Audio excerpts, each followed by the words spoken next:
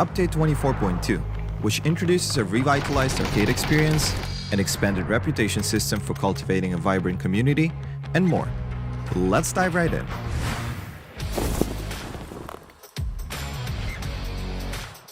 First, allow us to welcome you to our newly revamped arcade, with several game modes waiting to be played. No more time-limited laps. The arcade is now home to both brand new and beloved modes, accessible whenever you like. The interface has also undergone a transformation, featuring a more intuitive hub and lobby room. Plus, when it comes to arcade, we're saying farewell to BP and introducing Arcade Points, or AP, as the new reward system. Time spent playing now harvests AP, which can be used to claim rewards. Additionally, with the end of match page, you will now be informed about your arcade journey, including earned AP, achievements, and rewards from different modes. Also, be sure to earn the special arcade medal, a reward not to be missed. Meanwhile, in our ongoing efforts to elevate your gaming experience, we're providing even more incentives to our reputation system. Through the end of match page, you can now give compliments to your teammates and foster a positive gaming environment. The higher your reputation, the sweeter the rewards. Check out your reputation level and corresponding rewards on your career overview page, and get to know your fellow players better by viewing their reputation levels through their profiles as well.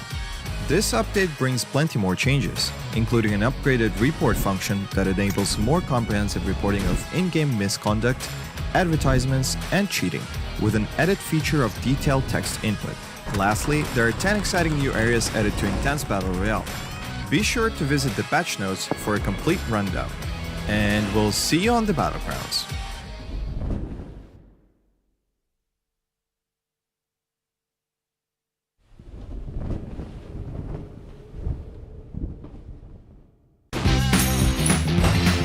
It's my turn now! Fire away! I shall protect my kingdom! Thunder! Lightning! Woohoo! You can do it!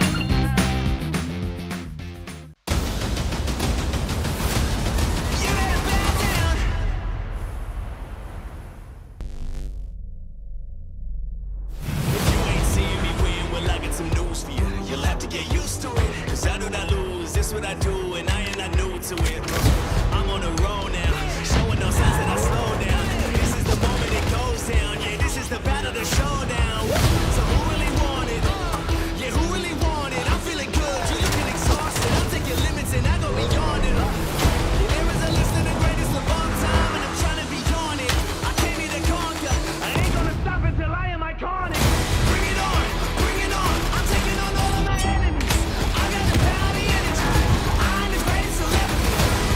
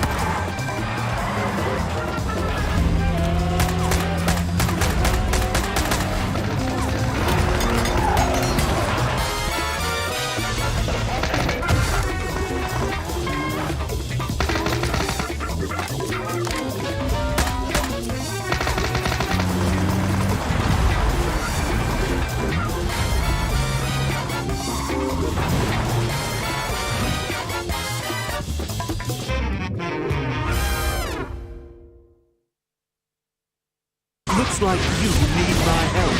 Go down! Let's go. Water clears the mind. Soldiers, give me strength. I'll take care of it. I shall protect my kingdom. Trust my shield. Stop right there. Come at me. All right, here we go. Surrender to the power of the dragon. Go away. Back off. Now, shall we fight? Fire away. Rapid fire. May lightning always be with you. Get struck by lightning. Thunder, lightning. Oh, is it time to go? Ha! The power of the land! My heart is burning up. Go to hell. I'll show you overwhelming power. My turn. Take that.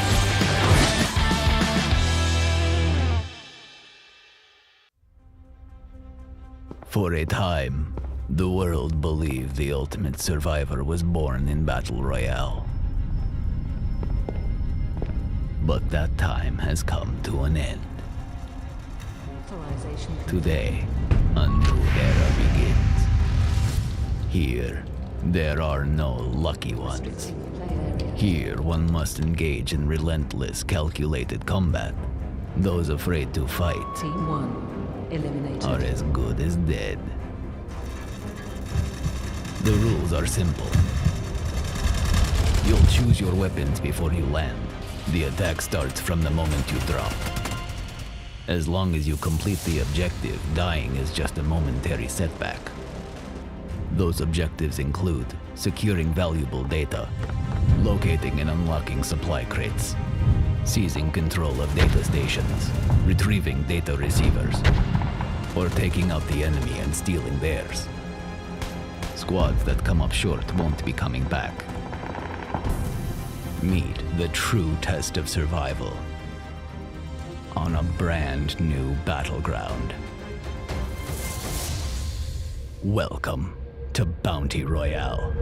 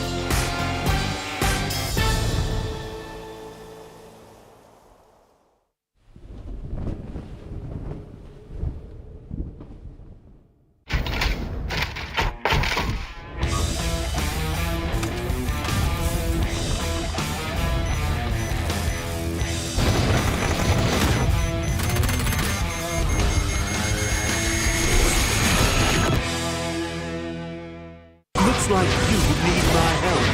Go to hell. Let's go. Now, shall we fight? Fire away.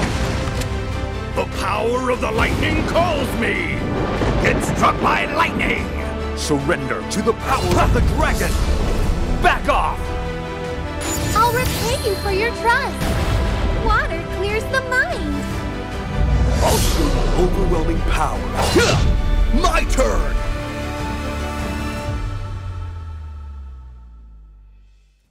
Welcome to the Update 24.2, which introduces a revitalized arcade experience, an expanded reputation system for cultivating a vibrant community, and more. Let's dive right in.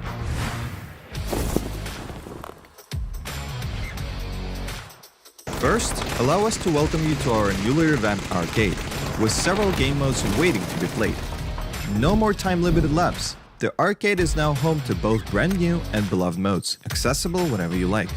The interface has also undergone a transformation, featuring a more intuitive hub and lobby room. Plus, when it comes to arcade, we're saying farewell to BP and introducing Arcade Points, or AP, as the new reward system. Time spent playing now harvests AP, which can be used to claim rewards. Additionally, with the end of match page, you will now be informed about your arcade journey, including earned AP, achievements, and rewards from different modes. Also, be sure to earn the special arcade medal, a reward not to be missed. Meanwhile, in our ongoing efforts to elevate your gaming experience, we're providing even more incentives to our reputation system. Through the end of match page, you can now give compliments to your teammates and foster a positive gaming environment. The higher your reputation, the sweeter the rewards. Check out your reputation level and corresponding rewards on your career overview page, and get to know your fellow players better by viewing their reputation levels through their profiles as well. This update brings plenty more changes, including an upgraded report function that enables more comprehensive reporting of in-game misconduct, advertisements, and cheating, with an edit feature of detailed text input. Lastly, there are 10 exciting new areas added to Intense Battle Royale. Be sure to visit the patch notes for a complete rundown. And we'll see you on the Battlegrounds.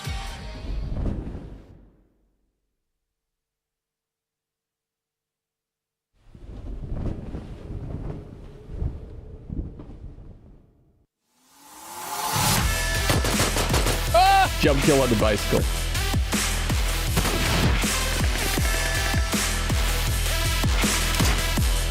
Oh, boy!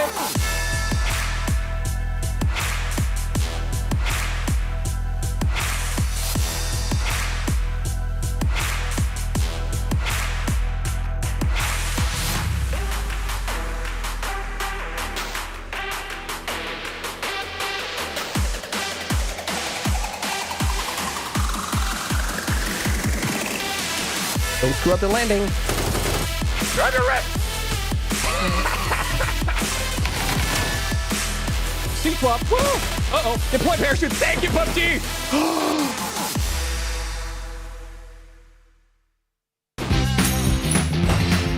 It's my turn now. Fire away. I shall protect my kingdom. Thunder, lightning. Woohoo! You can do it.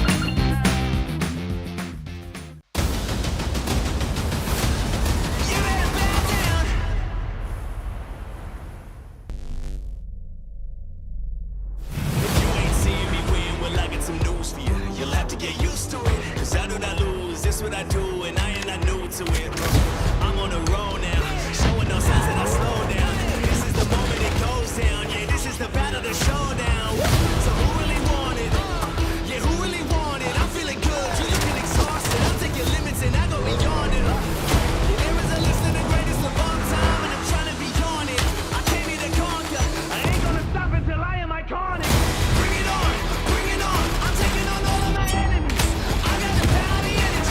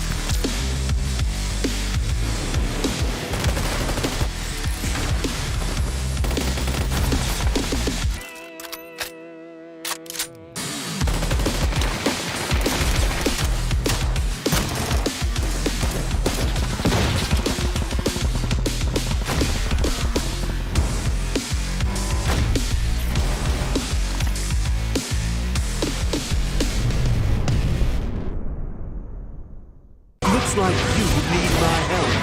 Go to hell! Let's go. Now, shall we fight? Fire away! The power of the lightning calls me! Get struck by lightning! Surrender to the power of the dragon! Back off! I'll repay you for your trust. Water clears the mind. I'll show you overwhelming power. My turn!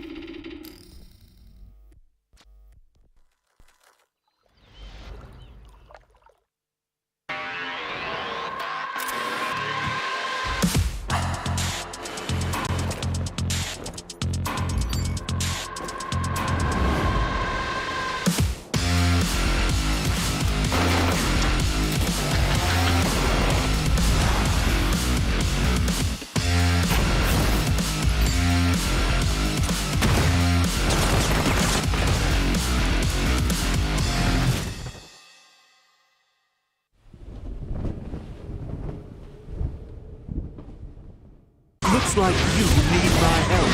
Go to hell! Let's go. Water clears the mind. Soldiers, give me strength. I'll take care of it. I shall protect my kingdom. Trust my shield! Stop right there! Come at me. All right, here we go. Surrender to the power of the dragon. Go away! Back off! Now, shall we fight? Fire away!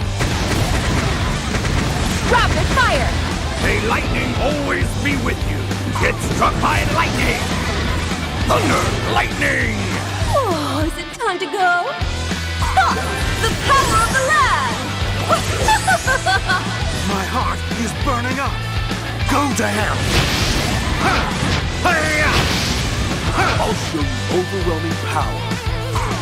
My turn! Take that!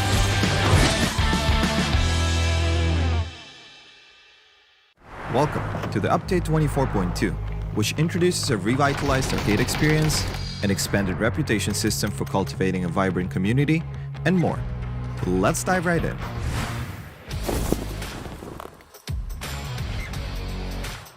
First, allow us to welcome you to our newly revamped arcade, with several game modes waiting to be played.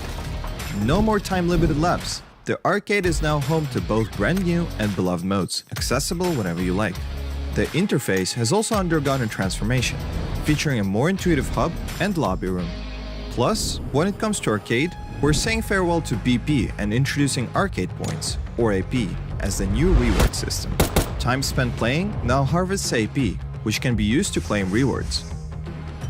Additionally, with the end of match page, you will now be informed about your arcade journey, including earned AP, achievements, and rewards from different modes. Also, be sure to earn the special arcade medal, a reward not to be missed. Meanwhile, in our ongoing efforts to elevate your gaming experience, we're providing even more incentives to our reputation system. Through the end of match page, you can now give compliments to your teammates and foster a positive gaming environment. The higher your reputation, the sweeter the rewards. Check out your reputation level and corresponding rewards on your career overview page, and get to know your fellow players better by viewing their reputation levels through their profiles as well. This update brings plenty more changes, including an upgraded report function that enables more comprehensive reporting of in-game misconduct, advertisements, and cheating, with an edit feature of detailed text input. Lastly, there are 10 exciting new areas added to Intense Battle Royale. Be sure to visit the patch notes for a complete rundown. And we'll see you on the Battlegrounds.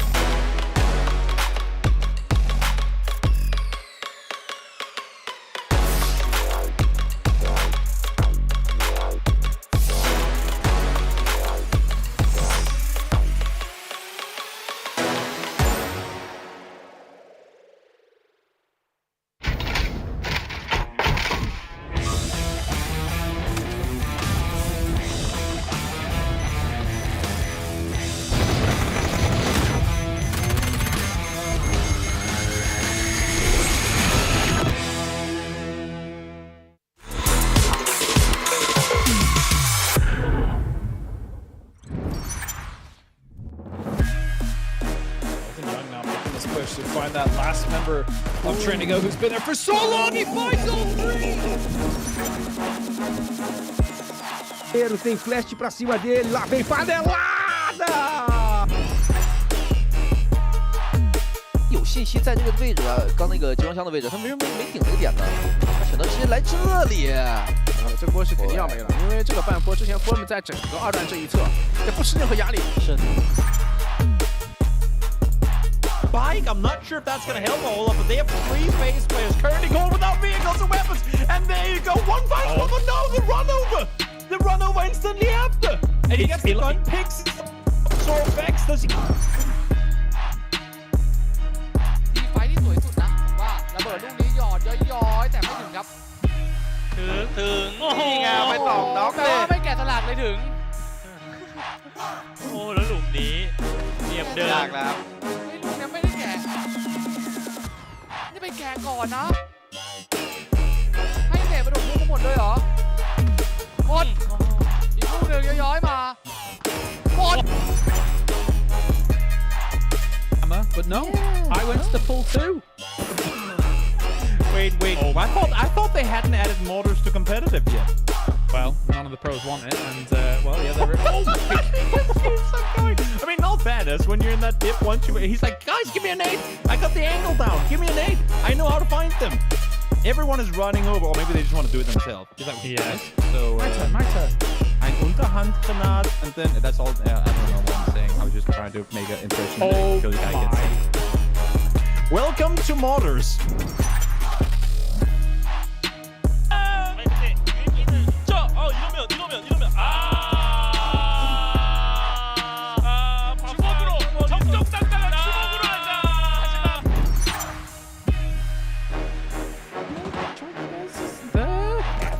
They must, right? But like they're peeking to the other ridge, which is a little scary. He does get up the Nixie actually with a double nade on towards them.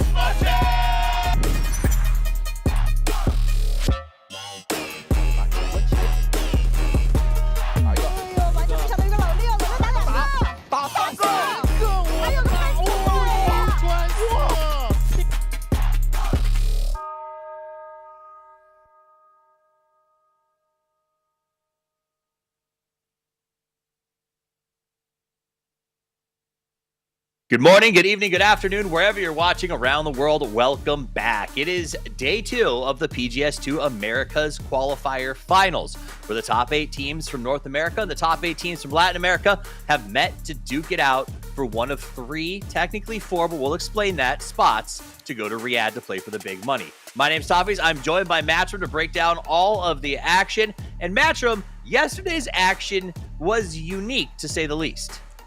Yeah, there was a lot of very empty in-game circles, and we saw quite a few of them. We were talking about this before the show, right? It's cool to see like that type of circle twice in the day, but once you start getting into the 4th and the 5th time, it's just, you can tell it's starting to be taxing on the players. Yeah. But that said, it also did give a chance to highlight some of the things we haven't seen. Vehicle fortifications we haven't seen in a really long time. That's true. If you think about it. And the shields, the deployable, foldable shields were clutch in so many different positions. It's good to see like these new items that we brought into the meta having a showcase moment for them. Yeah, and it was, I think it went beyond that. Like seeing, I think the best example was Flood using that deployable shield to get the LG victory yesterday. The idea that the team pushing him came over the hill, they know Erangel. These players, we know this map inside and out. They came over a hill and were like, well, if anybody's on their side of this, it's wide open. Like no one's holding this position. And then suddenly there's a defensible bunch of shields there that they now have to go, oh, wow, we can't just run down this hill. It's no longer safe. It was fascinating to see a map like Erangel change the way that teams are playing the end game, even though it was very unique how difficult those end games happen to be. Now, today we're changing up the schedule just a little bit. We are going to be starting on our angle this time around and working our way through. We'll go over those maps in a minute for you. But it's day 2. That means it's time for the rubber to hit the road. Only 12 matches left to play, Matt. Yeah, we are officially 1/3 the way through with this. And a couple of our known commodities are not necessarily feeling the best whenever we're looking at this going to be a top 3 / kind of 4 position. Yeah, absolutely. And we'll talk a little bit about that and the need to catch up, because Godspeed said it yesterday. We're not playing for top 8 like we were the previous 2 weekends. All that matters is going the distance. And now Sonics is playing, but this is a little bit of a funky shuffle that you guys need to understand. And what is that, guys? Matchup. It's the idea that they get to go no matter where they finish. Yes. Okay. So they are the partnered team. They are going to be going on to PGS 2. That's. Okay. But they still need to be playing inside the qualifier that for what we're doing on right now, the final sections of this for the Americas, because they need to make sure that they're getting the points for PGC at the end of the year. So it's not like they can just not play or screw around or anything else like that. They need to still secure those points so that way they can move forward. But with them being guaranteed to go and 4 spots available, that means it's Sonics and then the top 3. That makes sense. So once you become a global partner team, you maybe don't have to grind through some of the opens, but you will show up everywhere to try to earn these PGC points, because this is what the road looks like right now. If you get first, you get 200 points, and a global partner team is not guaranteed the berth at PGC. So all of these PGC points are going to be a very big get, as well as what you earn over at PGS 2. So that's what we're playing for. There's no cash on the table today. There's a top 3 positions, and those players get to go to Riyadh to play for a massive prize pool their share. This is a qualification. It's not technically a grand final. Now, these are the teams that are taking the field today. It is the top 8 of North America and the top 8 of Latin America. Some have been surprisingly amazing, and some have really let us down. Yeah, I'm going to go off of the unexpecteds. I will specifically say Zavire, Yellow Jackets, Future have been playing very, very well. I'm enjoying what they're bringing. But Rats, I was not expecting them to be as high up in the leaderboard, and especially when we look at how mean those circles were yesterday. Yeah. They weren't given anything. They were having to handle a lot of stuff. Like, you remember that Tago game where Rats were just pinned down for, like, I want to say 3/4 of the game? Yeah, they absolutely, I mean, they've been forced into some tough situations, but they've come out with decent placement and, most importantly, salvageable games. Their consistency has been epic, and it's reflected in the leaderboard. Rats in 5th place right now, but for me, I also am just hugely excited to see 00 Nation and Fiumba up there in 2 and 4, because it's clearly going to be a race for those final positions, and perennial favorites like STK, DCM had some high expectations attached to them, also sort of on the chase. But it's weird for me to see STK going into day 2 with a lot of ground to make up. Yeah, but that's kind of, again, the symptom of the circles, right? We were talking about this yesterday in game.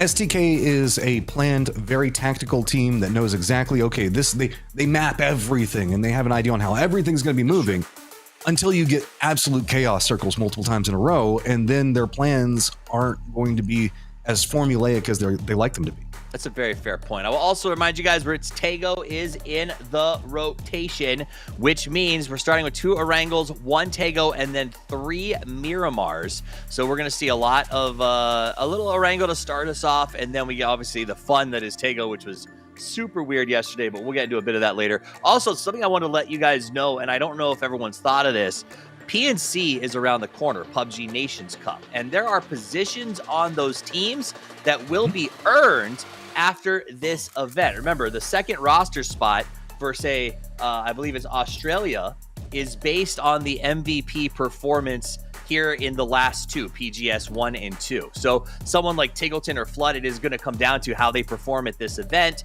to see if they're the ones who get to go to represent their country at PNC. When it gets to the Americas, there's a lot more people in that mix-up, as well as Brazil, Canada, and Argentina. So tomorrow, throughout the day, we might take a look at some of those races. But keep in mind, if you have a favorite player from those regions that would like to go to PNC, they need to perform here today as well. Now, a team that performed yesterday incredibly well, LG, overall top, looking incredible. Talk to me about these guys. Okay, in the thick of all of the chaos, LG also had to do a lot of circle chasing. What ended up happening is actually our top 3 teams on the last couple of games outside of LG had some struggle moments, right? And LG managed to exploit those quite efficiently. It's not a surprise that we can see LG playing for consistency. This is one of the things that they know how to do. There's a lot of jokes about them being Rats, even though we have Rats in the lobby as a team name, but it's because LG likes to play it a little bit slower in the early game, wait until they see a moment to pounce, and then try to take over control of the circle. with the way that the circles were going yesterday, that opportunistic nature did work very efficiently towards the end once they started figuring out how all the pieces were fitting together. I mean, and to put it lightly, I don't see them ratting right now. I mean, if I go over their kill counts in their last games, 15, 12, 7, 8, their placement-wise, outside of one game, the first game they went out in 14th, it was a really weird situation. Every game after that, 4th was as low as they finished. They were finishing in the top 4 in every match, north of almost generally 7 kills on average, if not 8. They seem like they've really sort of found their pacing, and that's in circles that were not super normal yesterday. It's not like we were all in one spot. It's not like we were chasing their spawn. They seem to really have it together, which I think for me, Matt, is great news after what we saw at PGS 1. I expected more when I got to that event. Yeah, and there's some pressure on them. You know, they're not the partnered team. And this is a squad that has been fighting for that #1 spot in America, so they got to try to make something happen. We're going to see if they can do it. When we come back after the games, we're going to talk about Fiumba's 0-0 North American performances and so much more. But the players are just about ready to start. So in about 1 minute's time, it's game 1 of day 2 here at the PGS 2 America's Qualifier.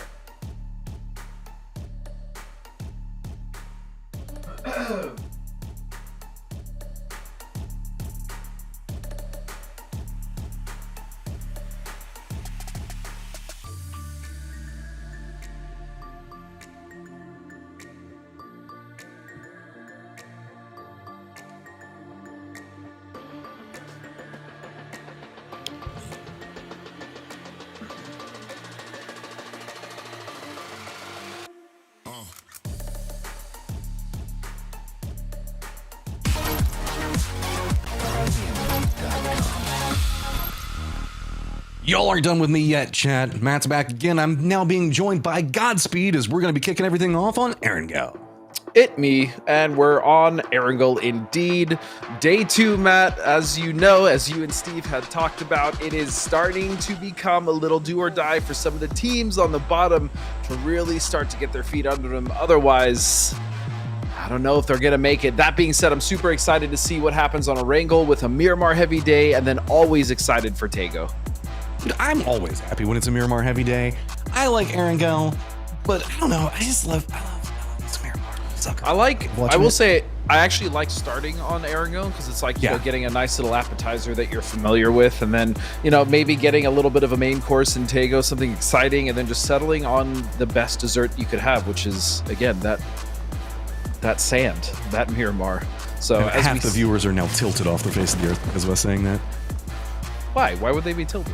What's wrong with Miramar? I don't know. Some people just have a firm hatred of the sand. I mean, I guess it carries over from the Anakin stuff. All right, Anakin. A bunch of people that grew up watching prequels, right? I was gonna say, all right, Anakin, relax.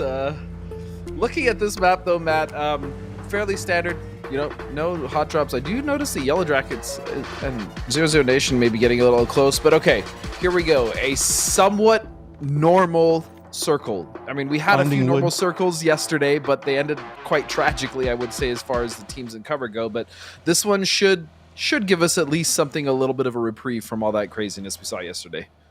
Yappa's in not a good position, but he should be able to get away. There's a lot of 0-0 Nation around him, but just grabbing this vehicle to retreat. This is going to be very far onto the western coast. The circle is, I mean, like you were saying, I wouldn't expect anything too crazy out of it. Most people are probably going to be playing the southern part below the river, as it's what I would say 75% below that river. But we got baited yesterday a couple of times. We did get baited yesterday, but I feel like that was, I mean, the circle was also favoring more. Like, I would be very surprised if this went north of Yas Lake. So yeah, most of the teams are going to be settling just around, you know, apartments, school, or to the east of that. Obviously, Volcano would be a fantastic position to play in this circle, as would potentially be setting up early on Death Road to catch some rotations, and then maybe use that as like a pivot point for rotations for yourself afterwards. So overall, yeah, this seems to be a fairly, you know, benign start. I want to follow up on something we did see yesterday, and that was the emergency pickup and being brought into this. I cannot remember at the direct time which team it was. I want to say it was like 0-0 Nation, or maybe it was Fiumba, that had one person take the emergency pickup. Oh yeah, it was 0-0 Nation. It was 0-0 Nation, right? Yeah. I think Sparky was the one so in the air. cool. Yeah, no, that was super sick. Again, we weren't necessarily sure if like he got cut off and needed to use that, or if he was actually just tactically using that to get information for his team, because that's what it looked like to us, right? We saw, I think, again, it was sparking, he was in the air, and then his team was just following right behind him. He had basically showed them a clear path, and they just drove straight to the spot they wanted to get to on the west side of shooting range. So that was very cool. So we see Paige getting actually quite a bit of damage there onto Savage as he's trying to go for Volcano, but that flat top providing just so much visibility there, and he's going to shut that down. Is it America's PUBG if Tiltown isn't the first team that's getting shot to pieces? I just don't even know anymore. We saw that on yesterday's start as well. So at the very least, Savage isn't dead yet, but it does look like Roth and I'm sure Paige are actually going to crunch on this right now. Yeah, you can see Maroonin up in the north. He's not going to be coming in. Savage going to have to defend up. No, it looks like Roth might just be eyeing more into that like side of this one. Yeah, I think that he's just kind of moving out aggressively to deny the rest of Tiltown to move into this. He's kind of like, I guess, creating a wall or a barricade to force them to have to figure out if they want to directly send into this one. So with Roth now regrouping onto that angle, now it's going to be open. The rest of Tiltown is going to be coming. Yeah, I just think he wanted to regroup with Paige, knowing that there was that element of potentially having like multiple team members of Tiltown come in. It was just smarter. But regardless, Elevate. This is a team, Matt, that we talked about pretty much ad nauseum yesterday with, how good we thought they were, not only on paper, but just, internationally as well. These players have had a lot of success. They really need to get it together and bring it home today. And that would be starting with a really good game here in game number 1. It does look like they're moving more aggressively, as you can see that they were trying to hunt down some kills maybe early. If you're at the bottom of the leaderboard, why not? Try to see if maybe you can pick up at least a point or two, anything to get up that points per game above what a 1.2, 1.18, something like that. That's not the best of days. No, it's not. But I think they just need to play their game. I mean, they did. I didn't really feel like Elevate was making like these horrendous missteps or mistakes, right? It's just in their rotations and whatever they were trying to do macro-wise, it just wasn't working out. They were just having unfortunate run-ins with other teams, losing members, in those rotations. So I think if they can just kind of get that under control, keep playing their game, I think they'll be okay and to start to build on that momentum. And the team, however, that didn't need to do that, and we saw actually having great success as we were just watching them briefly for a second, was Fiumba. Fiumba had an absolutely incredible... Whoa! Relax. Fiumba had an incredible day, not only with their macro, but as well as like their team fighting ability, their endgame situation awareness was freaking awesome. So Fiumba really would impress me. And again, this is that roster that we have seen find not only success regionally, but also internationally. Looking in, due to plane path, we're seeing, a more central to northeastern cluster. Yellow Jackets is bumping into Dragon Tiger Barrel Showdown, but it looks like both are now heading back down to Military Base Island. I guess it's just going to be Dragon Tiger Barrel Showdown forcing this. They were inside a vehicle, so I don't know if this was a directed hold or not, but speaking of the emergency pickup, voila. Yes. Yeah, and 00 Nation have actually not been shy to use this multiple times as well, and they're going to drop pretty much center circle here. But where are they going to fall? That's the question. Looks like they're heading down to the Elevate line, so they're already pathing over. Yeah. This could be a good read, as I don't think that we have too much stacked over there. Dragon Tiger Barrel Showdown now cutting in between Synergy, and really that's kind of about it. I actually really like that drop coming out of 00 Nation. It's also going to be on that main road coming out of Melta, so they should be able to at least maybe find a vehicle or two. And then they'd also have a great position there to rotate pretty much anywhere they want there from the southeast. So really liking 00 Nation's play on the emergency airdrop and their choice of landing. I will say that I'm also surprised at M762, aka Dragon Tiger Barrel Showdown, sorry. Their position on the leaderboard. I mean, they're still in a thick position, let's be honest. At 12, 21 points, if they just squad wipe and kill an extra one person, they're already up into 8th. But with the way that they were playing in the qualifiers, I was expecting, I guess, more consistency coming out of them in this event. Sure, and they did really well in the qualifiers. I mean, they had impressed us there, and we thought coming into this that they'd be able to continue that. And for the most part, they've had some pretty good games here or there, but they've definitely struggled a little bit as they find themselves in 12th. At the very least, as you were saying, only 5 points separates them from 8th place, them in future. So at the very least, if they can just get something going today, maybe get a couple more placement points on top of the kills that they've been finding, I think they'll be okay. Looking at our last moving factors, I do think that Dragon Tiger Barrel Showdown moved to the Eastern Bridge and is camping there and might bump into Yellow Jackets yet again as Yellow Jackets shifted from that West Bridge over to the East Bridge. Decimate's pretty centered up, and they've got themselves a pretty strong compound to work around as they've got the walls around the outside of this one. Zavire continuing to be an early aggressor and very comfortable in the situation as, yep, here comes Yellow Jackets now making their cross, and you can see Dragon Tiger Barrel Showdown already waiting. And I think this is targeted, not necessarily just to Yellow Jackets, but I do think that Dragon Tiger Barrel Showdown is just trying to get these points, as we were talking about earlier, and just camping one bridge, going to the next, knowing that they can grab a few of the LATAM teams coming out from Millie Base. So here's the first trap set. Shot's going to come out. Honey Badger going to find one, and Batunga's now having to drive off and potentially save himself, but that is not the start that Yellow Jackets wants to see. Kane already had to make an emergency break into this as well. Honey Badger's going to be driving by. Back behind this, Future did stop because they heard what was going on. They were falling behind Yellow Jackets, so a very awkward positioning coming up for Kane as the rest of Dragon Tiger Barrel Showdown seem to have an exact idea on where he's at. Got to step around, get down, and there's 2 points already, and Dragon Tiger Barrel jumped up to 10th. There we go. Just a couple kills. They managed to keep all 4 alive, and they've pretty much crippled Yellow Jackets now. They are just a 2-man. They're still going for those shots, trying to find even more knocks. And they can do this. They're in the circle. There's no pressure for them to necessarily move right now. But this distraction is great. Look at how now they're chasing down Yellow Jackets. Future is slow rolling into this, which means the fact that they're going to use this, try to run by as fast as possible. Batungas is going to find out. Cowboy going to go ahead and lasso him up that one. So picking up yet another kill, and just like that, already up into 8th place. But this next jump, 14 points, is going to take a lot more than that. And here comes Future following right on their heels. And I kind of shot down your idea of that circle shifting north and potentially keeping that river in, but there you go, Matt. It's actually gone straight to the river and shifted as far north, just about as far north as it can.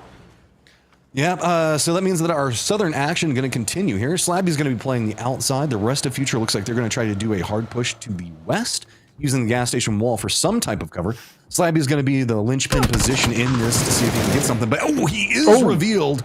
Greg Shot getting the shots into this one, and hey, if you need to get more kills, this could be the opportunity to do so, but this is also meaning that you're coming in very late to the circle, which we haven't had a chance to break down, given how much of the Yasnaya fields are in it. Staying here for too long could be really problematic for your late game. Yeah, and we see actually 00 Nation going straight into Yasnaya fields right now, potentially going for those yellows. But yeah, the east side of that circle is pretty much completely open, and so Dragon Tiger Barrel Showdown do want to get out, and I don't think they want to. Yeah, they're just leaving. I didn't think they were going to stay to camp Future. It's just not worth it at this point, being so far behind in the circle. If they got the shift, though, I definitely would have seen them probably stay and try to get a few more frags. There's really the Solo and Yappa for Yellow Jackets. That isn't inside the circle. Dragon Tiger Barrel Showdown, Future, and Synergy. The only teams that are needing to move in, as we did see the jockeying for position earlier around this area. 00 Nation is just going to be to the east of where we see Stealth Town at, and that's where going to be some of the shots are focused at.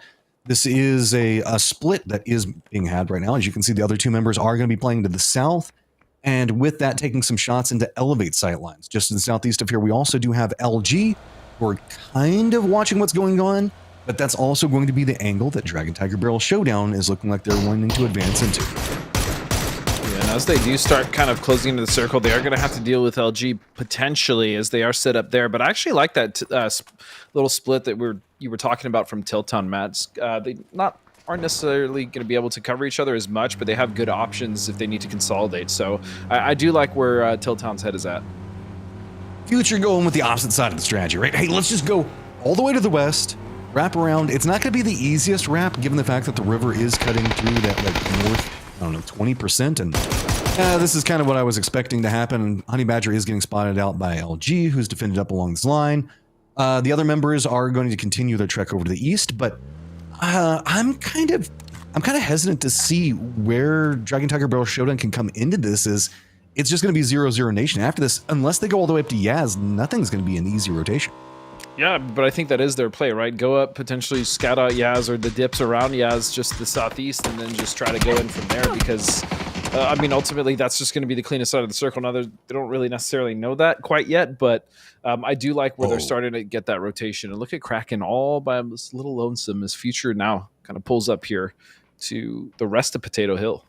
And remember that we do have Synergy that is looking into Sonics right now. That was Pippa taking some shots in. Now, Kraken has the job of making sure he holds back Future, who realized the fact that their pathing probably wasn't the easiest, so stops, moves in more aggressively into Potato Hill itself, and they are hard stacking. They're not inside the zone yet, so we're going to have to see, and it looks like, yes, multiple members for Synergy do come back and provide reinforcements onto this line.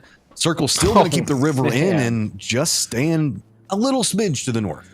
Yeah, just a smidge. I was actually worried if Future and SG got in a fight that Sonics would pretty much come clean that up, but looks like Sonics would probably opt to go in a little sooner and not stay this far out. We'll see. As Tilton now do have some neighbors coming in. It's going to be Dragon Tiger Barrel Showdown, actually, that's going to be driving by. Just rolling right by Tilt Town. A good use of this, trying to figure out how many people are shooting at him. They said, no, this building could be free. Using the cover that is provided, they're jumping in. They've got a couple of shots that are coming at him, but Elevate is also rotating just to the west of this. Oh, that nade absolutely destroyed them. They picked up a couple of points early, but they are going to be the first team officially out. Man, and that I almost saw that happening. Those buildings are that single building is so difficult to play from, especially if it's 3 or 4 members up. So unfortunate there for Dragon Tiger Barrel Showdown, but nice little defense there from Tilton as we now see Friendly Fire and Elevate embroiled in this battle here in this 2-story prio just to the west or northwest of Volcano. And this is a fight to get some type of momentum going. Rock is going to hit the nade, and Elevate trying to fend up with just Shinboy still in there. You can see it's a little bit complicated to try to get in or out, given the fact that there's a bicycle on one side and a vehicle on the other one. So now doing a couple of jukes through, trying to hit the spray, but Shinboy just cannot find the angle that's going to work. Numbers advantage eventually going to go in favor. 0-0 Nation is going to get eliminated, and here comes Shinboy having to deal with the push right now as the jukes are coming up big, but it's just the numbers advantage making it complicated. The flash is going to come out, and that's going to be all she wrote. Nice try there from Shin, but again, really great breaching practices there coming out from Friendly Fire, but now they may potentially lose Volcano, but that's a knock! That was just Rebo! Where was that angle from for them to work around inside of this? But they're still trying to make the foot push in. They realize the fact that they've got the opportunity, so they're trying to see if they can capitalize fast enough. Flood is going to hit the nade onto this, so numbers advantage in this push coming out. We saw the fact that this can be a little bit complicated to work around, but notice Sharpshot is isolated up here with Page, so he needs to try to get this res or at least distract for long enough, but the push is already coming up. Grenade's going to go ahead and hit, and LG just makes that clinical, man. Yeah, that timing was so good because they did have the other 2 members of their team fighting in that prio, but honestly, Zafire helping out quite a bit. Rebo finding the knock initially onto Rello from the other compound just to the northeast and helping out Friendly Fire just a bit, but not enough. LG's going to take a beautiful position in this with 3 up. This is what we just saw with Tilt Town getting kind of forced out of position as Synergy made the mad dash in with the firefight that's going on. Sonics still needs to move, and they've got Decimate that's directly in front of them, Synergy that just made that jump in. It looks like they might be eyeing to see if they can get a drive-by shot onto this, but not a lot. Actually, it's going to be Pippa yet again that gets a good knock and flush onto H-Win. Circle is going to favor this location, so that means the fight doesn't have to get too quick. They can just try to see if they can work around it, but Tiggleton just bold as hell, walks right up into Synergy. He's trying to juke through, goes for the shots, he runs out of ammo, is going to go down. Kraken runs up, trying to go for the flush, is going to take him down. Sonics now having to contend with this very entrenched Synergy as Sonics are going to get eliminated. Man, what a play from Synergy, and Tig doing his best to at least get a knock or 2 there, but man, well played from Synergy. Beautiful little trap there, using the angles, nice trades as well. That was very impressive, but they have to be careful because now Tilt Town, Maroonin's coming out of the compound. They're starting to spread out and try to take control. This is a good chance for Tilt Town to try to get anything, but oddly enough, Zvire has some vision on what they're trying to do, so looks like they're going to force them in. Clemson says, okay, we can try to make a more aggressive play into this. Doesn't know exactly how many members are down where Benio was going to be at, so they want to play this much slower. Keep in mind, Tilt Town wants any points. They're now in that cusp position that we just saw Dragon Tiger Barrel Showdown at, but Synergy, dude, these guys are vibing right now. That Pippa has just been decimating teams, no pun intended against Decimate, all around him. Yeah, and then again, we were talking about it yesterday. Where is that Pippa that we saw last year in PCS? The player that was just topping all the leaderboards. Seems like he is starting to find his groove again. And that's going to be dangerous for everyone else. But look at this. Clemson getting the off angle, trying to go for the spray. Doesn't find anything there. He's going to flash just so he can kind of get out and retreat. It's going to slow them down just a bit. There's the potential for a third party, and Rats hearing this. A lot of nades coming out on Tilt Town side, but not really connecting the way they want to. Vehicles, but that hit onto Pippa could be enough. If they're paying attention to kill feed, they could try to pounce off of this. The Spoon is also contemplating making a more aggressive play, as it's going to be Rats continuing creeping into this one, but not a lot really happening just quite yet, as STK's Adam is going to get flushed out. This is going to be a fight that's going to be on the opposite side of the circle, up in the northwest, as there's going to be Fiumba trying to gatekeep out what's going on with STK, but we still have Roth and the other members trying to hold out, as Tilt Town manages to do what Sonics couldn't and takes down Synergy. Damn, and Marunin with 6 kills. He obviously did get a few of those the way of Dragon Tiger Bale Showdown, but beautiful plays there using the utility that he had in the flashes. But oh, as I say that, to Spoon finally get a strike. Rats has seen the opportunity and they want these points. They sent Finna and Hello Senpai in a vehicle to just get a flanked position up in the north. Tilt Town now just having to full-on retreat. Clemson running, trying to make it to the cover of that wall, and it looks like the Spoon might spot him out and does manage to hit the shot. So Tilt Town goes down and I guess wins the Southeast, because my God, there are so many dead squads over here. Yeah, for the time, but look at this. It's actually going to be Decimate now starting to come over this hill and maybe get a piece of the action as Rats are trying to recover. And so a lot of nice really movements here. This fight in the Southeast has been pretty wild, Matt, but it's been great to see this proactivity starting in day 2 with these teams. Boy, this is popping over here. Circle is going to favor the positioning for Friendly Fire as well as LG, who have kind of made an unofficial truce in an awkward compound. Now we're going to see Fiumba and our duelist to the south now going to have to move in, as 22 does have control over the north. STK did lose one inside their rotation, technically 2 to get into position, but are inside the new circle. I don't know. I guess if we're looking at this, Rats is probably going to be defending up against Decimate's push and then just move up along that hillside. But I mean, I think that Zvire even has clean sightlines down into that hillside. This is not a comfy circle again.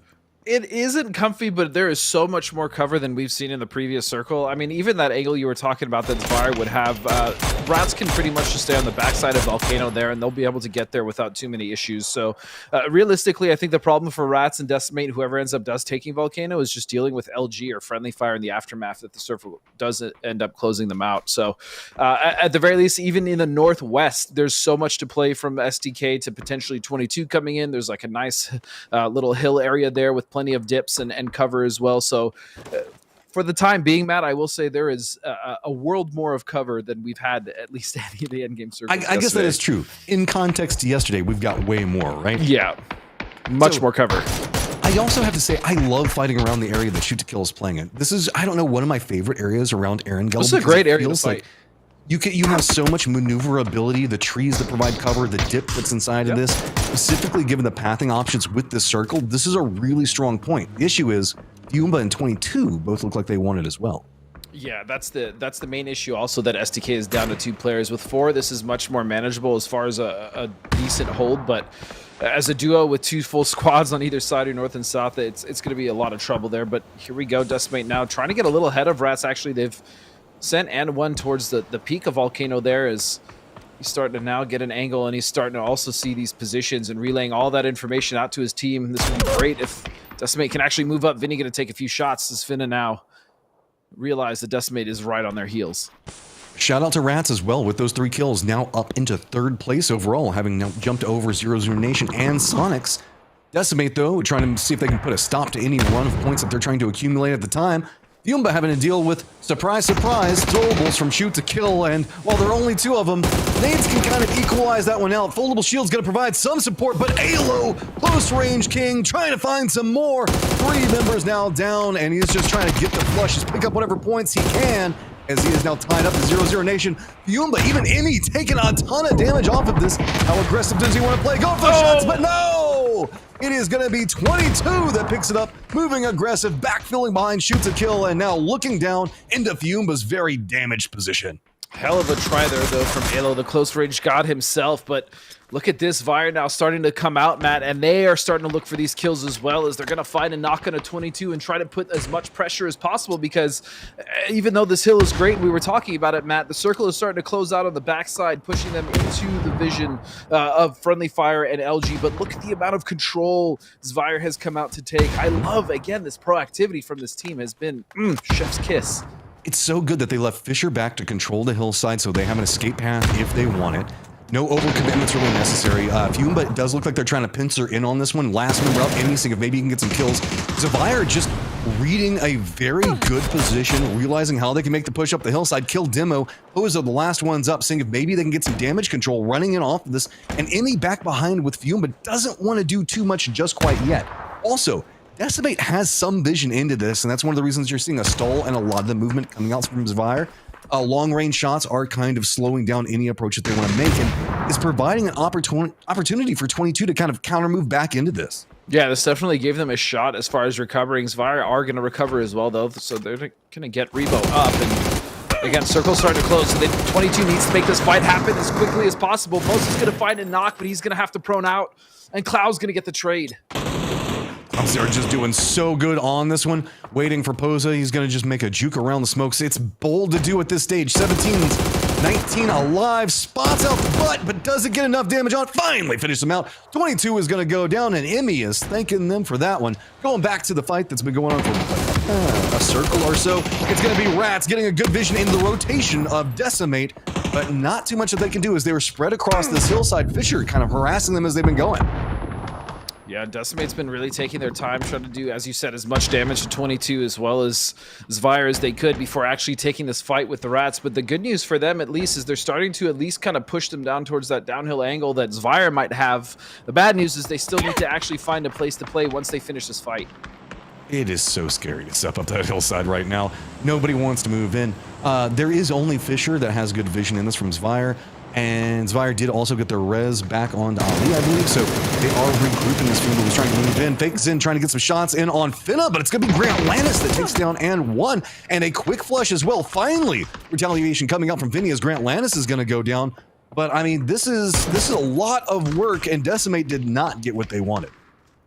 No, and they still don't have what they want because they have to step over it. Again, find just some sort of cover. They will have a little bit of a hill here as far as their reprieve for the time being, but I mean, even Rats have kind of just had descended into this very awkward situation where Zvire has pretty much all the utility they need to try to bombard them with a little bit of a mini airdrop here with these nades. Alzera did stay behind looking at Emmy and Fumba. He does take them out. That pushes us down to 5 teams alive. Rats are pretty close to Zvire, but really the bigger issue is LG that has some vision. Circle pops and favors Zvire's positioning. And Decimate, this is going to be harsh, man. LG got the knocks. LG, you know they're going to move this opportunistically. They got what they wanted. Are they going to go ahead and stretch out for it? It looks like they keep contemplating it, but I think that they're just going to be content. Also, look, foldable shield use coming in, blocking out. They heard that firefight, so making sure that they make it a bit more complicated through that door. Yeah, but even just, I mean, the issue is just getting into the circle now. They have to deal with friendly fire, and more importantly, they have to deal with Zvire, who has all the angles they need. Lots of smokes will be necessary here. Maybe a vehicle, if they could just get across to the other hillside, would also help. But, I mean, this is going to be a very annoying fight for both friendly fire and LG because they know they need to cross at the same time. I love this. Bowser still staying behind, gets the pickup and kill onto Pixel. So now that means that Roth is going to be all by his lonesome with LG pretty close. He still has the capabilities to move into that hillside, so he doesn't have to really jump out just quite yet. Nope. That's going to be the last move for Decimate going down, as we are now in our top 4. You can see Zvire sitting at 4, circle control, Rats controlling the lower section below them, and then it's going to be solo member for Friendly Fire and LG, both leaving from the same spot. And LG, I mean, they have something to play on that road. There's a little bit of a ridge right in front of them where they might have just a little bit of cover from the main compound there that Zvire find themselves in, but it's still within grenade range and it's not great. So I imagine they are going to try to use that just for a foothold. Yep, Snakers pulls up exactly where I thought, and they do have a little bit of a bull here for now, but they're still going to have to move up after this. LG gonna have to thank some Rats players as they took some shots and Cloudera forced him to move back. Oh! Hey, Despoon gonna go ahead and hit the spray into it. Fisher now with some vision, doesn't want to quite take the shots just yet, but Despoon gonna pick up another one as LG is inside the zone with some of their members, aka Snakers, but see the other ones, not quite yet. And Zvire now actually helping out LG quite a bit there by shooting off Despoon, who was doing a massive amount of damage to LG. So that actually would have been wonderful if they would have let him wipe them, because then this game would have pretty much been in Zvire's hands. But leaving LG alive is always just a dangerous situation. You never want to leave. You never want to leave those boys alive or give them another chance, Matt. Despoon has been a very solid fantasy pickup. If you manage to pick him up early, I mean, he is just putting in some massive amount of work. He is going to go down, but I mean, it's kind of hard at this stage. And this is kind of what Rats have been doing, though, right? They survive in situations that they shouldn't, manage to hold it together into the late game, pick up some later game kills, not always like the highest kill count, but enough to keep their points per game up very, very solid. The issue that we're looking at now is Cloudera on one angle onto LG, and Finna not being able to really do too much to support Despoon. Yeah, and I mean, you can't really expect anything from Finna here or Despoon, but the fact that they're still alive and they're making it happen is great. And as you said, Rats are they're doing a great job even yesterday of just staying alive, at the very least getting a few points where they can and just keeping it consistent. So really hats off to that team so far, and that's why they find themselves in third place. And they still have Finna. I mean, there's a real possibility for him to make something happen here. But there's also a real possibility for him to just get taken out by Zvire in this next shift, but we'll see. It's like LG is trying to reposition some cover. Are they going to use the smokes to get a build in and just try to send it past with the Spoon down? Yep. They could move into that lower section right below, and I think that's what they're eyeing. They're just going to try to cut it in as fast as possible. Ribo doesn't have a good angle to work with, and LG has at least managed to get two of their members into a foothold position. Cloudera now also taking a ton of damage off of it. Throwables coming out. They've now been enough to stall, but with this, Finna, I think, is making a counter move so he can go after the Spoon to try to get the res onto him. Cloudera doing miracle work, being a massive distraction to LG and allowing Zvire to reposition, as well as Rats to get something out of this. This is a crazy endgame, the way that we've kind of set all these teams up. I mean, Snaker's just barely surviving, Flash coming out, but yes, that revive coming back from Finna and Rats. Beautiful use of this misdirection here, caused by LG. And now they have to be careful because LG's position just became that much more vulnerable. The Spoon goes down. He's going to get flushed out because of the zone. That's going to feel bad. All right, Finna, going to try and make some. Cloudera goes down and LG finds the key. Now they have some opportunities to start making their way forward, but let's not forget, Finna is still back behind them and can backstab at any moment. Ribo out of throwables, looking down this hillside. And remember, Zvire had been over here defending this for a long time. They also move aggressively into that hillside. I don't know how many throwables they have left to get LG out of this. No, and I think they've completely lost track of Finna. So just now, no, he's gonna strike and he's actually gonna knock Snakers. That's gonna help ZV huge. It's just down a kick and that's it. ZV will take it. That is a massive game coming up for ZV. Points galore, shifting them up into that 8th place position. But don't forget, LG, who was already inside of first, walking away with a great game. But again, I was talking about it yesterday, dude. I am enjoying the way that Zvire plays. It's very, for a newer squad appearing inside this stage, they aren't running anywhere near as much fear or errors as we see teams coming in. No, on top of that, like they're very cerebral with their splits as well as their rotations, and I've been very impressed even from the jump, right? That first play that we saw them make, just dropping down into the twins there on Miramar in the center of the map, just to the southeast of Pozo was wonderful. So yeah, just love what Zvire's doing. Tons and tons of stuff to break down. So we're gonna go ahead and shift you over to hang out with Toffees and give us a breakdown on what all you guys saw in that last game.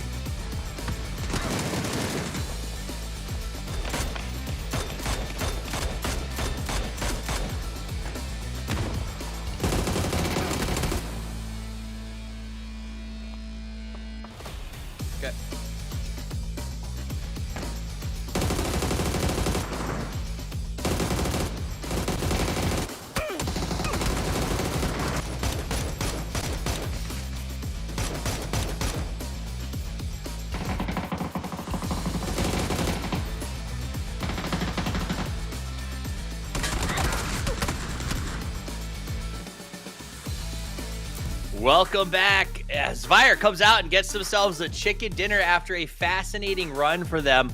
Now, remember, if we talked at the start of the show about how LG really never finished outside the top 4, Zvire does get kills, but I think almost all of their games, they were 12th or worse in sort of how they finished. They haven't been going deep. They haven't been finding as much placement as they would have liked. And here is the game where, man, they made the most out of it. Yeah, this is a very similar start that they had yesterday, right? They ended up, I think, winning that first game or placing within at least the top 5. After that, as you said, they didn't really find a lot of success. Yep. But that being said, like when I was watching their macro, even when they were kind of getting shredded in some of those rotations, they were still making good decisions, just kind of losing some team fights here or there. So ultimately, I feel like coming back in, reset day 2, winning the first game again with beautiful positioning and decision making, with keeping Clow out on the kind of the wings there on the west side on the hill is just wonderful stuff from this team. I really like the way they're shaping up. I do. It's interesting.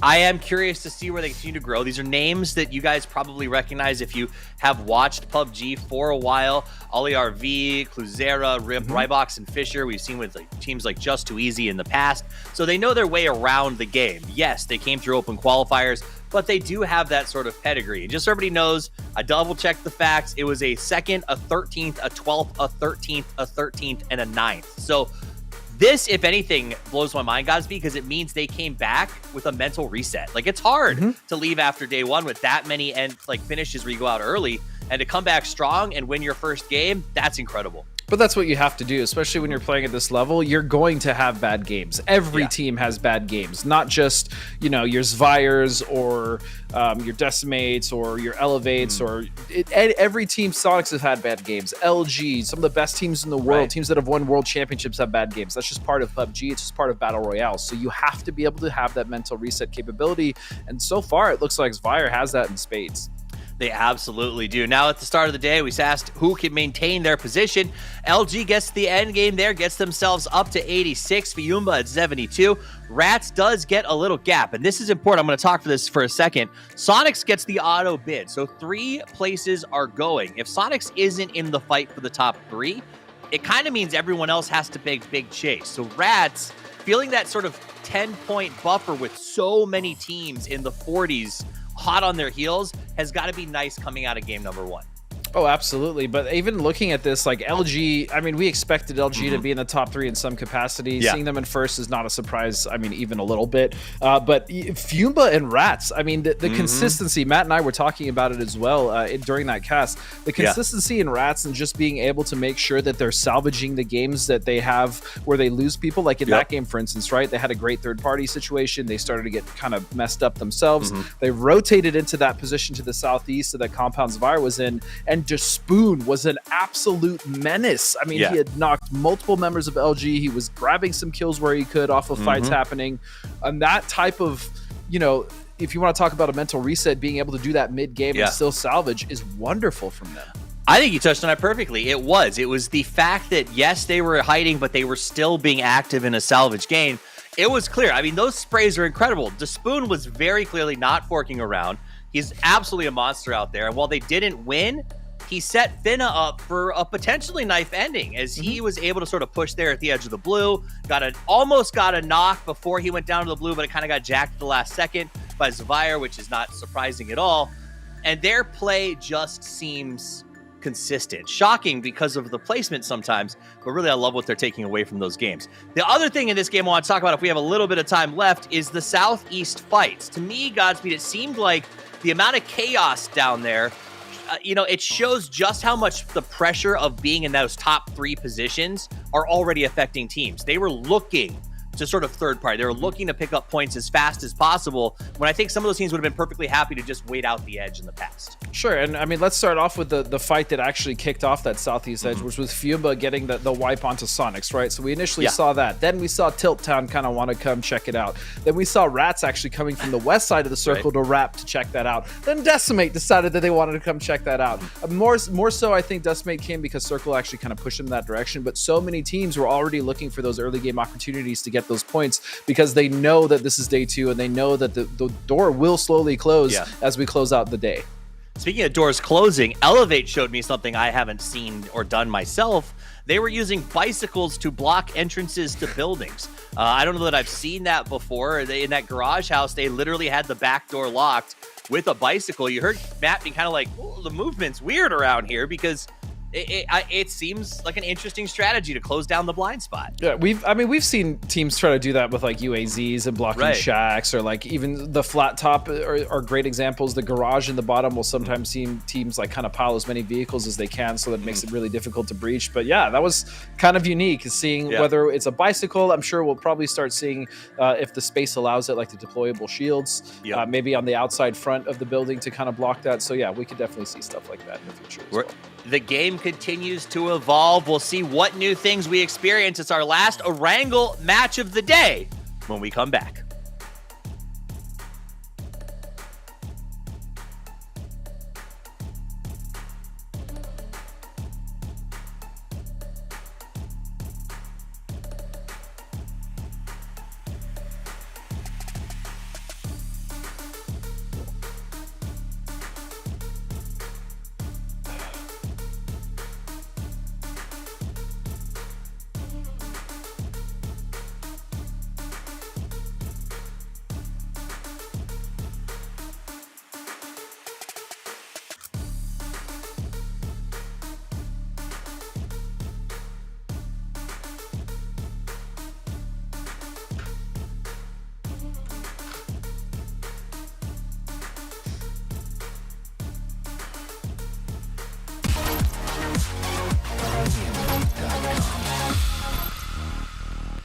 Boy, it's weird to say, but we're already on our last Erangel of the day, Godspeed. Yeah, I'm not necessarily upset about it, considering we have Tego and Miramar next, but, you know, it is a little sad, I guess. I saw Cat Condi. Everybody was just like, oh, of course everybody likes Miramar best, and then he was like, Cat Condi came in and was like, no, Erangel best. So, see, look, there is some mix-up in it, and by the way, Cat, thank you so much for watching. We know which team you're rooting for. We might know which team she's rooting for. There might be a little bit of conflict of interest there. We'll see. But shout outs to Kat as well. I remember we actually qualified together for Twitch Rivals many moons ago, so it's great to see her in the chat again. My former teammate. So I just want to provide some context since we did see Finna make the move over into Spoon. I hit him up on Discord just a moment ago. And he did get into position, but he couldn't go for the res because his head and shoulders were open angle to his virus position. So he did manage to make it to the Spoon, but he couldn't get the res on it. That's sad times because I would have loved to see what would happen over there. But, you know, that's just Zvire holding down a very locked position. So respect where respect's due. Yeah, I mean, that's fine. I didn't know if... I didn't expect Finna to like be able to do something crazy there, especially with Zvire watching him. But yeah, that was a great attempt by both Finna and Despoon. I was hoping maybe Finna would actually use that distraction to get up on the side of their compound there and maybe go for a third party, but I think he did what he could there, so I'm not hating on that play at all. Military base island time. Oh, there we go. I actually didn't even notice that. Okay, so we find ourselves on Millie base, or at least we think. I mean, and like now the bridge camp revenge can happen. Future and Yellow Jackets can choose to bridge camp if they do so choose, but not really. I mean, this is going to be is this our first military base island since we've seen the emergency airdrops? Our emergency pickups? No, I think we had one during the last qualifiers, did we not? Like one of our first games was on Millie base, I thought. I feel like we did, yeah. So yeah, no, we did. We definitely had some Millie base circles in our qualifiers, so. But definitely keep an eye on that. That has weakened up bridge camps significantly, whereas the ferry did some work on it. Now people can find tons of different ways to come in and new options. Dragon Tiger Barrel Showdown, who put up an early start to try to pick up some points. You can see still just jam-packed in the thick of it, as it's 22 at Yellow Jackets, up to 28 where Synergy is at. Yet again, I would even say up to 31. That's going to be where the gap happens, though, as Zavire is holding down at 42, and then it's just another compacted section all the way up to Sonics. So this leaderboard is not settled in the slightest. No, not at all. I mean, even LG and Fiumba, right, who find themselves with a nice little buffer, like they're going to be safe for the time being, but any slip up on that, a team like Sonics or Rats or Zero Nation or STK, right, can definitely have like a massive game and just very quickly close that gap. So no one is necessarily safe. Obviously, LG is pretty happy with where they're at right now, but I guarantee you that team as well is still looking to get as many points and be as aggressive as they can. I want to point out the fact that while Rats have not managed to pick up a chicken dinner yet, they have managed to make it in out of 7 games to the top 4 in 5 of them. Yep. That is some crazy consistency. It's really great, and they're keeping their namesake, right? They're at least making it, whether they're a solo, a duo, or just a full squad up. They're at least making those moves, and I have to say, with Finna, obviously a lot of his experience probably helping with that team and making these macro decisions. A quick set of loot coming out from STK. They're wanting to get into the zone quite quickly as they're already going to be passing up over. Now, entering the zone is, we know the fact that they're always want to go to South Georgia Pole, and oh no, Zero Nation flips one of their cars. I couldn't tell if it was because of a tire being popped or what happened, because we came in very late into that. But it's going to be Yellow Jackets trying to fend up. Going to let one vehicle go by, go to the shots of the second one. Not going to connect enough to make it do enough. And so now Zero Nation just going to cut a path through what could have been bad. But hey, guess what? There's still more to happen, because Elevate as well as Friendly Fire are trying to path at the exact same time across this eastern bridge. That's a huge missed opportunity, though, especially with a buggy. Only popping one tire. I mean, you gotta... when vehicles are going like that, it's almost better to just make sure you're taking out, especially on a buggy, you're just shredding those tires. That should have been at least one free kill for the Yellow Jackets, but they're actually going to not even manage to get anything off of Friendly Fire either.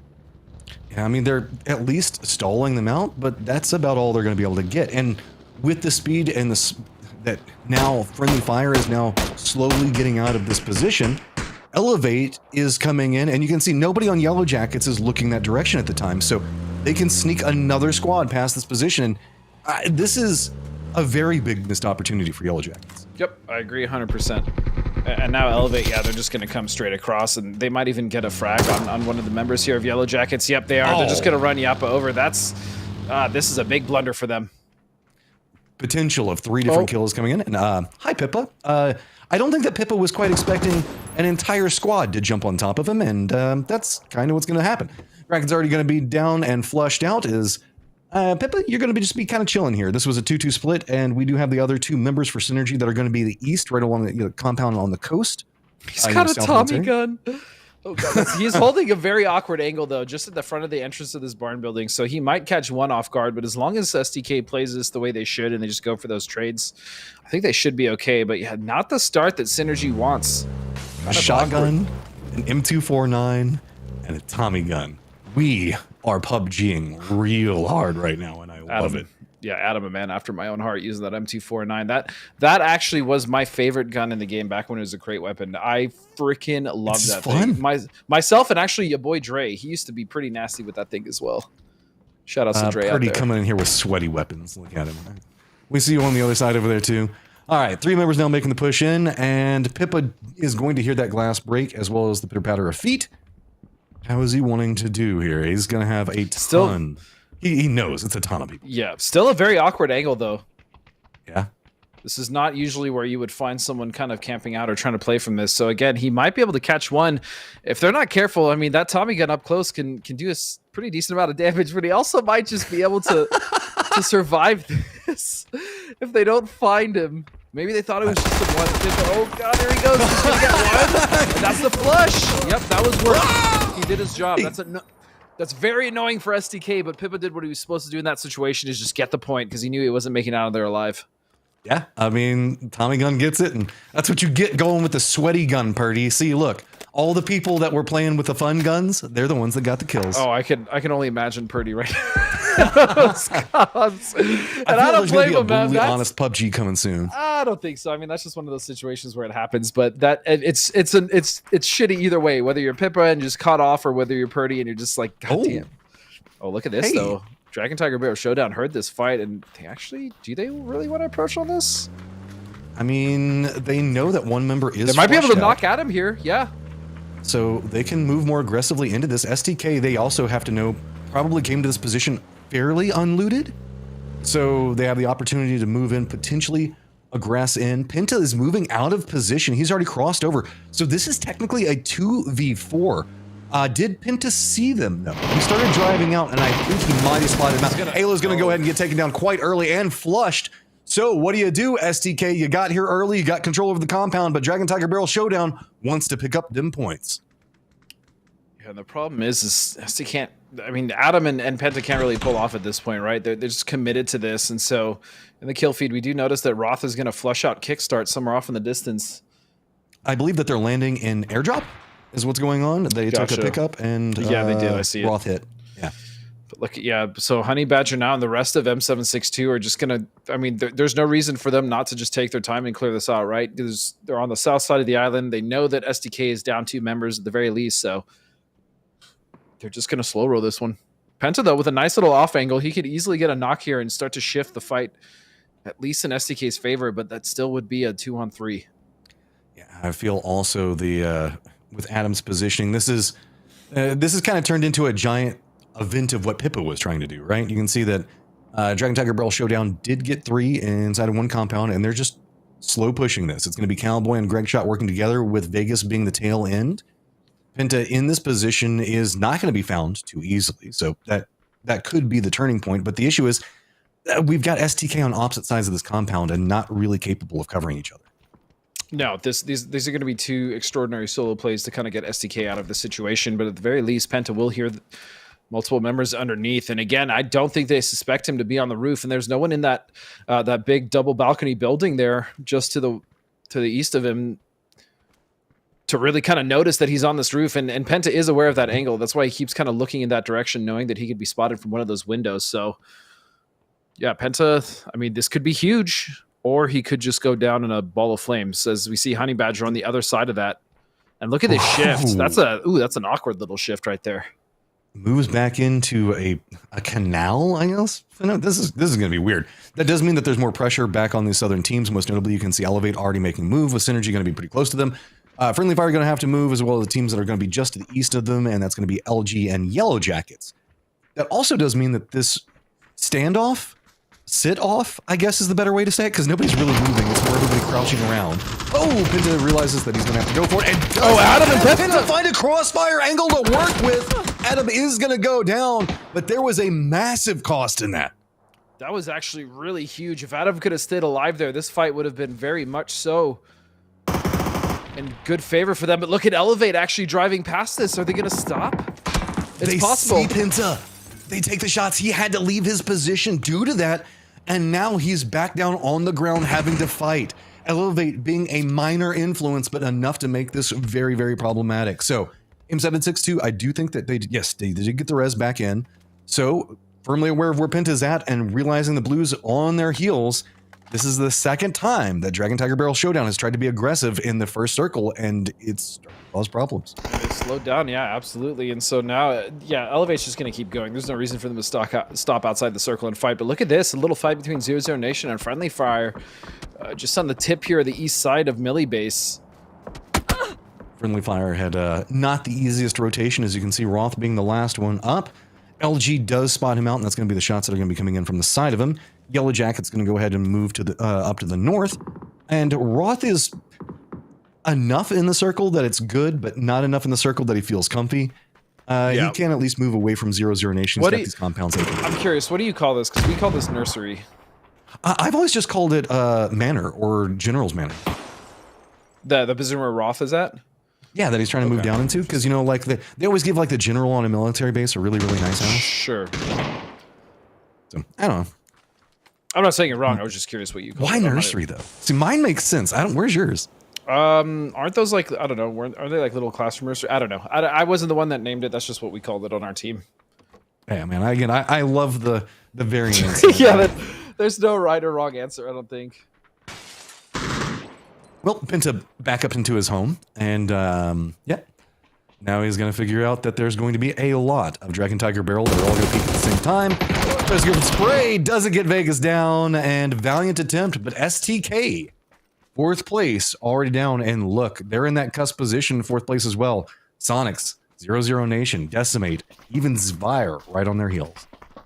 Yeah, definitely not the way they wanted this game to show up, but they're still in 4th place at 51 points. Yeah, they'll probably get passed up by a couple teams, but they're not going to get completely blown out of the water. So still plenty of opportunities for STK. They're at least consistent enough to where they're getting a few points in these games where they're going out early and not completely dropping donuts. So we'll see how they adjust, and I'm sure they will. We've got an interesting situation as, yes, Zvire is playing to the north of, I guess playing on the southern part of the main island is a better way to say it. Also, Elevate is running a 2-2.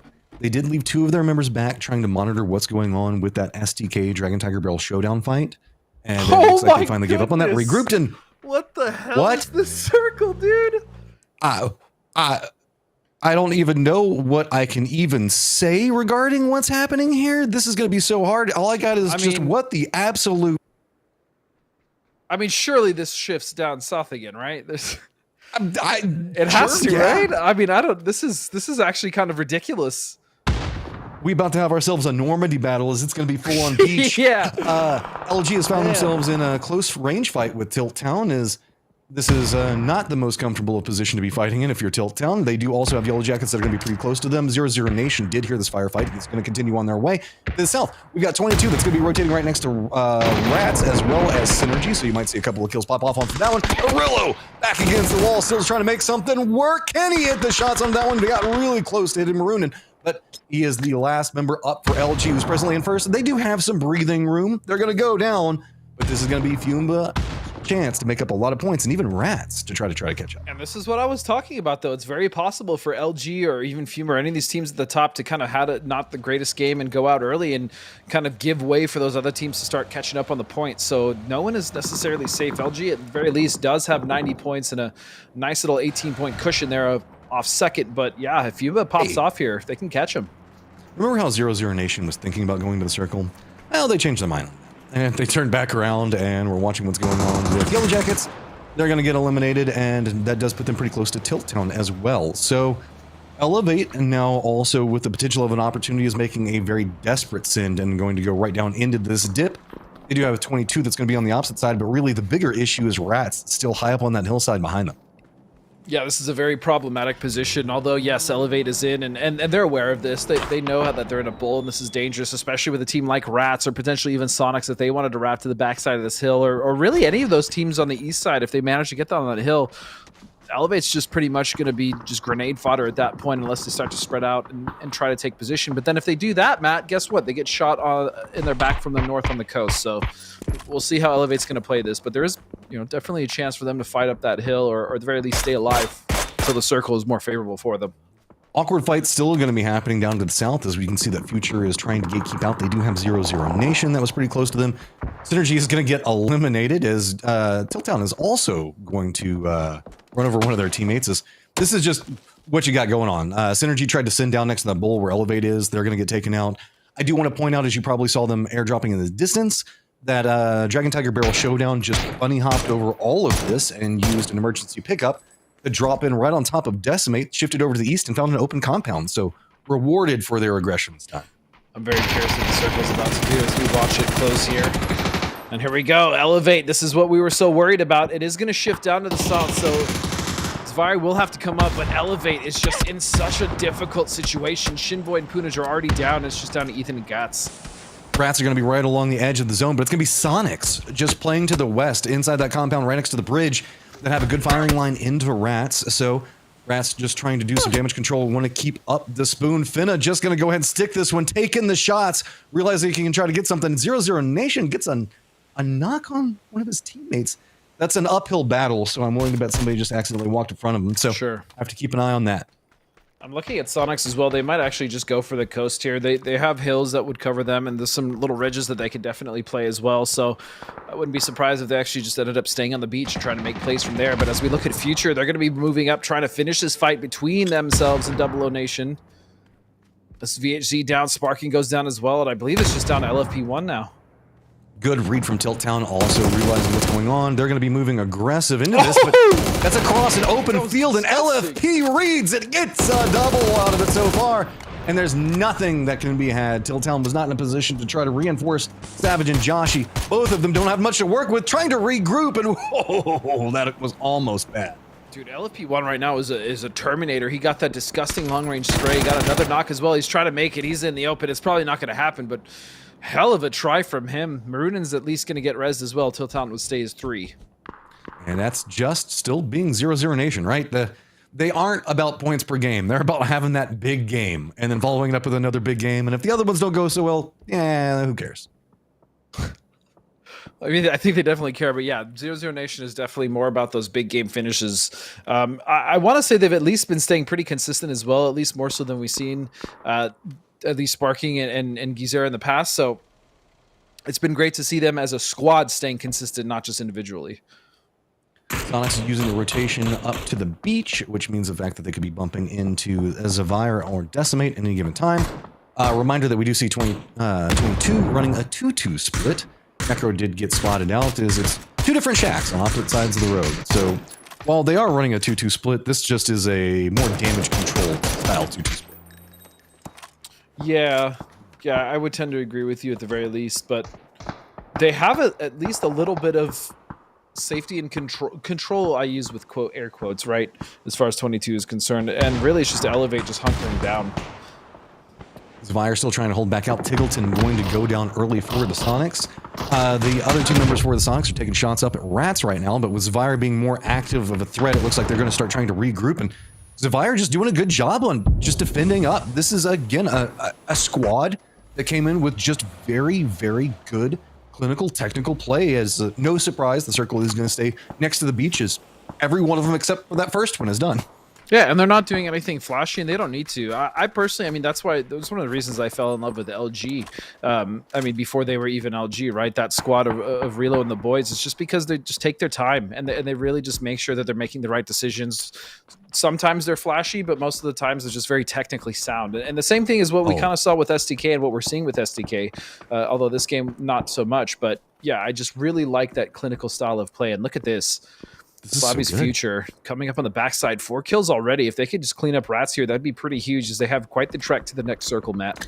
Rats have been so caught up dealing with Sonics and really elevate down below them. Sniper's got nade prepped. It's cooked, but he was expecting them to go. Goes for the spray out. He's going to get the knock on the spoon, but he's going to go down. The rest of Future coming up. Hello, Senpai's got himself some cover. Car is going to blow up, though. That cover and it rolls right up on top of him. He stays alive narrowly. But there is a ton of future that he's going to have to deal with in the very near future. I am shocked that he stayed alive with that car landing on top of him. Vegas going to find Josh off in the distance, a separate fight altogether. But man, that spray from Hello Senpai was disgusting. As he just goes for one more, and he finds it before he goes down. Nicely done, Hello Senpai. Beautiful stuff. Again, it's about finding those kills where they can when things are not going right. And look at this, Ethan now with the P90, just the most disgusting weapon PUBG has to offer right now. Using it to pick up at least a kill out of the situation, as he's got a trek in front of him. The other 2 members for Future were playing the opposite side of the hill. And remember our shack situation going on with 22? It's pretty bad, because neither one of those shacks are going to be inside this next circle, and Fiumba is keeping an eye on them, as well as Future.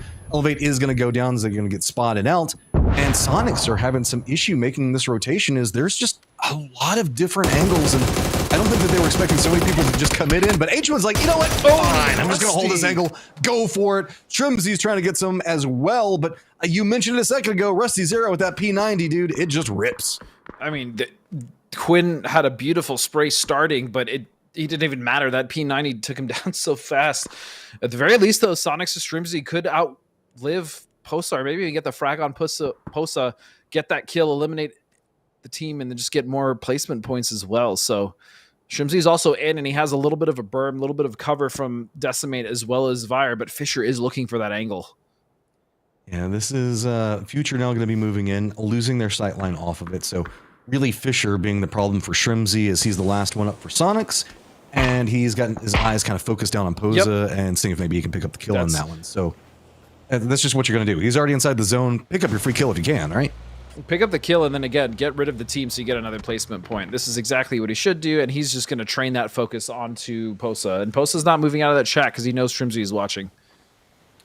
Yeah, this is Circle is going to finally leave the water, and most teams are already pretty comfortable. It's just going to be Tilt-Town, Future, 22, and Sonics in the bad position. But yet again, it's Zavire holding down a really, really good spot. And he's dead.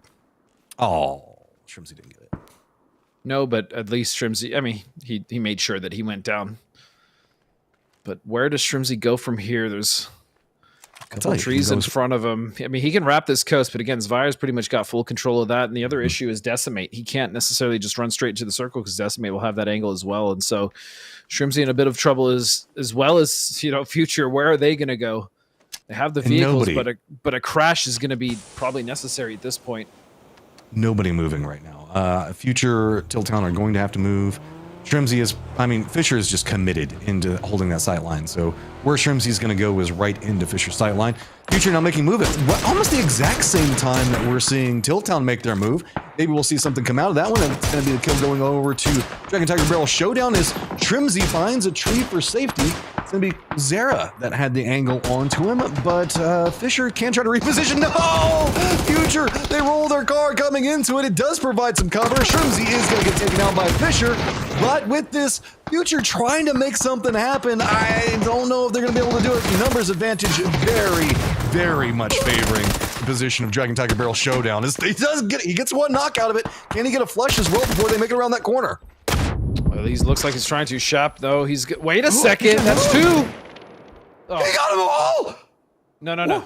Okay, wait. We switch over. I got confused. That's mine. I got super confused. My bad.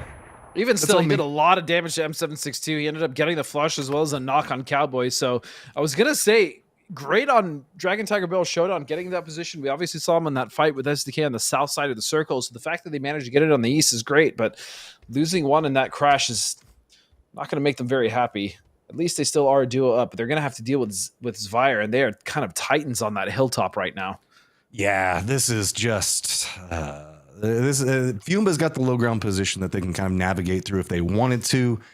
Dragon Tiger Barrel Showdown now weakened after the Future push. Zvire just, I mean, they've got their hunkered down position as well as Fisher on the move. So, this is a patient circle. I think this is everybody just trying to get some information if they can, but no overcommitment, right? Yeah, no one's going to be moving off of this. Everyone's set up just waiting for this next shift. The next shift will tell us how this would basically play out. And I imagine Zvire is going to get probably the lion's share with Fiumba having a decent amount of circle as well once this does close.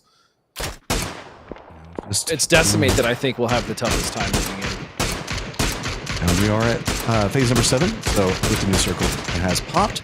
It is going to be Dragon Tiger Barrel going to have to make a move. Capitan going to have to regroup. And as you said, Decimate with a kind of open sight line that they're going to have to cross. I don't know. We haven't really seen them because they haven't had to be in the thick of too much action here lately. That I don't know what their utility is at this stage. I imagine they have a decent amount of utility. They've been in that grandma's for quite a while. The issue is that Fiumba can just kind of pour over and peek over their hill and see that sight line, as well as Fisher and the rest of Zvire, right? So Decimate absolutely going to have to use smokes and fight their way into the circle. That said, we can see that Dragon Tiger Barrel Showdown are getting the points that they want, sneaking up right back behind Future and starting to get to a point where maybe they can touch Zvire's positioning. That I say that on the leaderboard, not inside this map, because the position that Zvire's got is so strong. Fisher's still keeping an eye back on Decimate, so it's a 3-man squad just looking directly in. Smoke's now starting to come out, but look at the read on the door going for the spray in on this one. Fiumba is on the opposite side of it as well. So Ozera going down from Fakes in, that's pretty big. That's at least going to be enough of a distraction that maybe Decimate can exploit it. Well, yeah, they're going to have to pull in Fisher as well because they know that this endgame is about to kind of really pop off, especially with Decimate now finding a little bit of a foothold into that circle. And remember, Fiumba hasn't really showed their hand yet. So they are still fairly healthy on the other side of that hill, and they have nothing to contest them on the south.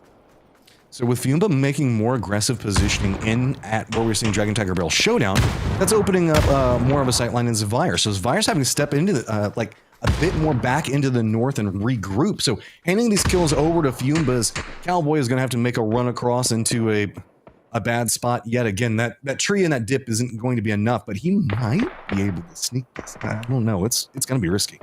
I thought maybe Silzen was just waiting for Cowboy to cross so he can get a double nade here, but it looks like they actually did hold off. Capitan going to get knocked by Rebo, though, and that's going to pull back Fiumba just a little bit.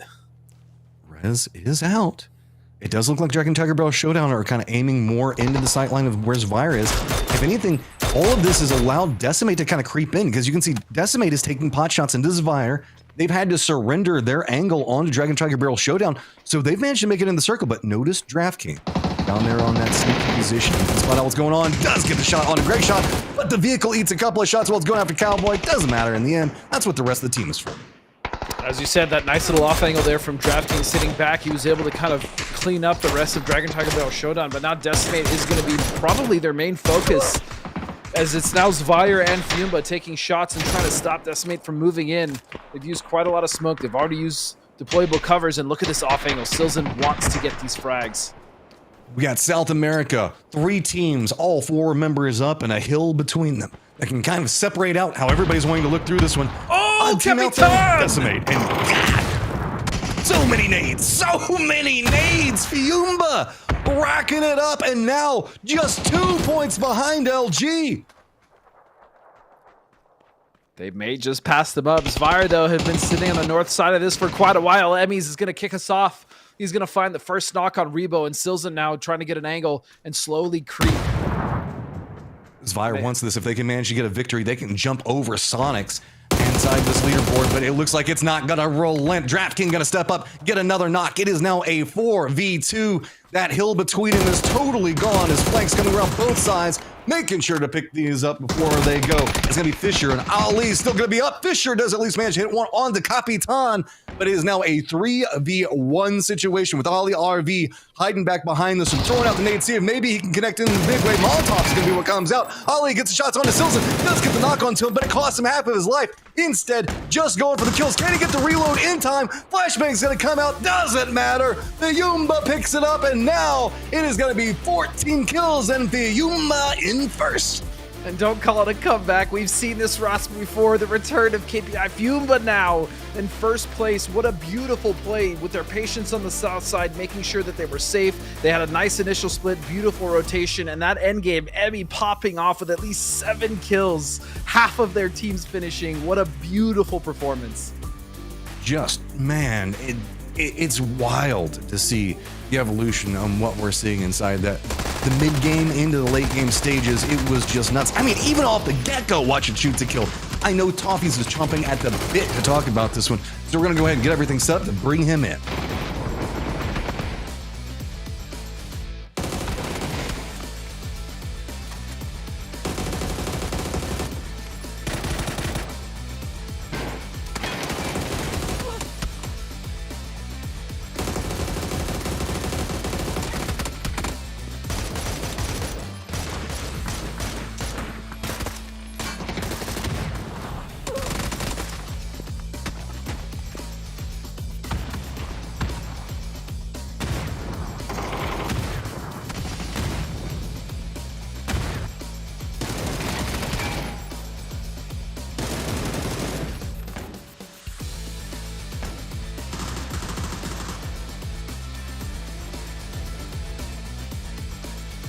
This event is running on Fiumba as they continue to win and do so in style. Another chicken dinner for these boys as they climb the leaderboard yet again. 14 kills on our first military circle, and it looked good. Matt, they spread, they locked anchors, they stopped everyone else who was fighting, and they're looking all the rage like that 2021 team that made it so deep at PGC.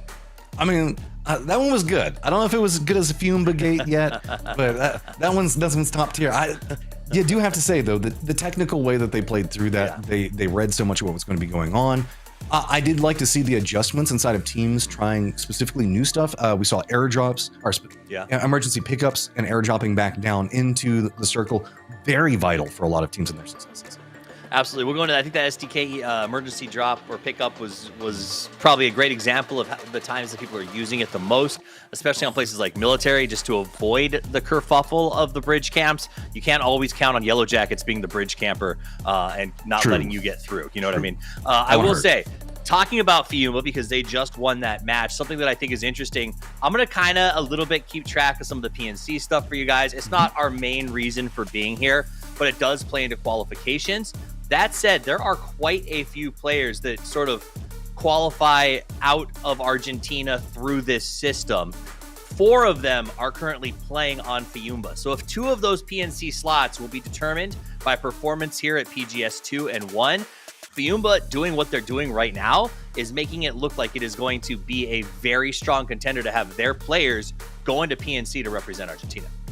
I'm just really enjoying seeing some teams that we were doing a lot of talk. Like, let's be honest, 0-0 Nation was the team I was very excited to see coming in this one. Fiumba, we didn't get a chance to really deep dive into, but Fiumba and Zavire have been just really good to watch. Like, if you want to just get better at PUBG, watching the way that they're navigating the map, that's the way to do it. Let's take a quick look at the leaderboard. Fiumba walked away with 14 kills, 24 total points. That should put him in a really good position, comfortably up in the top 2. It's terrible news for everybody else on that board. Remember, top 3 minus Sonic. So I said I would reiterate this for y'all at home. 4 teams from the region are going to PGS 2 to play for $2 million in Riyadh. 1 is guaranteed. That is the Sonics. They are a global partner team. They've won a world championship.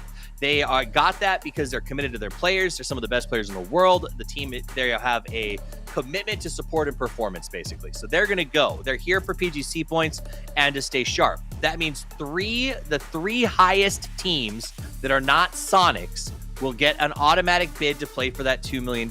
So right now, Fiumba, LG, and Rats are those teams, but that can change throughout the day. The problem, Matt, is that Fiumba, having taken the lead, congratulations, and LG, they've got the bit in their mouth and they are just running.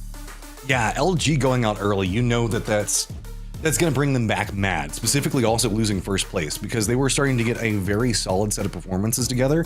Now LG, that circle just was not friendly to them. They ended up in a very hard gate kept position. And a big part of that was just due to what was kind of happening around the center and how many people were doing such a good job on getting control, like Fiumba, right? So it's going to be interesting to watch how LG and Fiumba both try to respond to this last round because Fiumba is going to be coming in with a massive set of momentum, and now we're going to Tego on top of that. Yeah, we're going to Tego. I guess my point there is that those two, regardless of how they played the last game, are almost 40 points ahead of their competitors who are trying to get those top 3 spots. So there's that impetus of like, yeah, we've got 4 games left to play the game and 6 games tomorrow. But like you're already 40 points deficit to ability to qualify because those 2 teams have been so freaking good. When do you change your strategy? When do you start doing things that no one expects you to do? How do you catch up to the juggernauts? And you've seen a couple of teams trying to do that, right? Like we're seeing a much more aggressive style of play coming out from our lower teams, like I would say like our bottom 4 or 5 are trying to find some kills earlier. We saw Dragon Tiger Barrel Showdown being very aggressive in the earlier sections of this game, and it actually rewarded them last time, but it is a double-edged sword because remember what happened to them in the game before this. So I do think that you're right. I think that there's a stage where you have to go, okay, if we want a top 3 spot, 2 of those already look filled, and Sonic's already going to be filling out another one. We got to have something. We're going to come back in just a second with the rest of our games. We move to Tego. Don't go anywhere. It's time for a short break. Looks like you need my help. Go down! Let's go. Water clears the mind. Soldiers, give me strength. I'll take care of it. I shall protect my kingdom. Trust my shield. Stop right there.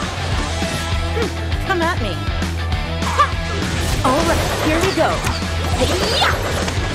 Surrender to the power of the dragon. Go away. Back off. Now, shall we fight? Fire away! Rapid fire! May lightning always be with you. Get struck by lightning. Thunder, lightning. Oh, is it time to go? Ha! The power of the land! My heart is burning up. Go to hell. I'll show you overwhelming power. My turn! Take that!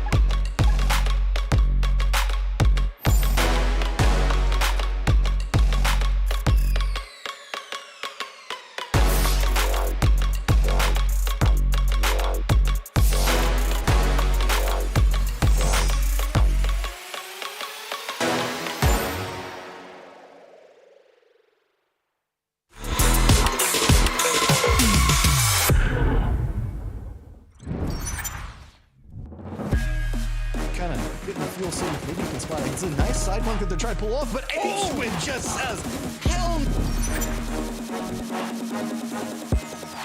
This is going to be actually a little rough for Dragon Tiger, especially if they're all in there. Silson's going to find 2. Make it a third.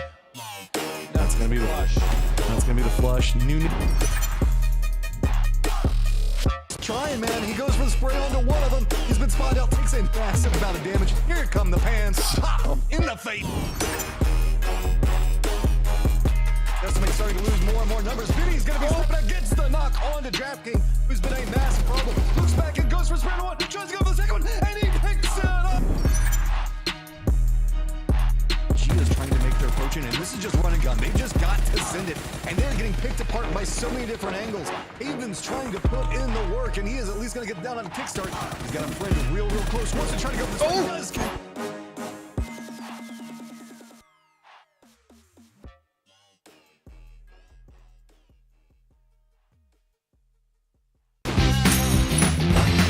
It's my turn now. Fire away. I shall protect my kingdom. Thunder, lightning. Woohoo! You can do it.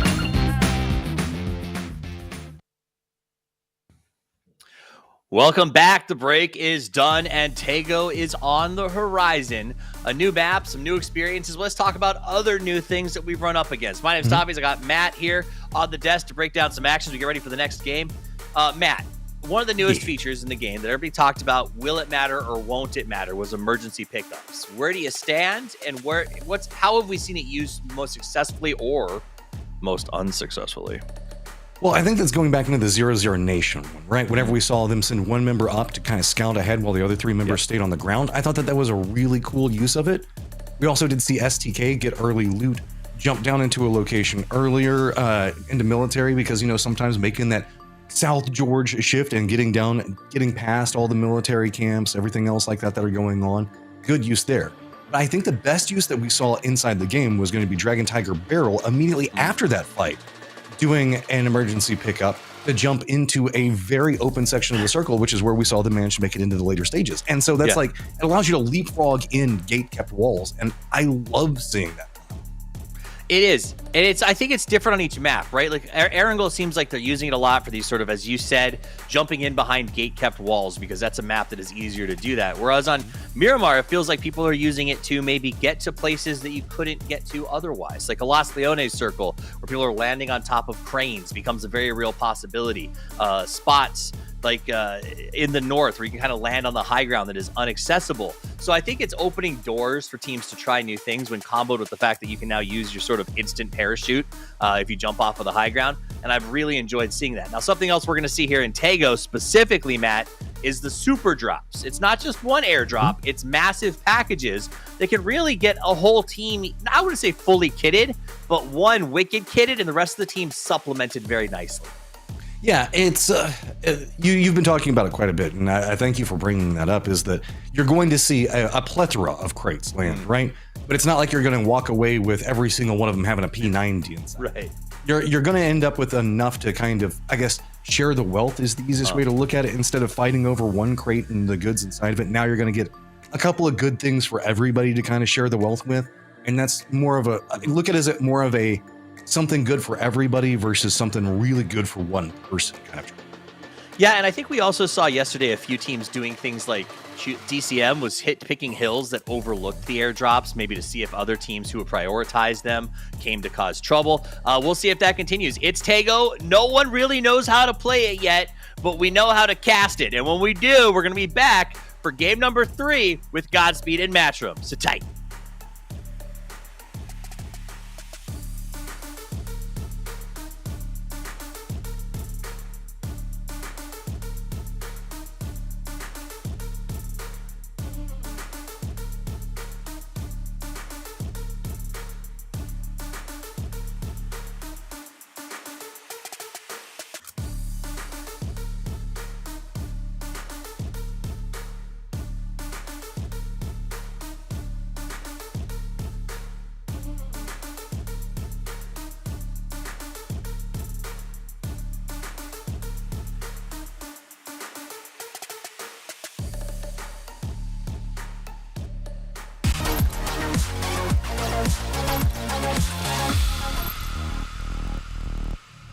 Oh, Godspeed, it's time. All the team's gonna have to be creative. They're gonna have to bring out something new, because Tego is going to be bringing an entire different playstyle that we're gonna have to keep an eye on, where a lot of teams are gonna have to be on the hunt for at least that number 1 position, or try to separate away from the pack. Yeah, it's also going to be really interesting to see how these teams play on just Tego in general, right? Normally, when you're a team and you need to kind of make up some points, you have an idea of how you want to play both Erangel and Miramar. But again, Tego is that completely different beast. And I mean, even looking at this plane, this cuts out a lot of the east side, Matt. Oh yeah. Well, I mean, that's where we saw our last game, right? Yeah, we've seen enough of like the Rice in that area. Let's just go more west. We keep talking about the fact that we want to see some Hosan prison, even though it's coastline, but one day we'll see. I mean, one day indeed. Or did I just hear shots? Oh no, that was the parachute opening. I was like, there's no way someone's shooting already, surely, right? As we see these teams kind of set up again, this is the normal tried and true. Looks like STK is going towards Busan. Obviously, Sonics are going to be taking that terminal area, so nothing too crazy here. But actually, yeah, it's DCM taking shots at Dragon Tiger Barrel Showdown already. Well, that's what they like, right? That just means the fact that they're getting warmed up early. They want more fighting, more things to be had, and hey, I guess we still go east. So we're going to Kangyong yet again. This one is going to be much more south, though, Matt. Whereas the last circle we had ended pretty much in those rice fields or rice paddies between Airport and Kangyong. We're actually going to be going a little bit more south towards Ohyang. Oh, please no. STK taking shots at guess who? Midair right now. Yeah, that's going to be Tilt Town trying to land. Man, I don't know what is going on with Tilt Town, but they can't even touch the ground before people are shooting. Find somewhere new to drop or something. Well, they're okay for now. I mean, they've started off like getting shot at, right? But they even had like a really decent first game. They've still been getting points. They find themselves currently in 12th place with 30, but they can definitely make a little bit of a push. But yeah, you're right. As long as they can avoid those early game scraps and keep the 4 alive, it is going to be the main key for them, as SDK are just going to comfortably loot now. This is the slow roll section, right? We've got a couple of teams. Most notably, I want to point out, we're looking at STK, and the way that they're doing this, they're actually sent Adam and Purdy pretty far, and then it looks like Buksansa is going to be where they're going to leave one of their members at, and Adam just moving much closer into King Nyung. So we'll have to see. 22 Esports, though, is kind of in the thick of it, right? They've got themselves, it's going to be Fume, but that's going to be pretty close. Elevate rotating just to the west of them here in just 1 second. But this is kind of, I guess what's the better way to describe where they're looting at? It's not quite like, it's a decently sized city. It's kind of like in the size of the realm of Pozo, if it's something you want to imagine. A couple of teams can drop there and loot, and it's fine. Sure, I'm actually mainly focused on the rotations here coming into the circle specifically. Like Sonics will probably move from terminal at some point and try to get something more central, but I'm looking on this west edge and the terrain that it kind of entails, and we already even see early rotations coming out from teams like Elevate, where Poonage is already sending it right in between that split between SDK. Yeah, this is no surprise. Elevate wanting to try to get some more points, at least maybe off of positionals. This is also a live and learn based off of the last circles that we saw over here. Is just territory and getting into position early was a very key factor for teams' victories. Just due to the fact that we ended up with so many. If we get a lot of hard shifts over here, it's going to get very chaotic. So trying to move in, get that center point, get the geometry working in your favor. So, you know, circle into circle is going to be helpful. And that's always going to be. Oh yeah, and just touching on that is just making sure that wherever you end up in the circle gives you a pretty viable position to rotate out of, right? How many times do we see teams kind of pigeonhole themselves just getting into a decent spot, but kind of committing to something that they need to get out of eventually, and it kind of hurts them. So I am kind of looking for that as well, especially when we're talking about a new map of Tego and learning these kind of nice little piggyback positions where you can just kind of leapfrog from one spot to the next. And look at this, Yellow Jackets is actually embroiled in a little bit of a rotational scuffle here with 22 Esports. Yeah, this is going to be right as they're entering the zone, so too much. This is going to be following along Elevate's pathing as well. So just to the south, this is going to be future, but no shot. It's going to be coming at Yellow Jackets at the time. Remember, this is where Yellow Jackets had some pretty big points that they've been able to pick up. Beneficiaries of just being able to move a little bit more, I guess, almost rapidly. This is the way Yellow Jackets want to do. They want to hit and run, and this is a very good location for them to be able to do so. 2-2 split, though, coming up from STK. Now having to contend with friendly fire. Yeah, STK have just actually gone just to the just barely to the east here of their initial looting spot of Busan Sa. So they're actually going to have a nice little bit of control here with this split as well. I like this coming out of SDK. Friendly Fire actually getting very dangerously close to Tilt Town as they're going to stop on this hill. And this is going to be the first fight of our map, but is it going to go Friendly Fire's way? Here we go, stepping up Maroon, and he's going to find one. He's been the all-star for the team, but he's now solo as the rest of his team is driving in. Yeah, that was just an instant down and a flush onto Clemson, so Clemson's been having some good work that he's been able to put in as well. So with this, Friendly Fire starting to drop a couple of smokes because they do have some sight lines that are going to be coming out from Synergy. So now moving more aggressively to the opposite side of the hill, seeing if maybe they can find some. But Joshi, though, having too many angles he's trying to control, doesn't have anything that he can work with. He's going to go down. And now Friendly Fire has to contend with what's going to be happening. Runin doing a good job turning this back around in some degree with just 2 members of Friendly Fire up, looking into Tilt Town on the opposite side with just 2 up. Yeah, Maroon honestly has been so impressive for me when it comes to Tilt Town. You want to talk about some of that fragging power. He definitely has been that in spades. He's been so consistent. He also knows when to back off and keep himself out of trouble. The problem is the rest of his team has actually fallen, so it's now just down to Maroon to try to survive, and he's got Elevate shooting on his backside as well. Will he get away? No, he will not. It's going to be Gats to find him, and Ayla was actually re-knocked Page. I feel so bad for Tilt Town because it's just the first circle every time. They move early, doesn't work. They move late, doesn't work. It's just, it feels like no matter what they're trying, they can't find the recipe for success. It also seems like some things are slightly out of sync, right? That's really what it comes down to, because I mean, they're obviously putting themselves in pretty decent positions if other teams are trying to fight for them. It's just trying to win those team fights and make sure to stay together on those trades, as well as Glock Mofo is going to get a nice little 360 in there to stay alive. But yeah, I mean, Tilt Town, they get in the thick of things. They put themselves in pretty decent spots. They just got to win those fights.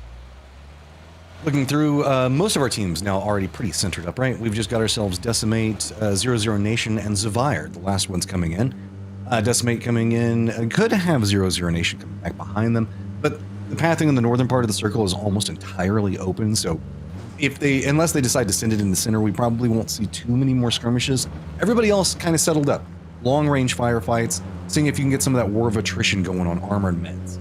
Something to kind of notice here, as well as rotations, Matt, if you look, the north side is completely open. I mean, everything east of Terminal, including that massive hilltop that does have some small little pockets of, not necessarily compounds, but building shacks as well as one-stories. I mean, any team could start to take control of that north and actually have a pretty decent game coming south off of that hill. Most of our teams have kind of clustered in that area just to the southwest of King Yeung.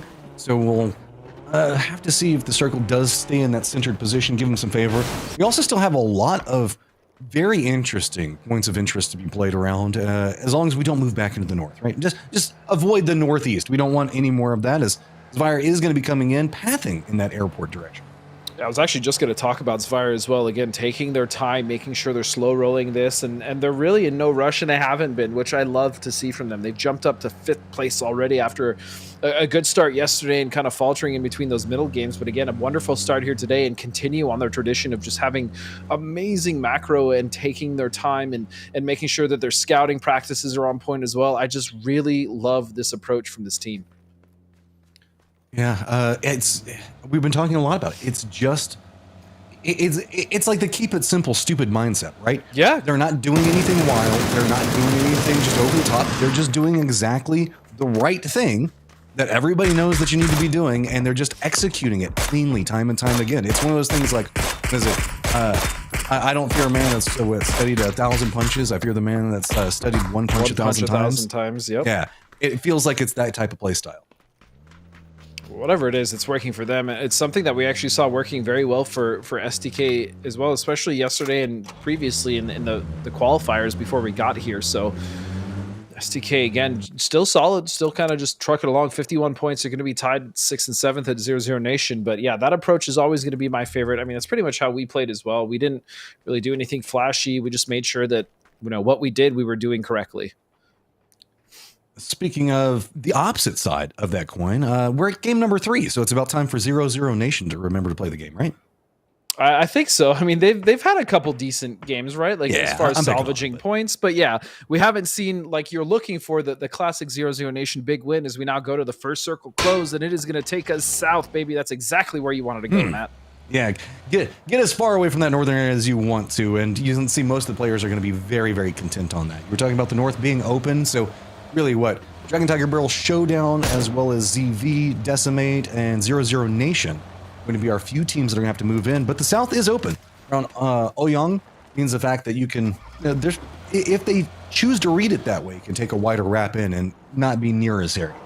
There's some cool little spots here, even just to the north of Ohyang, specifically the hills just below Friendly Fire. There's some dips as well as like little shacks around there as well. So this is an area that we haven't really seen too much. I mean, there's a lot of areas we haven't really seen too much, to be fair, of Taego. But yeah, I'm actually kind of looking forward to this. I would love if this actually went down to Ohyang and see a city ending in Taego, because we haven't really seen, in fact, we haven't seen that yet, at least in the Americas. I would really like to see just a raw city ending to see how these teams fight it out in there. And while we do have some pretty big hills in play, I do want to warn everybody, there is some flat land to be had. I just want to give everybody some forewarnings after what happened yesterday, and we got a whole bunch of flat circles. There is the potential of that brewing, but I do hope as well. I would love to see this go more Ohyang, because I think that would be a really fun city. Or just all the way down in the southeast. I think that area is pretty good too. Sure, and at the very least, I mean, compared to yesterday, there's just a wealth of cover between yesterday's circles and today. So we see Snickers taking some shots. They did land a few onto DCM, but they're going to be rotating by into those rice paddies or just to the edge of Bukson Saw, pretty close here. Where they're going to end up, I'm not sure, because there's multiple teams on that western edge, specifically looking at Synergy and Fiumba. But it's actually quite a bit of a LATAM kind of traffic jam on that western side of the circle there, Matt. Yeah, that could lead to a potential problem. We want to point out that Fiumba is actually going to be the high ground control that we're going to be looking at on that western front, as Decimate is going to be rolling by there pretty soon. On top of that, that's also going to be the pathing that 00 Nation is going to be looking at, right? On the opposite side, you can see that Spire is going to be coming in closer to where Dragon Tiger Barrel Showdown is going to be picking up their toffee treats that are going to be landing, as there's a ton of crates for them to pick up over. Yeah, there is a lot of crates. M762 is, I'm sure, going to pick up a P90 somewhere in there, as we see 00 Nation now starting to make their approach into the side. They're going to find a member of Decimate, and one is going to go down. This fight's been opened, and the advantage definitely in 00 Nation, as Spark King is also going to find Vinny and flush him out. It's like at Game 3. Suddenly everything changes for the squad. I don't know. Picking up some kills already. And with this, they're also going to be forcing Decimate back into Fiumba's firing lines. So that's a secondary added benefit, as what they're trying to get out right now. They just do have to be careful of Fiumba themselves, though. Capitan just ripping the head off of VHC, and now he's got to be careful, though. Synergy has found him. That's going to be an easy knock for them, and probably a flush. Yeah, he was fairly separated out. Synergy is going to be playing to the northeast of this, opposite side of the hill, so the other members are going to be okay for Fiumba, but Silzen does look like he's now stretched back down, trying to wrap in and see if maybe he can get the res onto Capitan's position, but actually, I don't think that the pathing is too friendly for him. I think he actually might just get it, though. Draft actually goes down as well, never mind. And that's actually going to be a knock coming out from the other side as well, so this has just kind of become a mess on the west side, but 00 Nation 4 up, actually kind of avoiding that. They're going to be driving straight back towards DCM maybe, and look at this next shift. So this is that hilltop, and Friendly Fire is going to find themselves in a wonderful position for the time being, but they are going to get in a little bit of trouble, because I imagine there might be a pinch coming between LG and maybe even the Sonics. Yeah, this is going to be reminiscent to yesterday's game, where we were just to the southwest of shooting range. If you guys are familiar with that area, it's going to be a lot of wraps around hillsides, getting control over that. Also, get in early and get control of that territory, as Future is trying to do so. They're going to have the Yellow Jackets close, but Batunga's again finding an opening. He is like the key for the Yellow Jackets, but also Batunga's, you don't really want to be taking out your own teammates. Yeah, that definitely doesn't help. Future now going to find the opening. It's another nade going to knock Batunga's as well. And taking position here in the southeast is actually pretty crucial. This is a really great spot to start assaulting that hilltop from, but again, Trey's back and forth. The fight still definitely in Yellow Jackets' favor, or excuse me, in Future's favor. Trying to make a push. Two different sides of the building, and all of the Yellow Jackets are stacked up. They're trying to swing their way out of it, though. Kane taking a lot of damage. There is a ton of people stacked up over behind those cars, and it does not take much more, as Future is going to be able to pick him up and should be able to get the res on the shot. while this is going on, Rats is repositioning to try to see if they can pounce, but if anything, they're just going to try to see if maybe they can just pick up some win-wins or find a sneaky angle onto something. Opposing that, though, ZV is making the push directly into Dragon Tiger Barrel Showdown's position. Yeah, and this is pretty much the edge this is the fight that we're going to have to take, and they realize that coming into this edge is 762 is actually spread pretty thin at this point, with already a knock coming out onto Greg's shot. And so Zavire, with 4 up still, potentially with the advantage, could wrap around this. Or they might even just choose to disengage, which I don't necessarily hate either. The problem with it is this is now revealed position. Elevate with their shots have taken in as Zavire had forced them to go back into that eastern area. But now Sonics also have heard this firefight and are moving in to see if they can get some vision on what's going to be happening. Keep in mind, they're playing the northern part of that hill. And Cloud got to be careful as he's going to be getting pretty close to that Sonics line, but does navigate using the hill, going to creep through, and this is what they do. We talk about it, just keep it simple. Use the terrain, break out sight lines, maneuver through, see no windows on the building that they're trying to pass around. Oh man, and just clean. Yeah, but losing just him is good. It's definitely not bad. I will say, for the situation, you're not wrong, but that was a very risky rotation in between both the Sonics as well as Dragon Tiger Barrel Showdown. But as you said, Matt, they make it with 3, so I don't hate this. And they get center position on top of that. And everybody else, they're like, they've got a ring of what, about 300 meters all around them? Look at that. Yeah. Center circle, and everybody else is going to be scrapping on the edges. So this is how Zavire does it and how they make it in the end game. At the very least, they also do have vehicles, but now they're the southern edge, which means a lot of those teams, a lot of that pressure will be coming into them, so they have to be careful not to just be fish in a barrel, essentially. And now we look at Synergy. This southwest side has not calmed down at all, as 00 Nation as well making their approach. They might just crash straight into ZV. Yeah, we've got a death funnel right on top of ZV's position. They were hoping that this would go more centered, and Fumba on the move as well, as it's just going to be sending it right down these firing lines. There is going to be a gauntlet of teams setting up. Shutkilari is going to be taking the shots at 00 Nation. Fuma is going to be careful of that position as well. Opposite side of that's going to be 22 trying to put in some peppering shots. Zavire now going to get some vision on what's going to be going on with Fuma. And look at them. They're just rattled, going one way to another way. It says, okay, this dip is going to be enough, and this is where we're just going to have to stop. Yeah, and again, a lot of this is just familiarity with the map, and I don't even necessarily blame them, especially when you have to make these kind of snap decisions, rotating very quickly, coming in. It's kind of tough to know where it's actually great and what's not, but they've found themselves at least a little bit of a dip here on the other side of SDK's compound to play for the time being. Yeah, Fumba is just damage control. That's all they can do right now. Throwing down some smokes, seeing if maybe they can get something out of it. We still have Synergy as well as 22, the last remaining member for Decimate, Future, that could all be pathing into this one. We are looking at Elevate, that is going to be kind of holding the line to the, I guess, the due east, but Dragon Tiger Barrel Showdown, trying to put in some more on that while we do see Decimate go down. STK now going to be making the move at the exact same time the Synergy is going to be coming in. This is just going to be a leapfrog from one spot to the other, near on perfectly timed. A second difference would have been a favor for Synergy. Yeah, beautiful consolidation there from shoot to kill to get the other duo there to split back. And although Synergy is in, they're at a disadvantage just because STK has the high ground as well as that road to kind of separate them. So when they do eventually get cut out, STK can slow roll this. But, I mean, the threat of Fuma or Double O Nation is always there to kind of come in third party. So we'll see what happens. Meanwhile, Elevate now with 4 kills to their name are trying to rotate here on the southeast. At the very least, they've actually found themselves a nice little spot to play without being noticed by the high ground. Yeah, jumps in, and they are going to be looking directly down into where we see Rats playing from, so they're going to be approaching onto that. Future also going to be pushing up into this one. Rats playing it a bit more aggressive. Back into the Fiumba and 00 Nation fight, because this just feels like this is going to never end. SDK is still going to be playing into the west of it, but keep in mind, they're caught up taking shots into what's going on with Synergy. So if any of these fights end up going too quickly, we might see just an immediate wrap, as 00 Nation has to pump the brakes because they're going to have Friendly Fire that's going to be taking shots into him, but Friendly Fire has to stop taking shots into 00 Nation because Sonics are coming in back behind. It is just every single time somebody shoots, a full squad pushes up the hillside and says, "Oh, the nades!" Out of it. Sharp Shot is going to go down from the nade from Mime, but Mime's going to go down from peeking up on the top of it as Roth is going to spot him out and at least slow down the fight for a moment.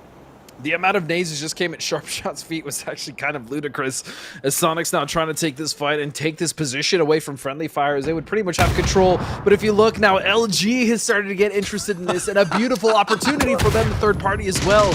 As Ting gets a nade exploded in his face, he survives it, the spray won't be enough, Pixel finds it, this is a mess.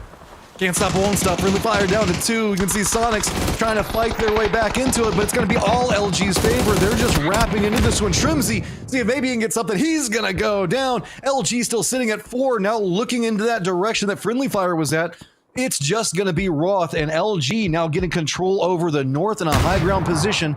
I feel like whenever LG gets the high ground, it's never a good thing for the rest of the teams. It's absolutely not, and their timing on that was absolutely beautiful. They saw the knocks come in, they came in, and they cleaned up Sonics and Friendly Fire. To be fair, Sonics and Friendly Fire have done quite a bit of damage. Whoa! I thought for sure that was going to be a team knock. Nice little trigger discipline there coming out.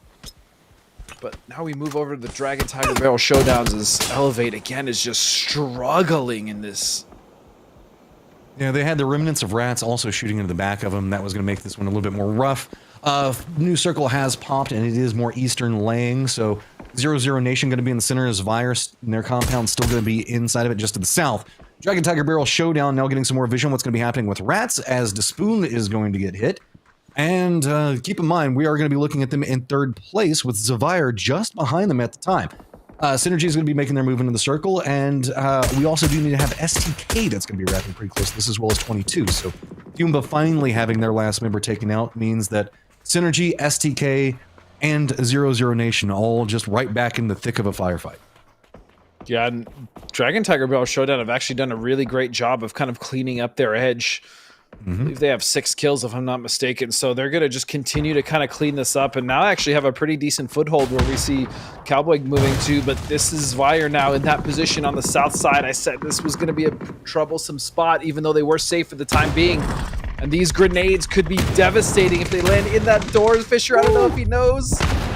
There's so much.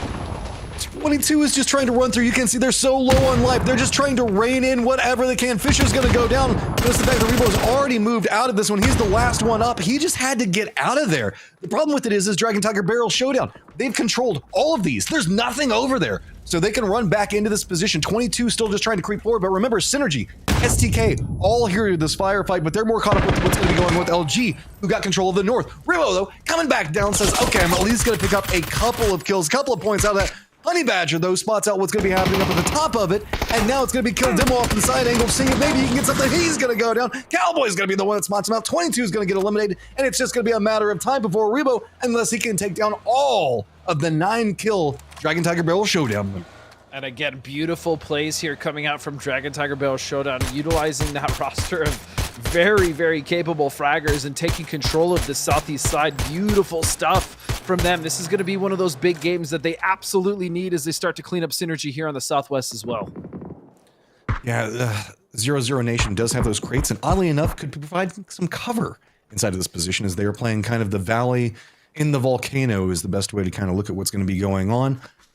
Whenever we're looking at Dragon Tiger Barrel Showdown's positioning, they still have some Synergy members that are, or one Synergy member that's going to be left, who's been having to deal with STK. STK, though, has that hillside that they're trying to lean into for some support and some control, but that's going to be very, very close to LG's position. Yeah, this also just goes to show you how devastating those airdrops can be if a team gets them, right? Dragon Tiger Barrel Showdown not only have P90s, most of them have 3 helmets, or at the very least 3 vests, and so that's, I mean, it's pretty damn important to take control, especially if they were given a drop like that. It's not going to be something that surprises me if we start to see teams even fight over that, because the gear that you get, the amount of utility in the 3 vests and helmet is just, it's hard to beat, man.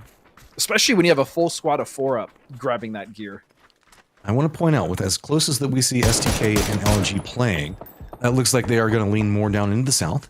That means Dragon Tiger Barrel Showdown does seem to be the focus for STK. LG, though, still has a problem that I don't know if they realize could be as big of a problem as it is, and that's Friendly Fire's Roth is right up next to him. Pretty Curdy is going to get down Cowboy, but you can see that that's kind of hill is going to block it out. It's a whole bunch of small hills all surrounding out, and that's what 0-0 Nation is trying to use to block sightlines in it.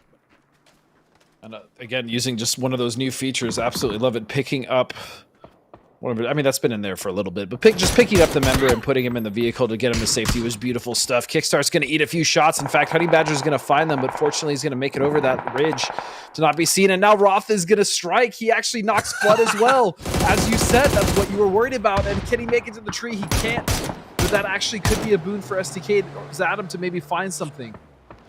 STK had already committed down into Dragon Tiger Barrel Showdown's positioning. They moved up to the north from where they were playing. So STK doesn't have a moment or a real way that they can move into LG. Instead, they have their eyes set more on 0-0 Nation's positioning, sitting at 4 kills right now. Both teams tied up. And this could be a vital fight for that leaderboard, because remember, it is Sonics and then the top 3 after that. And we're seeing it is just packed around that 3rd place position.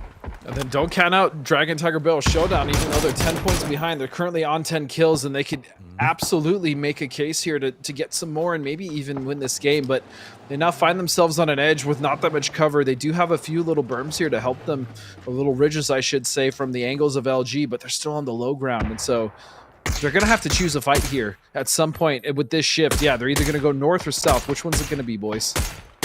Yeah, they've got their vehicle that they've been kind of juking around in, but I think that it's just getting to the stage, if you even try to use that to make a large wrap, you're just going to put yourself into too many different firing lines. STK playing the opposite side is retreating away from 0-0 Nation's positioning, and this is a good read. I think they're doing this because they heard where Dragon Tiger Barrel Showdown moved to, and are assuming that Dragon Tiger Barrel Showdown are going to have to move into 0-0 Nation's firefight.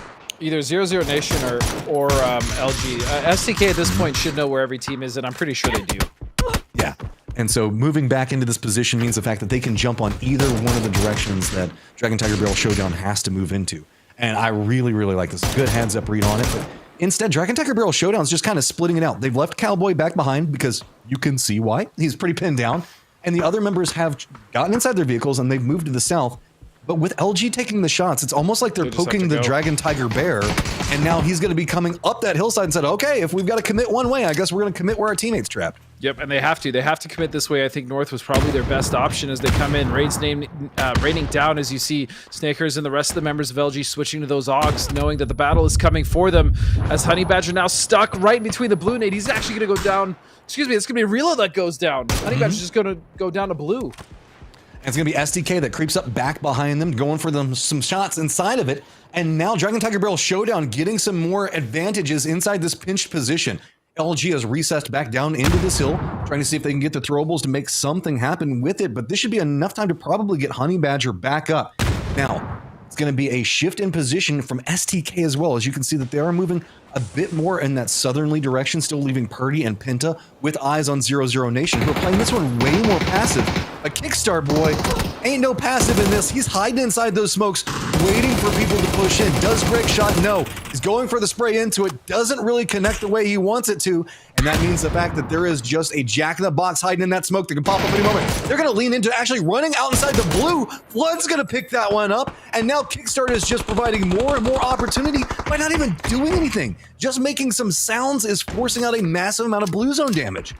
And I don't know if that was Snakers or Flood, but we saw that their helmet is cracked, their vest is pretty much shredded. They're playing this with no armor, but a beautiful grenade is going to find Vegas. Kick should be able to get the second one there, and that actually might just wipe the whole team.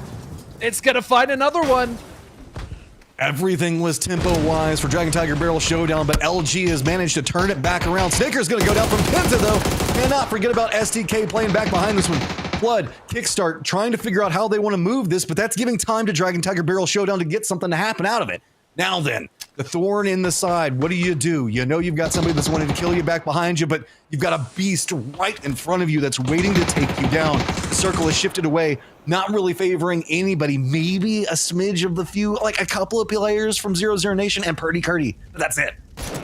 Definitely with the advantage here as 0-0 Nation now outside as well. And LG and M762 just know that they need to take this fight and at least win it, because they go down, they're pretty much going to get shredded by the other teams out. And Greg Shot's going to get knocked. Flawed finding another one. LG still managing to survive somehow. That's another knock kick. Going to find it. And all of them down. The duo of LG will survive. And 8 kills to their name for the way of the Flood. 2 from Kick. And Snakers went down with 2 as well. They just give them those reses back so that way they can make sure to get the kill points themselves, right? Yeah, just you reset yourselves, come back down, and then we'll pick it up. STK, though, has been a catalyst for a lot of what's going to be going on. Just a bit ahead of 0-0 Nation now, who, again, has been picking up some kills, but has been kind of having to hunker down. Let's be honest. They haven't been able to stick their heads out too much and definitely turtle down into their position. Now, they don't have that option as much anymore. They know where the firefights are going to be happening around them, but high ground back into Luminosity Gaming's favor. I mean, I don't necessarily count out LG yet. Yes, their backs are against the blue and they don't have much to play, but they do have this high ground. The problem is STK has all this control. They have the crates on top of having fresh armor. Look at Flood. I mean, his helmet is done. He's just, I don't know. This is going to be very difficult for LG, but even if they go down right now, they've done enough. They had an incredible game there to salvage at the top of the zone. So, I mean, at here this comes point, what LG needs. Yep. That's nades coming out from 00 Nation. They're starting to harass STK. It looks like they're wanting to move more aggressively into this one. Finally, we are in the last circle, so they're just trying to collapse in. They realize that they can get control over the circle as a team, but they're trying to rival up against them on the opposite side. Kickstar's just going to feed it over to the blue zone. Adam, he's going to go down from shots from the sparking, and now we've got 00 Nation with control over the circle, and STK with their backs against the wall. Gizera going to start raining in nades, but Purdy lines one up right on top of Sparking. He's going to connect onto him. Penta using the crates for cover, looking down into the sightlines, but Gizera trying to hold up the wall, lined up against Penta. Alo's going to take him down, but a big nade from Gizera, going to turn it back around. Blue zone nade on the other side of it is Purdy Curdy trying to fight his way through. It's two members up with Purdy on the opposite side, right looking into this blue zone nade. Can he get some shots in? Trying to use his teammates for some type of cover, but he's just going to go down, and that's going to be 00 Nation with 8 kills, picking it up. Well, you wanted 00 Nation to step it up, and here they find 8 kills and the victory. But STK, man, what a fight and what control that they had over the majority of that circle, dictating the fight between LG and Dragon Tiger Barrel Showdown, as well as Fumba and everything happening on the south. That was, for all intents and purposes, almost a master class if they could have just closed that out in the end. But man, what a game. And a big part of that is the reason they couldn't is LG. And the way that they managed to survive through. We're going to tag in Toffees because we are now going to be moving into our Miramar section. We will see you guys in just 1 second while you enjoy these highlights.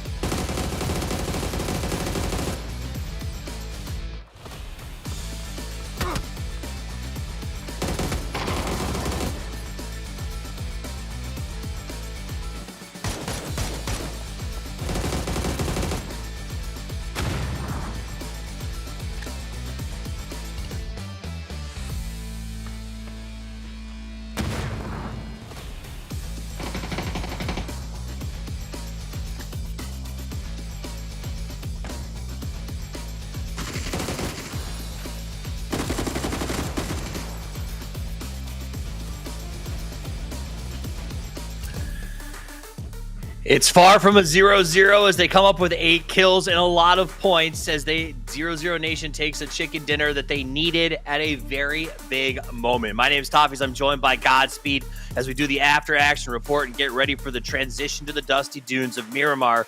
Godspeed, they were battling for those top 3 spots. 00 Nation and STK were, I think it was 2 points apart on the leaderboard, chasing Rats for 3rd place when that final 2 broke out. This was a big moment. Yeah, this is a big moment for both of those teams, kind of putting the close in on Rats and just playing really well in a very difficult circle. I mean, as you saw, it was essentially just a downhill battle with a bowl that 00 Nation found themselves in, but STK doing a great job of utilizing that airdrop as well, the multiple airdrops, which is something that I brought up, just being kind of really game-changing when it came to not only the gear that it provides, but the cover that it could also provide in the end game. When you say gear that it provides, tell me more about that. Is it because of the access you get, because you can find empty facilities, or what do you mean? I mean, you're talking about the big, the I thought you meant airdrops. emergency pickup. The big airdrops. The big airdrops, yeah. So the amount of stuff they get out of that's insane. You're correct. Yeah, sorry. I mean, it's not even, again, just like the gun or like getting a P90, sure, that's great, but it's just 3 vests, 3 helm, just being able to be fully kitted with new armor late in the game is pretty devastating. We saw both STK and Dragon Tiger Barrel Showdown use that to great effect. Especially when these fights in the endgame on Tego do seem to often come down to 3v3 or 4v4 Twitch fire drills almost, where you're in the open and you kind of have to just take honest. And if you've got tier 3s, it's a lot easier to do. 00 Nation, 8 kills, 18 points. STK, 8 kills and 14. Means that they are going to be neck and neck in the battle with Rats for 3rd place. Also, Fiumba went out relatively early in 14th. We'll talk a little about that in a minute, leaving the door open for teams to close. Here's the overall leaderboard. LG continues to hold the top spot after a deep performance on this one. Fiumba slides a little, and 00 Nation, pulls in to 3rd place.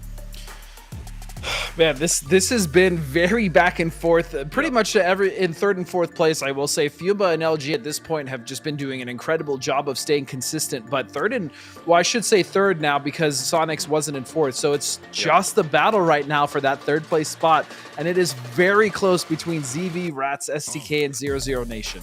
Yeah, I mean, even DCM, M762, I'll stop there. There's still a lot of games to go, right? Like, Future 22, these guys could blow up. But really, the tightness of this race and the fact that it's staying so compacted is fascinating to me as they're looking for those third spots. But what has to happen is everyone from third all the way down to ninth place has to not allow any more teams to sort of run away that Fiumba and Luminosity have done so far. They can't let that gap get any bigger. Fiumba did let off the gas that time. They made a push, and this was, I think, part of the hard part of this map, Godspeed.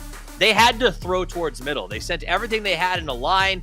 In a weird twist of irony, Draft King actually pit maneuvered the Emmy in front of him, which you think he'd be better at following directly behind another car, but who knows, and got them in a little bit of trouble, and that's where they fell apart. But it seems like every team, for the most part, had to make those hard send decisions in this game. Yes, again, it's because of where that circle landed. Now, granted, there was definitely a little more cover than we saw yesterday as far as the circles, but still, the center of that hill was very difficult to play because, again, the lack of cover. There were little, hillsides or little berms that teams were using as we saw SDK towards that end game, but pretty much everyone had to commit for a fight. And then you saw what Dragon Tiger Barrel Showdown had to do. They just had to push uphill and take the fight with LG, which, man, what a beautiful performance from that duo to keep them alive, LG. Yep. Well, I'm also super happy with what I'm seeing from DTBS. Dragon Tiger Barrel Showdown knows they need to make up points, and they're playing aggressive. They're getting very active out there. Yep. I saw a chat earlier talking about what's up with the name. They said they picked it because they thought it would be fun to say during a broadcast. And I'll tell you, once you get used to it, it is a pretty good time. Though personally, I feel like they're trying to make up a new rock, paper, scissors sort of game here. We're going to figure out how to do Dragon Tiger Barrel Shoot some point, because I think that'll be a lot of fun at PGS 2 if they can make it there. This team, though, I find fascinating, Godspeed, because they're all such independently good players. I feel like when we see them get to these late games where they can just sort of have individual skill shine, they're stoppable, but it looks really tough to do. Yeah, the other really interesting thing about this roster as well is that all of them have been IGLs at some point on the teams that they were on, right? So it's essentially 3 IGLs, former IGLs, and then one kind of up-and-comer in Cowboy. So I actually like this team. I do think that they obviously have some pretty good ideas, and they have some creative ideas as far as bouncing those between each other. And they've kind of made a splash. Obviously, they looked good as well in the last qualifiers. Now coming into this and getting up to 49, 50 points now and putting themselves on the cusp for qualification. So I wouldn't necessarily be surprised if they qualified, but again, this is a very tight race, and we still have a pretty decent amount of games to go as well with 8.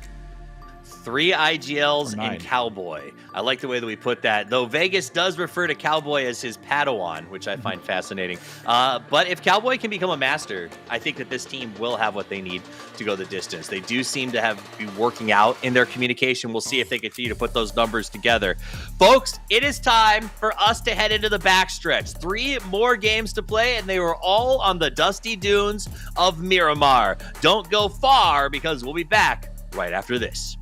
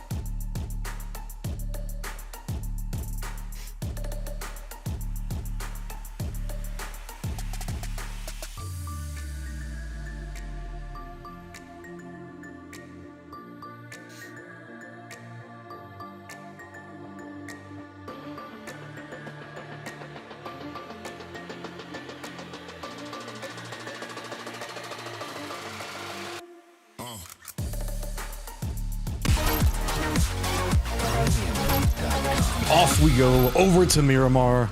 Toffees was talking about the fact that Vegas considers Cowboy to be his Padawan. So I'm curious, does that mean the fact that Honey Badger is Mace Windu and refusing him to give him like the title of master and sit on the council? You know, Matt, I think you went really deep into that, and I also don't know if I would necessarily compare Honey Badger to Mace Windu. I mean, they can both get pretty mad. Yeah, but like, who would Honey Badger be if he was a Jedi? Would Honey Badger be a Sith? I don't think so. I don't know. Actually, I don't even know what he would be. I can't go down that one. We are done with the Jedi references for now, as we had to at least do one regarding the fact that we did this. Come on. It's going to happen soon. Lane path, though, is pretty simple. We've been getting a lot of Pozo love on our circles, and also a lot of Northern love, as we actually did see Oasis. Not into there, but it was inside of one of the first circles. Yeah, we've actually seen quite a lot of North action here. N1 FPS, Maroon, and that's a... Surprise. That's definitely one of the players on Tilt Town that they would like to keep alive as long as possible. As I said before in the previous game, he has just been such a boon for them. He's been so integral in getting them kills and putting them in positions where they can actually win team fights. But as we look at the circle, Matt, this is about as central as I think we're going to get in these qualifiers, or actually just in a while. I mean, that bad boy is right centered on Power Grid. Yeah, which is big for Dragon Tiger Barrel Showdown, so should have some opportunities in that. SDK going to be right on the edge of the zone wall, though, as it is going to be a synergy in them. Sharing down Los Leones, but let's be honest, we know how everybody's going to be maneuvering through this one. That's not going to be going on for too much longer. We do also have Friendly Fire that did make their drop down in Puerto Priso. That's going to have to make a rotation. Yellow Jackets, though, is doing an Alcantara trailer park drop, which I respect. See, they want me to like them. Yeah, I mean, they are definitely hovering around the trailer park area, but we've actually seen STK drop here a few times as well on this northwest side and have some pretty solid rotations out of there. I've dropped there a couple times just out of necessity back in my days as well, as I sound so old, but and we've had some decent rotations out of there as well. So I actually don't hate it. It's just when you do have to travel far, it does get a little bit annoying, especially when you do run into other teams in those rotations, but I don't hate it either. I think Yellow Jackets is onto a fine spot from there. God, so you don't have to worry about being old, because think about it this way. Whenever you say I'm not worried. I am old. you were a player and then switched to a caster, and then talking about back in your day whenever I was a player. I was just been a caster through it. So every time you said that, I'm just like, nah, I'm ancient. Yeah, that is true. You actually even used to cast my games. Yeah, you're kind of old, Matt. Sorry, buddy. I know. That's okay. I'll get my cool cane. Already had to start wearing like different types of glasses. We'll have to see. As the age is gonna be kicking in. No, I don't have bifocals yet. Thank you very much. I got some cool transitions. They turn purple whenever I go in the sun, man. Very, very, very modern of you, Matt. I don't even have transitions. Yeah. Speaking of transitions, Poro picked on me so hard in Dubai about them. I'm sure Poro picked on you about a lot of things, Matt. Let's be honest. Always, dude. Does he have any form of communication other than picking on somebody? It's okay. He got his when he was with myself and Pac in the UK, so don't even worry about that. As we look into Synergy here, actually finding a very strong early game position just to the south of Picado. This is going to be great, not only if they want to rotate out of it, but just to hold. I mean, it's a nice little compound, good ridges around it as well. So another nice start from Synergy, and they're going to find themselves in 12th place. I would really like to see this team start to pick it up. As I look at the rest of the teams on the bottom, it's just... man, it's starting to become do or die, because once this day ends, I mean, if you're looking at like a 60-70 point deficit, it's not looking good.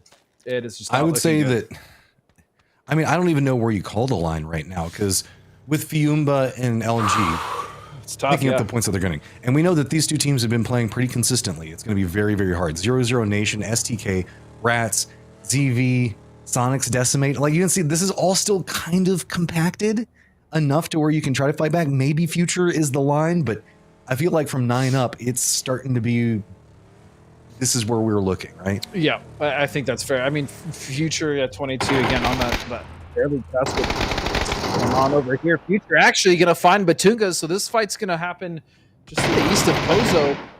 at the bridge side. The trade's going to be there for Yapa. Very nice. Get back up Batungas, which I like because then I can say Batungas all day.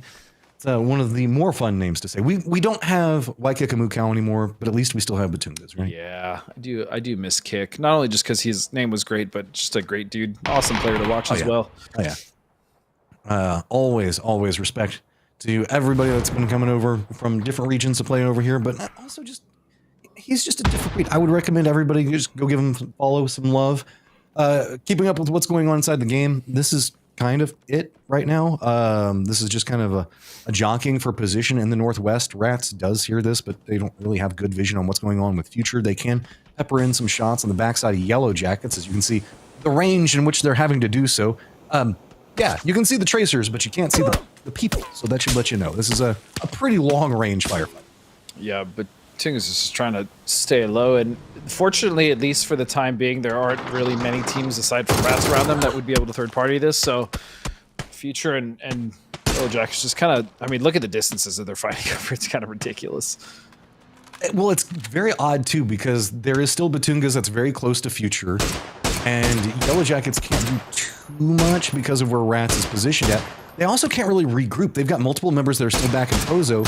It looks like that might be why Yappa is going to be going back and maybe trying to regroup, but this is a lot of just bullets being used and padding some damage numbers, but not a lot really happening other than that. Yeah, I mean, I'm not crazy about it just because these teams are just harassing themselves, just causing issues in the early game that don't necessarily need to happen, but fortunately, I guess they're all in the circle, and oh, slabby though. He's got the work. Batunga's also taking some damage. This one angle has been what Future is trying to make happen, and oh, that's a bolty. Andrew, for real, that was a good shot. It's a nice knock to leave some pressure, but look at this. Magno's still going to find that kill on Yappa from Pozo. He's actually wrapped around behind Yellow Jackets, and this fight is just, it's just an unnecessarily long early game fight that it might even just continue. The only thing that's really benefiting this is because everybody keeps counter-moving back into El Pozo. Rats is now repositioned Grant Lannis and Hello Senpai to close off multiple angles, and look at those Yellow Jackets are like, no, you get out. This is our city. Yeah, but and it looks like Magno is going to go.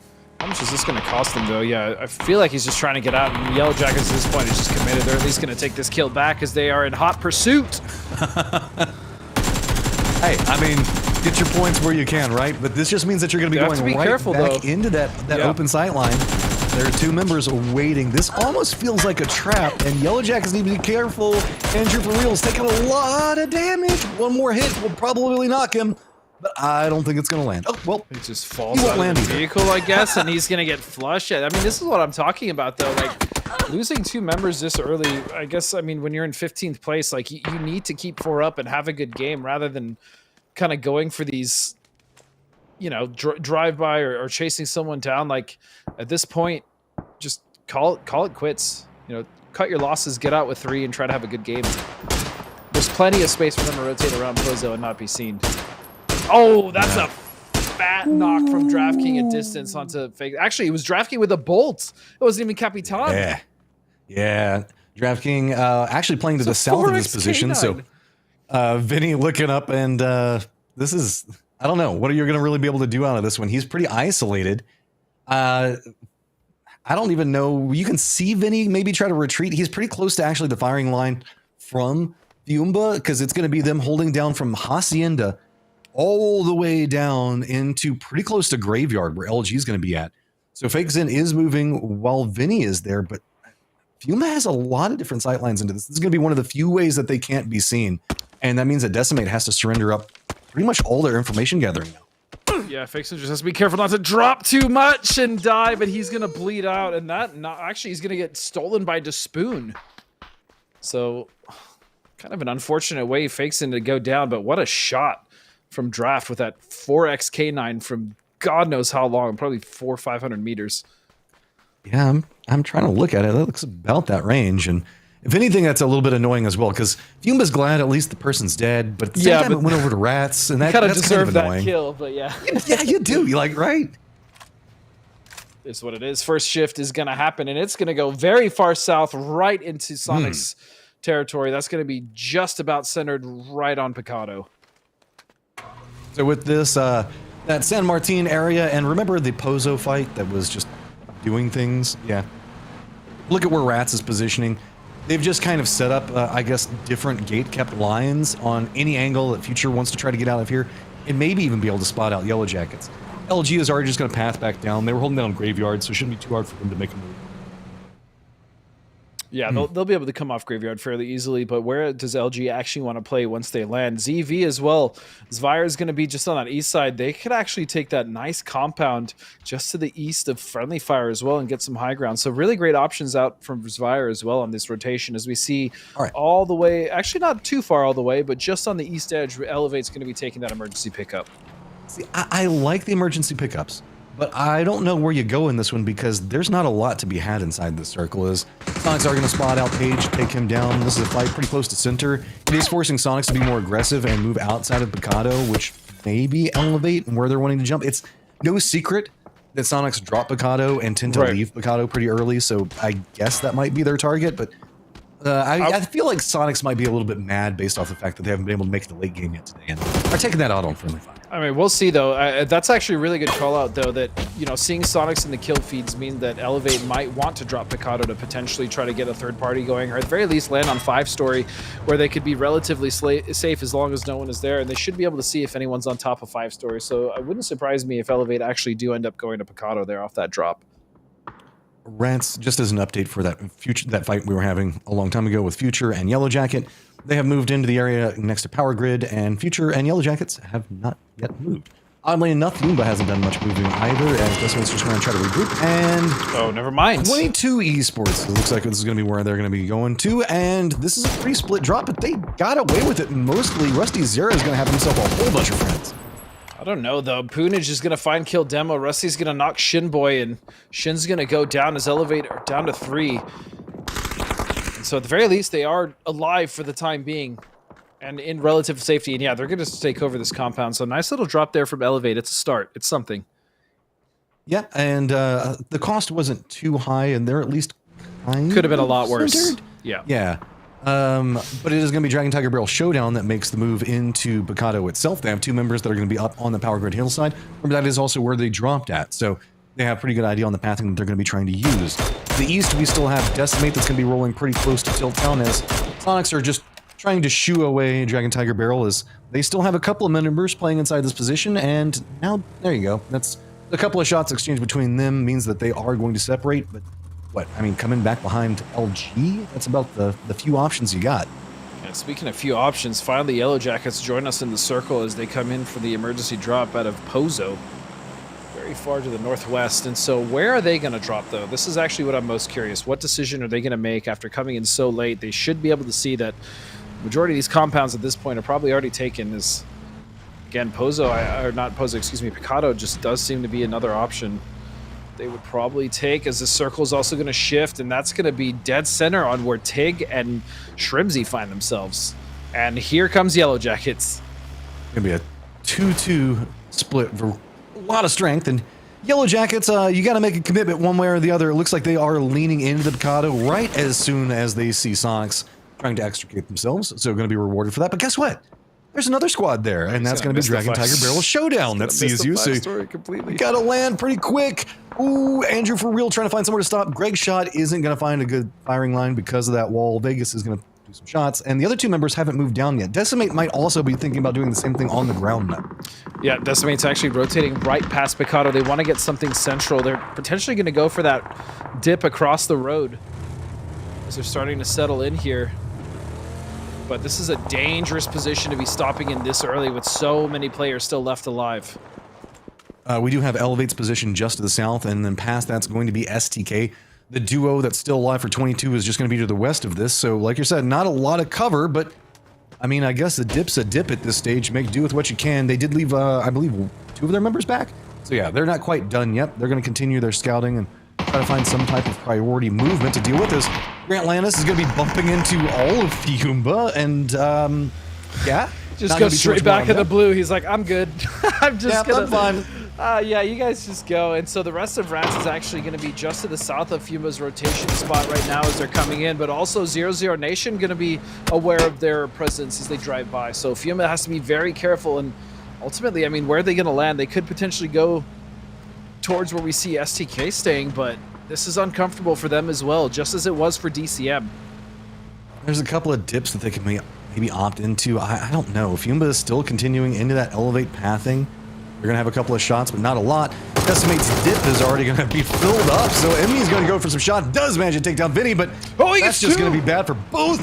Capitan still going to go down, but Yumba now realizing, hey, we can turn this one back around. Looks in, takes some shots up the top of it. 22 Esports is going to get eliminated at roughly the same time Decimate does, as that was just a hit-and-run style of approach from Fiumba, and I guess this is going to be the dip of destiny where they're going to stop at, but problems abound to 0-0 Nation now eyeing that area. I also just realized that too that I saw was actually Capitan. I mean, knocked one of his own, but you know what? At least they survived. And look at this angle Honey Badger has onto Magno from Future. I mean, this is some bully stuff. Oh, well, he's kind of by himself. This is very weird. Okay, so we've got Honey Badger dealing with these members of Future up on top. Then we've got two members of Dragon Tiger Barrel, and there we go, now dealing with the Yellow Jackets. And then they still have Greg Shot that's over in the hotel to the southeast of Picado, all by his lonesome. Yeah, interesting split coming out from Dragon Tiger Barrel Showdown, but at the very least they have 4 up, and this shift they'll be able to consolidate. That was very, very southwest. My goodness. I think that was kind of to be expected with the way a lot of these teams were moving. Does mean that future Dragon Tiger Barrel Showdown have some awkward things they're going to have to deal with, as well as Tilt Town having to go through LG. What dip do you think might not be taken, I think is the name of the game, right? As Vegas is playing this one slow, dude. He does not want to give away his position. And that is going to be... Oh, Vegas. That's okay. Kraken's going to help him out, and Vegas is going to go make sure he gets it. Yep, Vegas. That was all planned, baby. Vegas is like, all right, I'm going to get him really low. Kraken's going to get the ZV, no. Finish it off. ZV, no, this is not where you want to be. Fiumba is pissed. Nane's now coming out. Amy's already hit onto one of them. That one's going to go really far. Going to connect into Fisher. Rival's going to go down. ZV has been making some amazing rotations, but it's going to go problematic for him. But hey, guess what? Return Nade's going to hit Fiumba now down to just Silzen.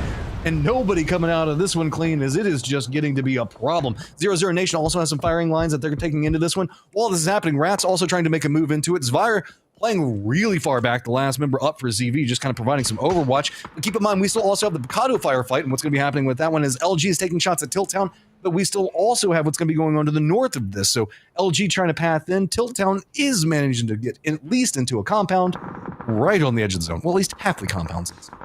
Yeah, LG does have a spot that they can kind of play right in front of them as Flood is going to start to scout out the team of Tilltown just to their south. But, I mean, even looking at SG, they also have a little bit of a ridge to play ahead of them, so they'll be able to assault 0-0 Nation when they want. But it's actually Future that I'm looking at potentially backfilling synergy here if they're not careful. Dragon Tiger Barrel Showdown needs to get rid of these Yellow Jackets, and it looks like they've managed to do most of that. Yep, this is what I thought LG was going to do. Yeah, just go ahead, make the push into this one, pick up a couple more kill points out of it. Clemson's going to try to defend, but I mean, this is hard, this is very heavily outnumbered. Not a lot that you can do off of it. And you know LG is going to be trying to come in with a ton of utility. They've been doing a great job on gatekeeping the outside of this one. Slow and steady, right? No need to push this one fast. You know you got it. But I mean, at the very least, these brick buildings are fairly conducive to solo play, so I mean they have to be careful, and they're taking their time, as you see, looking for all these angles, making sure that they're not going to get caught off guard, especially this kind of garage gym area that tends to be a bit of a cluster. Oh, that nade bounced back, but it's okay. Snakers realized that he's going to bounce back. The smokes are what I'm most afraid of, because this is where we do see players kind of get caught, and it's going to be Flood nading his own teammate. Kit goes down. No, it's going to be about, okay, decommit into the res. Zone is coming in. Oh no! They're just trying to get some shots. It all got chaotic. Tilltown gets eliminated, but LG takes some massive casualties out of this. Got to pick him up. Got to run forward. It's not too far to the zone, and this is only phase 4. It is going to hit hard, but not enough to probably wipe everybody out. They should be able to get the reses onto it, but this is a Snakers, big problem. nope. Oh, he needed to get Snakers first, so they will lose Snakers, but at the very least, they should get the other 2 members up, unless he switched. That was chaos. Yeah. Vegas does go down and get flushed out based off what's going to be going on around Picado. Rats are going to be making a move into Fuma's sight lines. There you go. Last yellow jacket's going to go down to Tiggleton, who's been having some mid-game woes and now starting to find his groove. Nice. So LG actually, nice. Good job being able to recover. I thought Snakers was done for sure. He was like 1 or 2 ticks, but beautiful awareness there. Is they're going to be able to get 4 up, but now their job is not done. There is a shack that could potentially play just to the northeast of where Friendly Fire is, but they're still going to have to make some sort of play here. Keep an eye on that leaderboard with LG and Fiumba both, as Fiumba is pretty centered and LG is on the outskirts, going to have to fight their way in. Fiumba's been able to pick up a couple of kills, and you know that means that LG knows that they need to be active as well. 0-0 Nation being more of an aggressor in this situation, as they do have synergy that's going to be pretty close. Dragon Tiger Barrel Showdown's going to run right through, but Gizera's got goals of his own. Looks down, gets the shots into one, almost manages to take down Binia. Here come the rest of 0-0 Nation. Molotov's going to go out, gets shot in the air and explodes right in front of him, but does not take him down. Support's going to be coming out from LFP. Binia's going to go, and there we go. Synergy gets taken out, and now it's going to be 0-0 Nation with control of the North. And 0-0 Nation just continuing again to find success in these games. Again, started a little slow, but making it work as Slabby's going to be on fire. Dragon Tiger Barrel Showdown really just want to get rid of him so they can start playing the shack. Not that good kind of on fire, like killing everybody. Yeah. It's more just the actual type of on fire, which is very uncomfortable. And hey, look, we found a use for the Bang Bus, man. It's a defensive wall. I can eat those nades up as Fuma's trying to use it for that. A couple of long-range fights. SDK is still getting control over the south. They have been much more cautious in their approach, but I do want to point out Pretty Curdy has moved in very close to Fuma's position. Yeah, and I mean, those buses are great if you can just get them in. The problem is they're so damn slow, but a beautiful spot for them to currently be in, especially when they've been destroyed. And speaking of destroyed, Fumba is still not done. Emmy's with 4, and he's just been so damn good this entire series for them. And they're even going to get the res on draft. Yeah, Rats can't do too much. LG is playing over into the east and has some vision of what's going to be happening in here. Dragon Barrel Showdown is going to go down. It's just going to be a lot of destruction as 0-0 Nation is going to be able to get the res and also going to have a pretty decent hillside that they can play and potentially maneuver into this firefight with Fiumba as well as the last remaining member of Rats and Grant Lanas.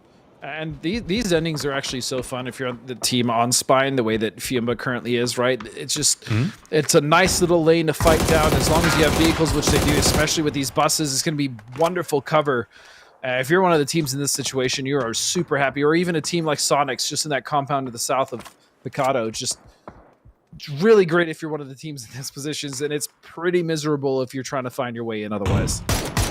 Elevate managing to make it into the later stages of the game means that some points could be racked up for them, but finally the circle has abandoned them and they're going to have to make a run into what is going to be a 0-0 Nation, Fiumba, or STK firing line. That's not going to feel pretty good no matter what. STK being harassed by Elevate on one side, Friendly Fire and LG on the other. Funage is at least going to be able to get flush onto Alo.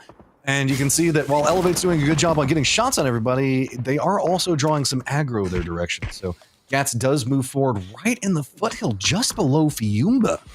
Yeah, and his forward position might just be what's going to set it off for Elevate. I do at least like that Elevate is 3 up. They're in towards the end game. They have 4 kills. This is what we've been waiting to see from Elevate. It might be too little too late, but I still want to see them come out with these at least as big of games as they can to try to stop the bleeding and just push up the leaderboard even just a little bit. That's going to be a massive morale booster, especially going into tomorrow.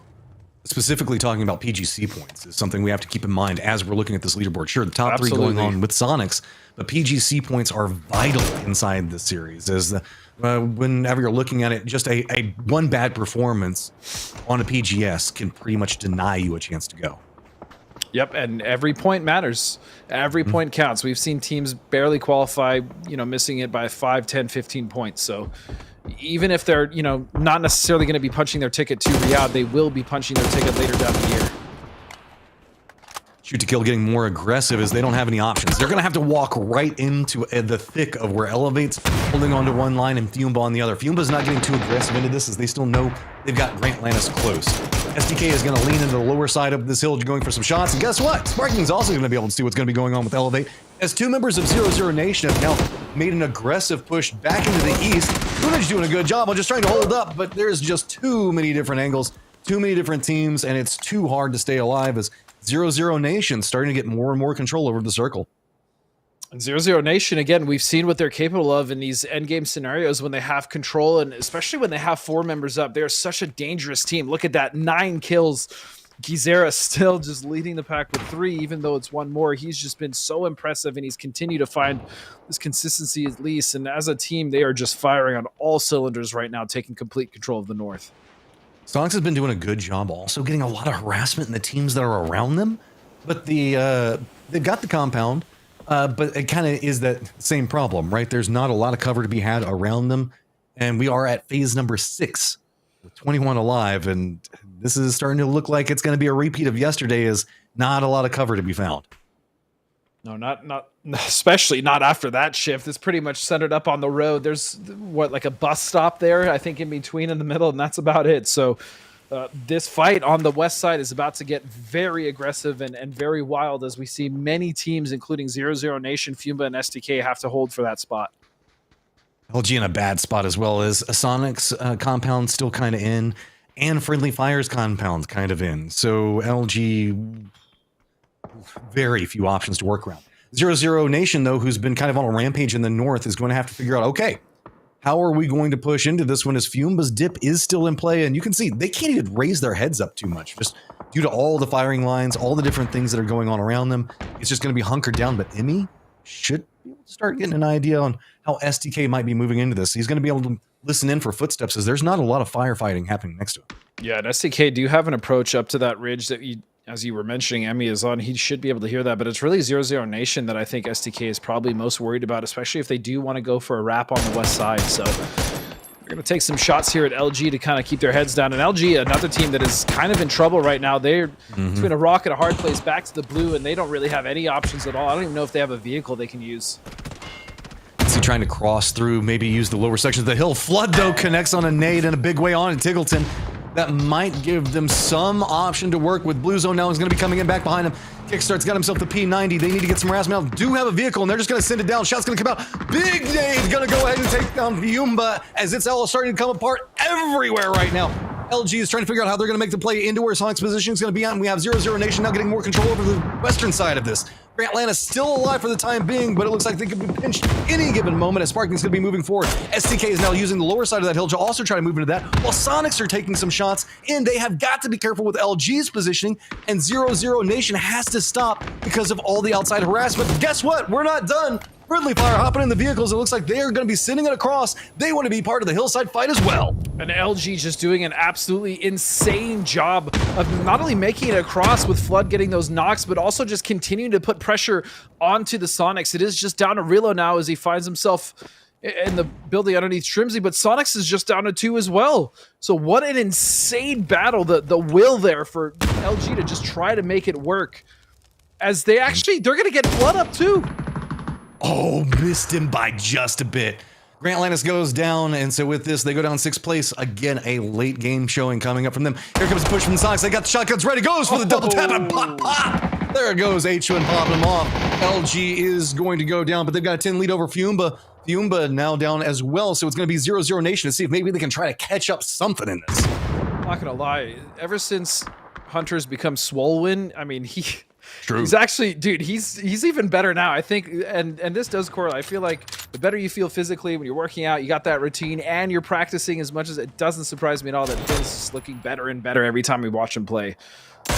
And he also looks amazing. I mean, there's that. Oh, too. yeah. I mean, it's just the whole squad just getting more every single time, right? Still, though, that was an impressive push from LG to make it that far. I mean, that was wonderful to watch. Pushing the open with 2 different teams having sight lines on top of you, as well as Sonics, and moving into Sonics, getting them down to 2. That's respect, man.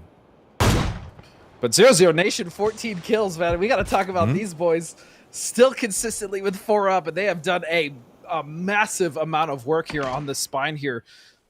As it's just Friendly Fire, who's had mostly a quiet game, just kind of putting their heads down and surviving, now really need to come up big, because not only are they behind on the leaderboard, but they're down to 3 members against the 4 of 0-0 Nation. And this is just such a strong squad at the time. They've left a couple of members keeping an eye on Sonics and how they're trying to move, realizing the threats in it. We do see Friendly Fire getting a lot of shots into 0-0 Nation, but not getting the knock. but they are using that to try to creep up the hillside. Now shots coming into Sparking means that he's got to move down. He's now separated away from the rest of the team. Mime realizing that's going on, trying to see if he can get something, see if he can try to use this opportunity and exploit it. He's there having to deal with a full-on front push coming out. Nade's going to connect. Sparking is going to go down. Friendly Fire could use this opportunity to push in, but now it's going to be LFP that holds up the line. Sharp Shot, though, trying to brave up into all of this. Gets a lot of damage up. Retreats back down, but Roth is still going to be able to support him at range. Now moving into it, you can see looking in, trying to keep an eye on what's going on with the Sonics, getting the shots out. This is just a sniper duel across while trying to move into the zone. Roth spots out Mime, gonna get the knock onto him, stopping Sonics in their tracks, but now it's still gonna be 0-0 Nation up on the top of it, and Friendly Fire still with 2. Sharp Shot looks in, but it's gonna be VHZ that gets the knock.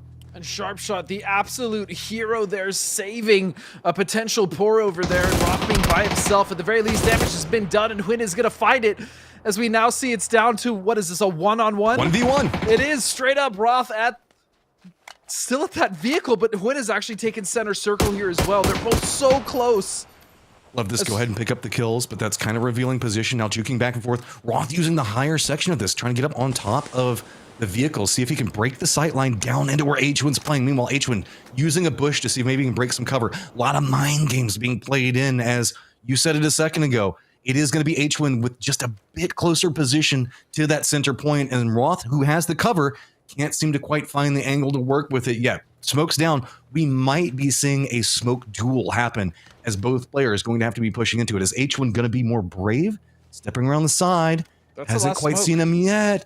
Roth up on top. I think that he's now got the vision into it in some fashion. Goes for the spray into it, but no! It's going to be Roth that gets the better end of that one, and it's going to be 5 kills and Friendly Fire climbing the leaderboard.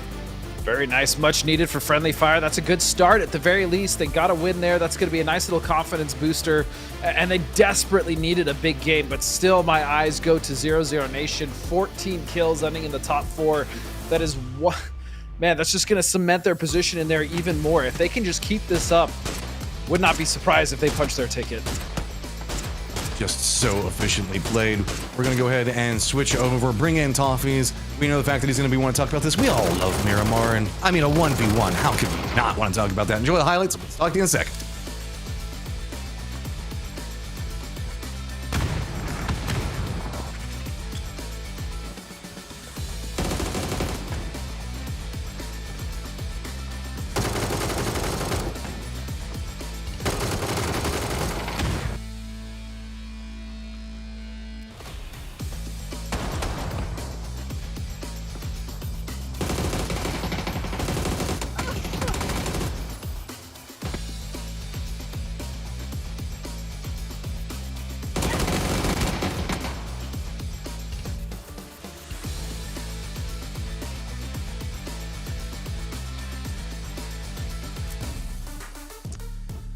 Friendly Fire needed a win, and they get it as they managed to climb their way into the top 10. Only 5 kills, but excellent play at the end of that match. My name's Toffees. I'm joined by Matchroom here on the desk to break down the after action on our first Miramar match of the night. Matt, Friendly Fire won that. I think they managed to get it when they sent 2 players across the road while Sonics was distracted by Luminosity. But really, the exciting part is it came down to a 1v1, Roth versus Shrimzy, for probably some North American bragging rights going forward. I mean, it was a very close contest looking between them, and I like the smoke that came down. Whenever we saw the juking between the sides, that's what I love. Is these are 2 very quality players that we know are very, very strong. And I can't remember, was it H1 or was it Shrimzy that was at the end of that? It was H1. It's H1, okay. Because I thought he might win based on you guys' premise that the swoller you are, the better you frag. Yeah, I was thinking the same thing, and it's these are 2 really smart players, right? Mm-hmm. That we know can also frag out, and we've been seeing a growth in that exponentially, I would say, and more comfort coming out from them. So it was really cool to see the cerebral style play coming up. It absolutely was. A great endgame. Friendly Fire gets 5 kills, and they'll get their chicken dinner points, and that's going to be valuable as they do try to clean up here on day 2. Sonics, however, I think I saw there at the end of the match had 12 kills in that game. So we're gonna see where that puts them. And then 0-0 Nation, 14 kills. It seems like the teams in the middle pack have gotten the message, Matchroom, that they need to build gap going into the final day. You got to. I mean, this is top 3 in Sonics, right? Yeah. And 0-0 Nation, we talk about that they're... It's either go big or go home is their play style. And while, yes, Friendly Fire did win that game, I think that a lot more eyes are going to be drawn to what was going on with 0-0 Nation inside that one and how much it's going to affect the overall leaderboard, because it's just... We still haven't seen a big separation yet, right? Yeah. And I got to ask you about 0-0 Nation. I mean, you said before Game 3 started, 0-0 Nation is about to go off after having 2 really not great starts to the day. And not only did they go off and win the last game, they come in with 14 freaking kills on this one. So yes, no chicken dinner, but technically top the leaderboard. How did you know, you sage man, you? Honestly, it's more just I've noticed that whenever those players have bad games, specifically 2 in a row, they're like, no. And it's something about, like, I guess inverse momentum, if there is such a thing. I don't know what you call that, but if they have 2 bad ones, suddenly everything just clicks for them and they explode out. 64 players drop, 26 of them died to the Sonics and 0-0 Nation, putting a lot of points in those 2 coffers. The overall leaderboard as it stands right now, LG in first with 113 total points. Fiumba looking good in second at 103, and 0-0 Nation starting to push that gap. But hey, STK had slid almost down to, I think, 7th at the start of today. They're not giving up either, Matt. Yeah, this is not quite looking like a race for third yet, as we still have a full day of play, but 0-0 Nation all the way down into what, maybe even, I would say, the potential of ZV. Rats is probably the more logical stopping point. All of these teams kind of contending out for who's going to get that third place spot. Yeah, I mean, I think there's a world where if you're talking 7, 8, 9, maybe even 10 and 11, if they go off in the last 2 games today, they pull in a chicken dinner, they get some kill counts, that yes, they can be in the fight tomorrow, because there's 2 more Miramar matches today. There are 6 more games to play tomorrow. So the gates are still open, but performances like we're seeing from 0-0 are starting to close that gate down. It's more like that meme, if you've ever seen it. It's like where it's got the guy that's holding on to like the railing. It's like, open the gates, and he opens the gates, and then somebody says something else, and he's like, okay, close the gates. And then they're like, say something else. He's like, okay, open the gates a little. That's kind of where we're at right now, right? Is that there's a chance, but you can't have a bad game right now, I don't think. Everybody that's trying to be in the thick of it, it needs to just be 8 games of phenomenal play. 8 games of phenomenal play, maybe 1 break to try to figure out the explanation of that meme, but either way, we'll be returning in just a few minutes with our penultimate match on the Dusty Dunes. Don't go anywhere.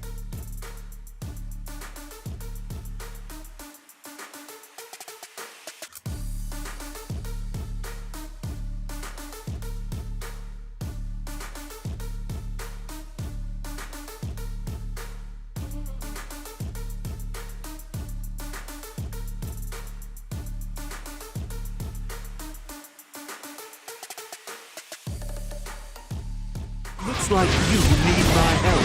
Go down! Let's go. Water clears the mind. Soldiers, give me strength. I'll take care of it. I shall protect my kingdom. Trust my shield. Stop right there. Come at me. All right, here we go. Surrender to the power of the dragon. Go away. Back off. Now, shall we fight? Fire away! Rapid fire! May lightning always be with you. Get struck by lightning. Thunder, lightning. Oh, is it time to go? Ha! The power of the land! My heart is burning up. Go to hell. I'll show you overwhelming power. My turn. Take that.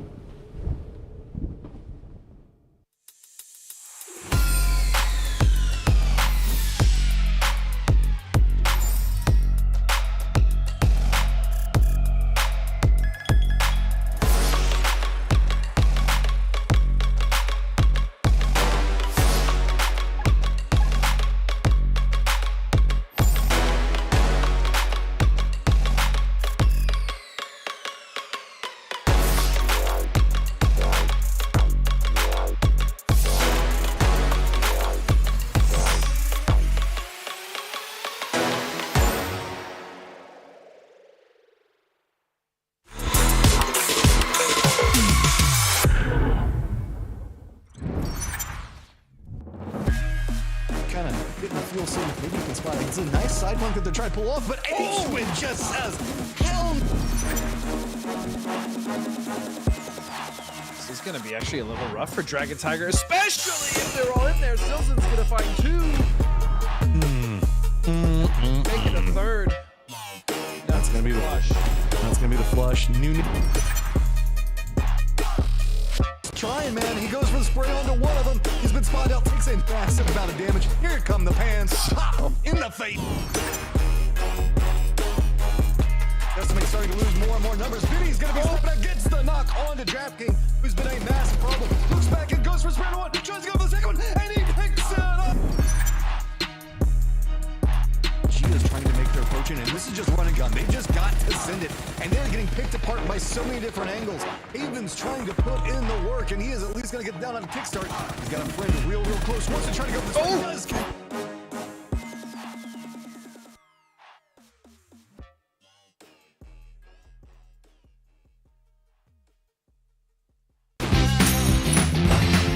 It's my turn now. Fire away. I shall protect my kingdom. Thunder, lightning. Woohoo! You can do it.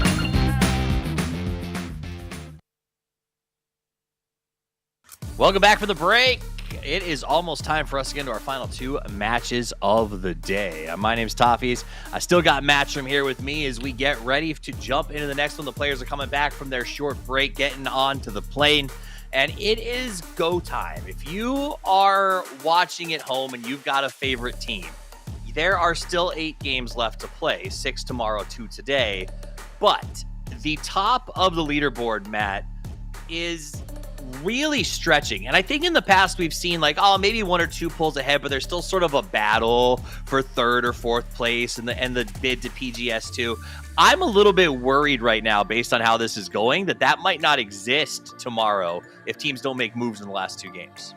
It does really feel like, because you often see in the last day, there's the meta of play safe, right? Specifically at the start, like, we don't want to throw a game, so let's not do anything.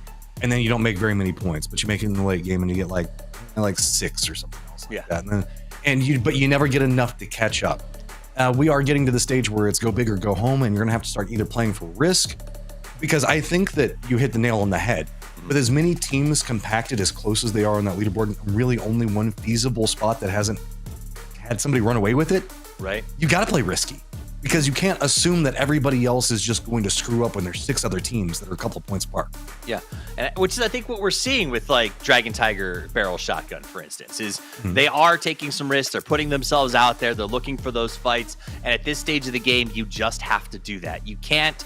I would rather go out in a blaze of glory than rot on a shelf hoping to get picked. You know what I'm saying? It's just this idea that you have to go out there and make something happen. Earlier in the last segment, you guys might have heard Matt explain how teams are making things happen in a meme format that you were confused by. I was too. Matt has promised me that if I go over to @matchroom_GG and hit the follow button today, he will post that meme format with what he said so we can all understand it together. So make sure you go over and give out those follows. Godspeed, obviously, as well, and then myself, if you guys are looking for some fun. We got all the information for how qualifications are working, what PGS 2 is going to be going on, and what's going to be happening in Riyadh. Because, guys, just around the corner, Gamers 8, it is a $2 million purse that these players are trying to get access to, Matchroom.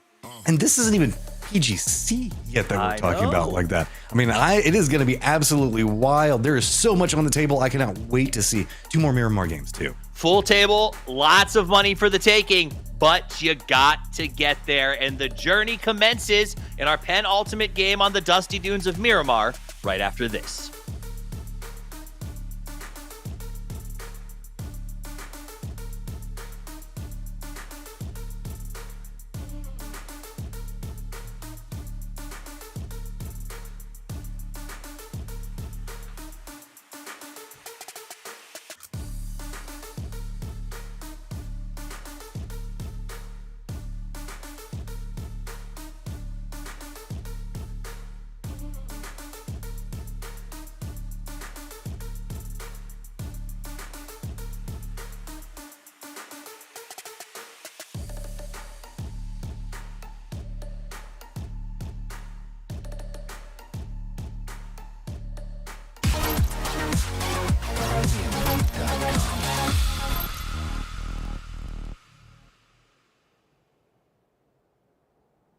back we go to Miramar. And you know the meme that I'm talking about, right, Godspeed?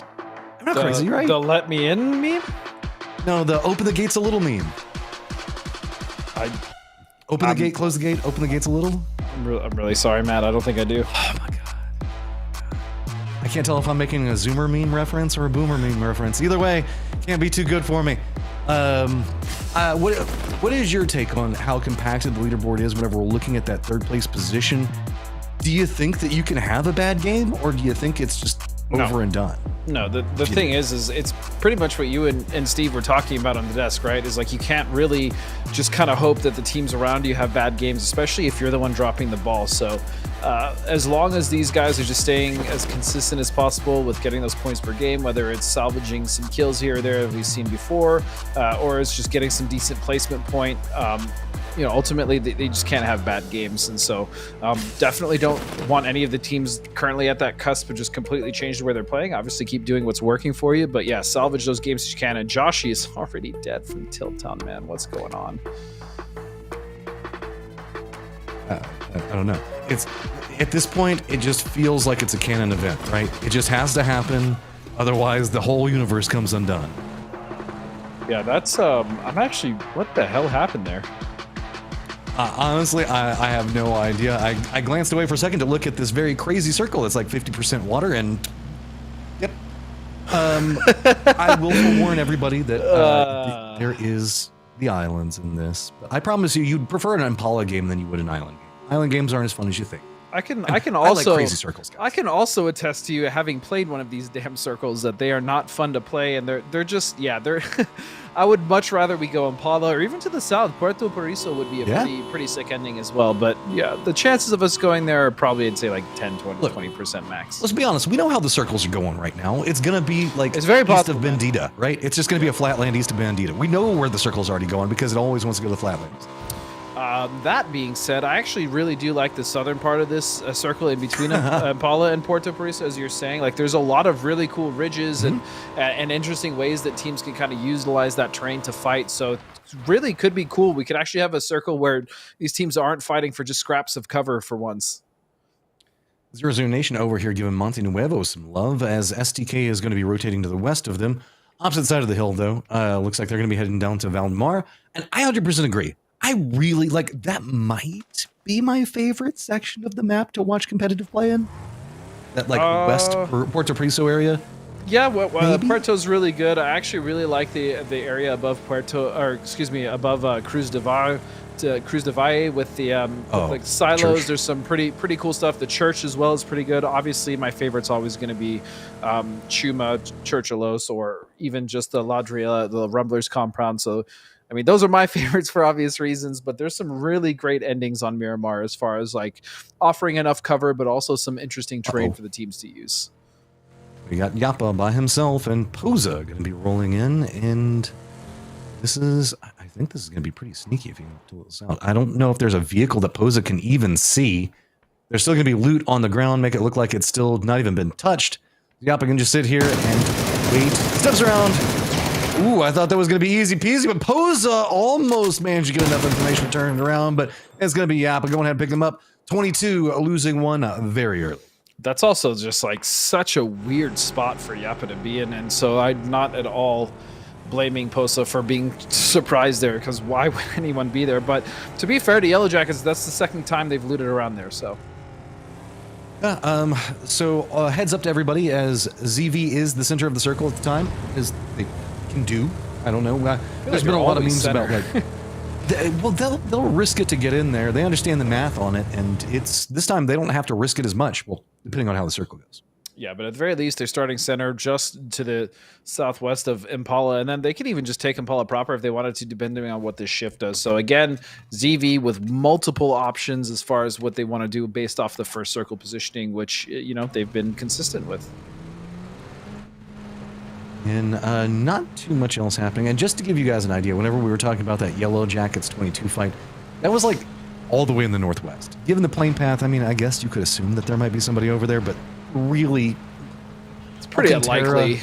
Like, who's going to be like, oh man, yeah, there's obviously somebody right here in Alcantara.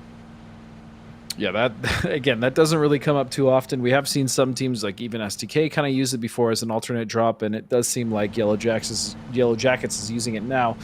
As we also watch 0-0 Nation, beautiful pop-off game last game, 14 kills coming in the top 4. They're going to be rotating just the west side of Leonis, and they're going to come into a completely empty Leonis as well. I also want to give a straight up heads everybody that is a Sonics fan. I know there's a pretty decent chunk of you guys.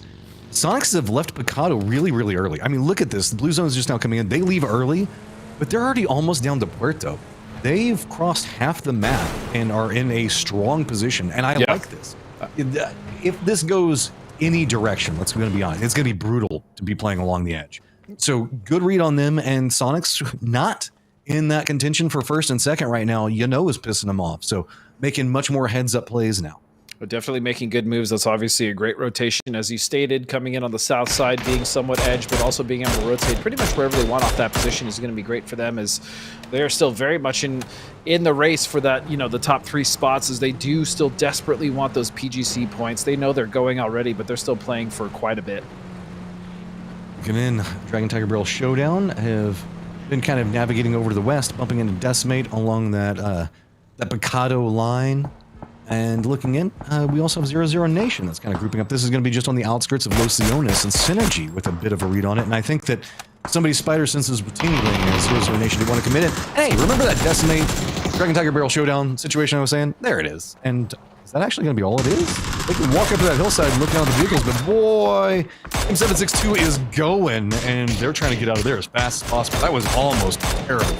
Some nice return shots coming in from Dragon Tiger Barrel Showdown, not only from members driving by, but Vegas sopping off over here to try to get an angle. And they're going to do a great job of saving their members from any sort of real danger, as all 4 members of M762 are going to get away. And so actually just looking at the map, Matt, look at Poonage's position to the north of Impala versus the rest of his team. Circle damage control? Is that really what we're kind of looking at, or is it just... I don't know if it's like an early split. I don't know what that is, but SDK very far to the west side have actually opted to take this airdrop, and we'll see where they end up landing, but should have a decent amount of options at the very least. Do not go to the island, Matt. Calm down. I know. Come on, it's SDK. Every team that wouldn't, they wouldn't. You know what's ironic though is that game I was talking about that we played in MPL. They were the ones that I'm pretty sure that won that game, because they had I'm pretty sure Kurt had pre-planned it, and they had already started driving boats over there before the ship. So they're definitely right next to Sonics, though. Yeah, definitely one of the teams that would be willing to do something like that. But yeah, they're landing right on top of Sonics.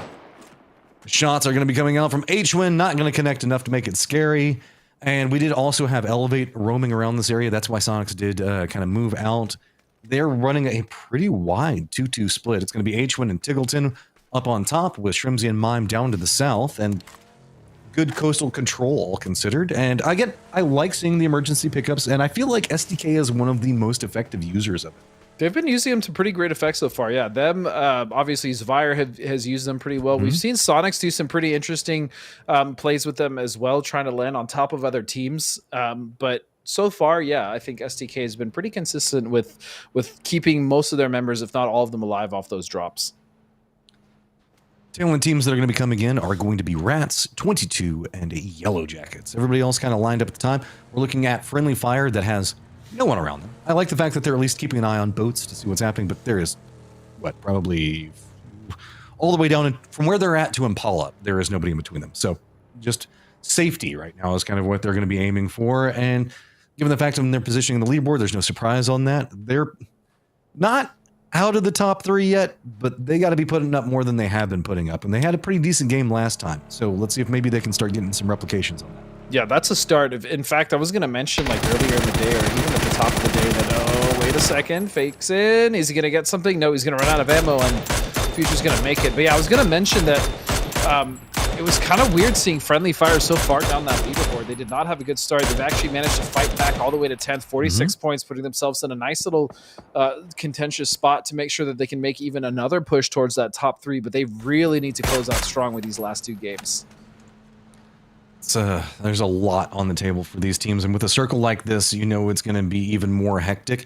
See Rats being the last team in, as we are going to shift again, and okay. It's not happening, guys. It's not happening. It could happen. that but was, it's not happening. I mean, that was a shift and a half, I tell you. And Friendly Fire is actually going to be pretty happy about that as well, because Islands aside, they're actually in a position where they can take quite a bit of space in this north circle, so or the north side of the circle. So this is a wonderful start for them. STK also using that emergency pickup in good position. They're kind of in the death funnel though, so they've got to be careful, but they've at least got a compound that's going to be on the lower section and not have to worry about it. Sonics is just going to be cutting right along the coast, and no surprise, they should have this compound that's going to be directly in front of them that they're going to be able to pick up. STK, I think we're kind of eyeing it, so both going to be crashing into this one. This is going to be a very brutal firefight. We do have a couple of members of Sonics that does look like they stay behind. Elevate's just going to be to the north of it. While this is happening, we also do have jockeying for position up on the top of it. STK with the numbers advantage, trying to push in on Mime. Sonic's just going to go ahead and try to throw the nade over the wall. It's not going to be enough. STK already fortified this, and boy, they landed and took control of this real quick. Sonics are going to have their work cut out for them if they want to try to push into that. Yeah, as you said, they actually set up beautifully, especially when they heard the vehicles of Sonics coming in. Penta was already on that roof. They had set up for this pretty much as well as they could, and now this is going to be an interesting fight because Sonics actually does have the ability to gain more control of this compound and potentially surround STK, even though their initial setup, as we're talking about, was good. There is not a lot of circles that go this direction, so there is a very big feature point that we need to talk about, and that is the giant hill cliff, whatever you want to call it, that is just east of Impala. We've had ZV already trying to get control over there, but there's a lot of vision that you can get just down this recessed hill line into a lot of control over the circle. Additionally, Impala itself is a major feature inside the zone and pretty centered, so we might see that be a key factor as we're moving forward. And Elevate now is starting to kind of put their hat in the ring as far as third-partying this fight. This actually forced all of the STK members to go inside the house. And just speaking on that hill that you're talking about to the east of Impala, that's actually where we saw Relo and LG for the first time really start to pop off with that high grounds. And so it is devastating if you can get someone up there. And it's so funny, there's been no knock on this STK side. Yeah. So once that happens, we're going to see really a realization of, okay, this is what we need to do, because STK and Sonics are 2 points separated right now. This is a very big game for Shoot to Kill in their qualifications. They need to make sure that they hold this one together. Meanwhile, Sonics, they want those PGC points. Sure, they're going to PGS too, but this is a big game for them as far as PGC points go. So we'll have to keep an eye on how this is going to get read the moment any knock happens. Yeah, the interesting thing for you here is I'm sure both teams know that they're at least facing something pretty strong because of the way that this approach has come. Has been pretty flawless from Sonics, really taking their time as shots are now starting to be traded on the bottom floor. Nades as well. Penta's done a good job of tucking here, and even Adam with a really awkward little angle. And these long buildings are so atrocious to push. Ooh, I love the bounce off the backboard. Nade's going to go in, force the Sonics out. Can't really force too much of it, though. Not going to get the knock in. Note the fact that we always talk about it. Longhouse pushes suck is the only way to say it. So it looks like Sonics are going to go ahead and try to use the pressure that they've created on the opposite side to start trying to creep in. They can't find a sneaky angle into this, though, because STK knows how to defend up. It's just a massive turtling situation while Sonics are trying to be the aggressors. But you can see that Sonics are like, there's just no vulnerability just quite yet. H1 is going to go down to Purdy Curdy. That's going to reveal what's going to be going on inside this leaderboard. Now they're going to have to figure out what's the move. How do we get the shake around it? STK has the numbers advantage, and they've got Purdy. They have holding that angle right up on top of H1, but Purdy cannot go for the heels yet. Adam's still holding this one down. You can see being very, very careful on the peaks. There's going to be footsteps everywhere. Goes for the shots. That was a quick peek by Shrimsy, but he's going to continue to hold up the line. He's finally going to go down. Quick exchanges between both, and that's going to be STK with 2 members up and Sonics with 2 members up. Both trying to figure out, okay, where's the safest way to be? But Elevate now getting involved in this third party. This has actually been such a high-level fight between these two teams in this long building. Elevate finally starting to... Again, they were looking earlier to get involved, and they caught some shots onto the STK side, but still everyone has actually managed to recover, so this is just going to be a complete reset. While this is going on, the new circle has popped. Yes, it is favoring Impala. No, it is not going the islands. No big surprise on that one. That's why we're trying to give you the updates in advance. Elevate with their 2 members can take pot shots on anybody that leaves this compound, and it is inside the safe zone, which, I mean, come on. There's, like, most of the circle was water. Of course it's going to be inside the safe zone. STK, though, yeah, full reset on this one, and Sonics did lose one of their members. Tig, so I think, actually. This is, yeah. But with 3 up as well, they're still going to fight for this compound. It's the best position for them currently. Is it's still very much inside the circle, and it'll probably be the next one as well. If not, they'll have a decent foothold to rotate in up this hill. But again, Elevate is just watching this, making sure that there's really no other surprise angles for Sonics or SDK to use against each other. There are some other firefights that are going, but they're mostly range. So if you're wondering why we're sticking on this one, it's because this one's hot and heavy, man. This also has big very implications too, Yeah. depending on which team actually wins this. If they can kind of stabilize and then take the fight to Elevate afterwards. But yeah, that's going to be a pretty sticky situation for both Sonics and SDKs. At the very least, SDK does have a member up on Sonics. This is the more awkward set of firefights that we've been seeing, which is Dragon Tiger Barrel Showdown. They're getting harassed by LG that's inside of Impala right along that western wall, but they also do have 00 Nation as well as Synergy that's going to be right next to them. And while everybody else has got very fortified cover, and well, except for PHC, Dragon Tiger Barrel Showdown is kind of making the most out of utility. I want to point out we also have LG, Yellow Jackets, ZV, Rats, and Fiumba all already in Impala. Yeah, and Paul is starting to get very overcrowded as well. As I like actually Dragon Tiger Barrel Showdown's position just to the outside of Impala. They can then choose to kind of crash in and land in the city if they need to. But this shift should probably cut out a lot of the east or try to go as far west as possible. Okay, where are we And going? there it is. Oh, I'm so shocked. Yeah. I'm so shocked. Impala with ZV right on top of everything. Oh, we got the fight that's popping off yet again. Tickleton's going to be down. H1 and Mime, though, do manage to get some retaliation back into it. There's going to be STK with just 1 member up. Sonics with 2. Wow. Make it none up for STK. Sonics win it and are going to only Look have at 2 members Future, up. though. And Future, they snuck over here a second ago. They want to get involved, and I don't know if you want to really push this. This is a pretty pissed off team right now, but I don't know. Sonic's looking like they're going to be able to hold down the longhouse for now. H1 taking a lot of damage, though. Oh, they absolutely do want to push this. Now, granted, as a duo, I mean, with these long buildings, we talk about how awful they are to push. We still caught on fire. He is. I think he's. Yeah, he's going to be okay. He's on The chair is actually. Yeah, the chair is going to save him, but they have to be careful. Now, just down to 1. Sonic's Mime. Can he actually hold the line? What a fight Sonics have just had, but crazy stuff. He's at least going to find a knock, Matt.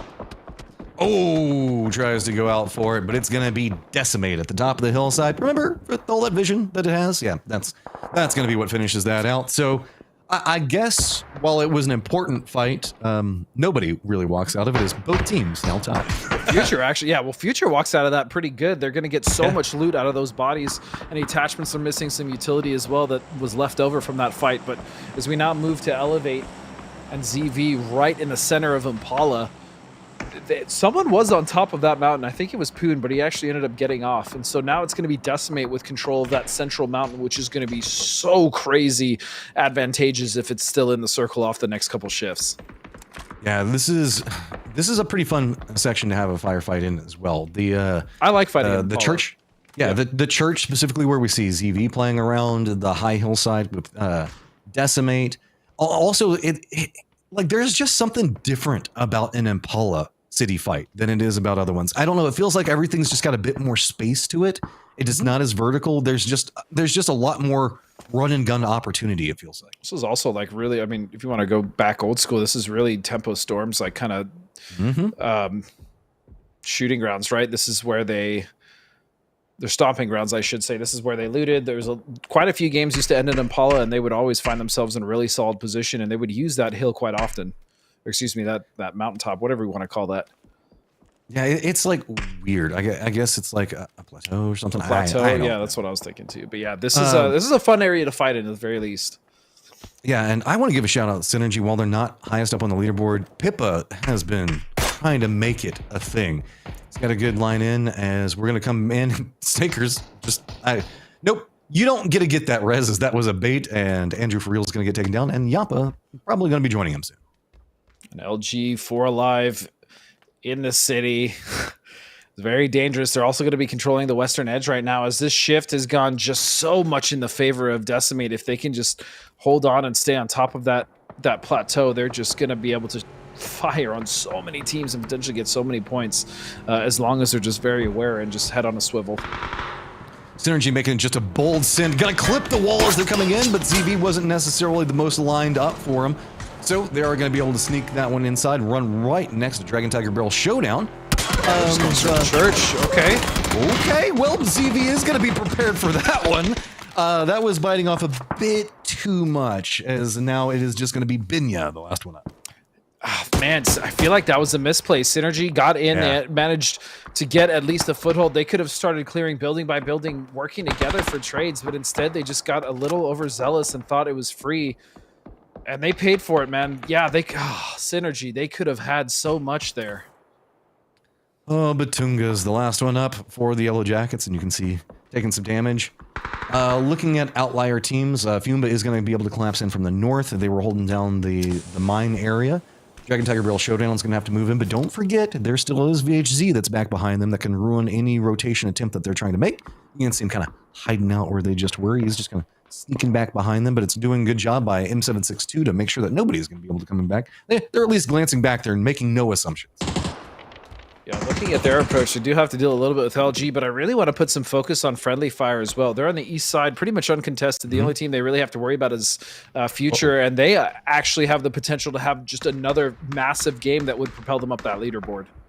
I mean, you have to assume this compound is taken. It's one of the more popular compounds. They've already been being harassed from over there. 00 Nation's going to go down. Rillo is going to go ahead and line in with Kickstart. It's going to be Vegas and Greg Shot both down as LG do defend the line. And wow, those nades come in quick to make sure that there's nobody else over there. And that's just a good read. I know it is some utility that might seem as wasted, but you don't know how the line came in. LG having to move out of that position, though, does make it a bit more complicated. Keep in mind, we do have the other two members that are trying to set up on the outside, but they've got the blue zone coming in, and this just doesn't seem like it's going to go Dragon Tiger Barrel Showdown's way. No, it doesn't seem at all. Honey Badger coming in late as well with Cowboy, and this is the problem. This line, I knew that LG was going to be able to hold accessories from that 3-story brick. It just offers so many different sight lines and vision to the angle that M762 wanted to approach. So kind of a rough start for them. Kick is going to get knocked actually by Rebo, but they should be able to get him up, I imagine. I want to point out ZV has got a massive line that they're holding down from the church all the way in between Elevate and LG. So we'll have to see how that brews up in the future. This is that fight you were talking about just a moment ago. Speaking of Future. Yeah, Future going to go ahead and get eliminated. That always just feels so dark whenever I say it, right? It's like, Futures. But I do want to focus on Friendly Fire here, though, as this is a massive, again, opportunity for them to have just a solid game. But DCM, I mean, Decimate is going to be a problem. Again, they're on that ridge. They're on those plateaus, and they have so much vision. Fortunately, at the least, the circle has shifted towards Friendly Fire, and they can at least take their time to work on their approach. But look at Luminosity now going through the city. So many teams, Rats, Fiumba, and, oh, look, Batunga's just lasered by Kickstart. Yeah, there was not a lot that could be had inside this one. I'm also taking IGL applications for anybody that is curious, because where did this end up? Oh yeah, on that rock facing we were talking about. While this is going on, we do have Fiumba that's going to be collapsing in. Elevate did leave Poonage back over there, so we're going to need to keep an eye on that. The Spoon is watching the Fiumba movement, but they can't do too much, as they're going to have LG that's going to be right next to them. That ZV line that we were talking about still has Rebel that's really close inside of everything. And damn. That was a good throw. Yeah, that was a clean nade coming out from LG. And they're just still going to be looting. Actually, no, I was going to say no ammo, only 13 rounds reserve left for Rello, but he's going to find quite a few more as Elevate, once again, has left Poonage out alone to kind of deal with himself, as he's just going to get killed. He's just going to go down for free. And that's more and more points going to LG and Fiumba, and now it is starting to look more and more like it's going to be who's fighting for that third place spot. Fiumba still have a couple of pathing options, as they're having to deal with ZV a bit, but ZV is more having to contend with LG, but LG can't move too much due to Rat's positioning. Decimate, though, sees LG and sees Rats, and really are just kind of raining hellfire down on whatever they want. I am just slightly confused at this play from Elevate. They left Poonage in the city alone, and the other two didn't even look like Gats and Shinboy were actually covering him. So he just, again, they just lose him for free. And Gats and Shinboy are about to walk right up next to Pixel. That's probably not going to go too well. We'll have to see. Because Pixel's hunkered down, and he probably has an idea on their positioning. The Spoon, though, doing what the Rats do, is they squeeze out points. They don't do it in the prettiest of ways, but they will find points, and they will backstab somebody when least expected. I think that Emmy has an idea that he's going to be approaching those, so I wouldn't be surprised if we see that kill come pretty soon. Yep, there you go. Spoon already going to be taking a couple of hits, and that's going to be the blue zone getting fed over and picking up a kill point. Would it be cool if it did? Yeah, and Friendly Fires have actually found multiple knocks now onto the members of Decimate, so they're just doing work, staying alive, and staying 4 up as well. Don't be surprised if it ends up being something like Friendly Fire in the end game with either Fumba, ZV, or LG. Yeah, this is Circle 6. As we're down to 20, this feels like this is becoming more the norm than the outlier, because usually we have way more teams that are kind of alive at this stage. We're going to shift in, keep some of, I guess. Man, this is a wild end game, man. I don't even remember the last time we saw Circle here. Yeah, this is super fun. I almost wish I was playing in this Circle. This is wild.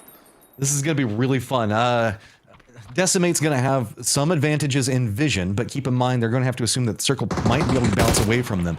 LG, they're at 9 kills. They're just vibing down here, picking up more and more kills at 124 now with Fuma back behind them at 109. Those two teams do have a path that is going to lead them to fighting each other here soon, with Decimate potentially overlooking. Friendly Fire is going to be probably moving into where we see Elevate at, as Decimate is going to have so many options on where they can focus their attention. Yeah, I have said, oh, what a spray down. Snakers is going to find DraftKing there on that ridge, and so should be able to at least recover him. Capitan, though, needs to cross, and so LG actually might have just opened the window for them to start moving up, and I think Kickstart has realized that. Fuma's already lost 1, so it's a 2v4. Nades now coming in. LG in first place, going against the present second place team in Fiumba, but Fuma's trying to retreat away from this. They did get the res, so it is a 3v3 lined up.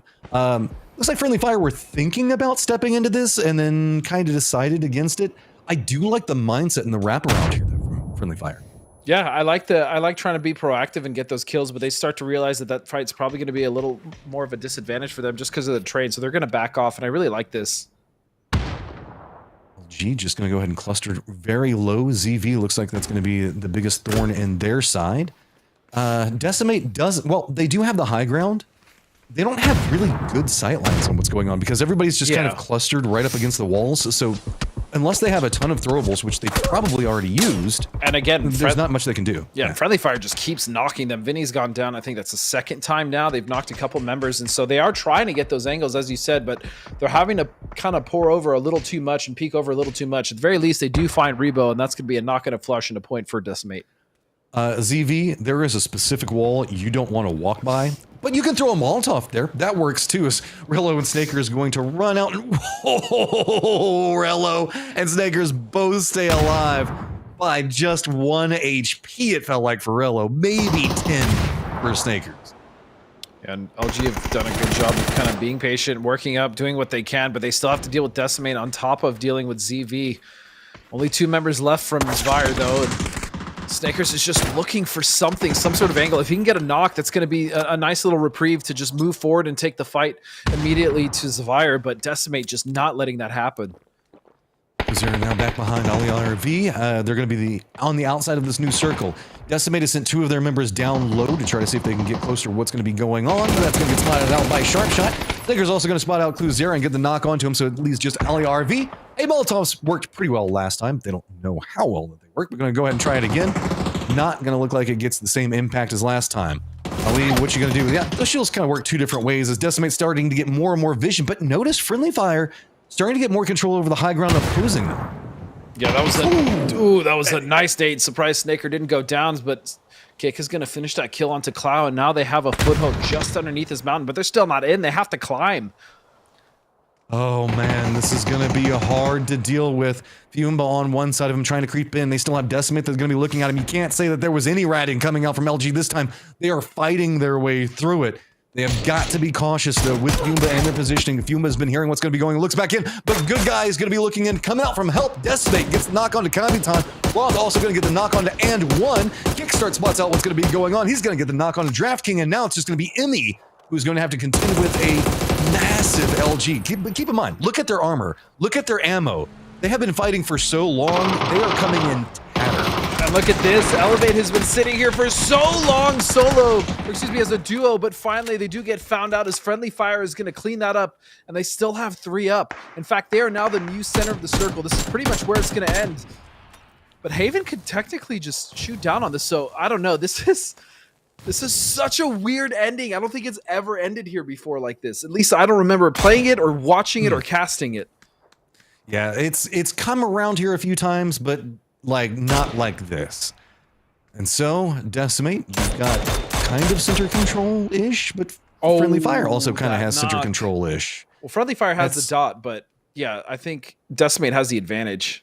Yeah, it's like, yeah, you got center, but you can't do much with it. On the opposing side of that, Decimate has to deal with both teams at the same time, and they have gotten right on top of LG. And again, I don't know how much LG has in the tank anymore. They've been fighting for so long. I mean, they at least have Kick. He has a decent vest and a full helmet, so not much in the way of utility. At least one smoke for him to use is, look at Pixel kind of holding this off angle, trying to punish anyone that would drop down onto Friendly Fire. I actually like this play from Friendly Fire quite a bit. It's kind of being their insurance policy, making sure that he can at least cover them, as Decimate now going to have to start making their way down towards LG. That is just such good flashbangs, continually denying that angle off. The blue zone's coming in, so they know if they can just keep on using enough utility to stop anybody from peeking over, they can eventually weather the storm enough, but it's going to be Fakes in looking down from one angle. Kickstart's going to retaliate on the other. Kickstart really can't get too much more. He hears what's happening in front of him, but due to the angle of the hillside, can't get too much. Haven, and it's going to be and one, now starting to look into the Luminosity sight line, and up on top of it, Haven's got to contend in with Pixel. He's going to go down. Decimate sitting at 10 kills, and you can see they've got perfect sight line into how we're going to have to see LG move, but LG sees what's going to be going on with it. Vinny now step up, taking the shots in. Luminosity is going to go down, and it is going to be Friendly Fire lined up with only 2 members against Decimate. But that being said, Decimate have to move down the hillside. Haven, Vinny, both going to be walking into a trap that is readily being set by Friendly Fire. Friendly Fire have done an amazing job. Something that Steve actually pointed out, Decimate is pretty much on no ammo. They have used everything from harassing teams, but it doesn't even matter. They're going to find the win anyways with 14 kills. What a nice performance, but really it was utilizing that hilltop that we're talking about, that plateau that gave them so much vision and such an advantage. That is the game that Decimate needed. Back in the thick of it, now they have their eyes looking at the potential of getting into that 3rd place position. The only downside of it is how late LG and Fumba stayed in. We've got a leaderboard that we have got to break down for you guys, so we're going to just go show you guys the highlights, and we'll be back in 1 moment.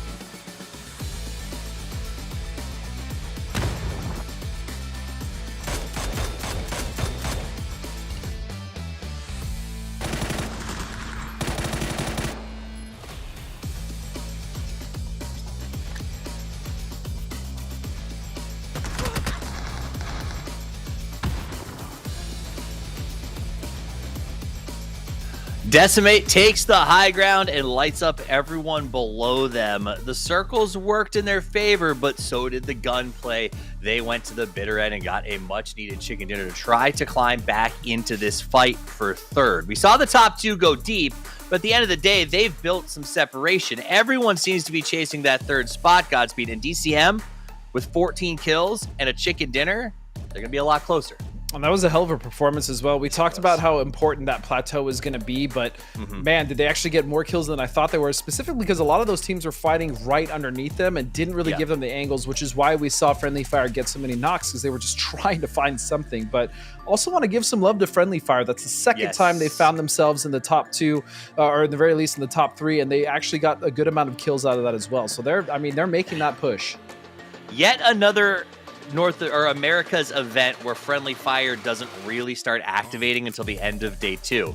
The good news for them, I guess, is the fact that we have another 6 games to play tomorrow, plus our last game here tonight. So if they can keep doing what they're doing because they've been active, and to be honest, Godspeed, they were to be like the thorn in the side of Decimate. Every time Decimate tried to do something, Friendly Fire was hitting shots, like very clean pin downs. They were digging out stragglers. They walked up on Elevate, who had been holding that shack with 2 secretly for so long, and just popped them.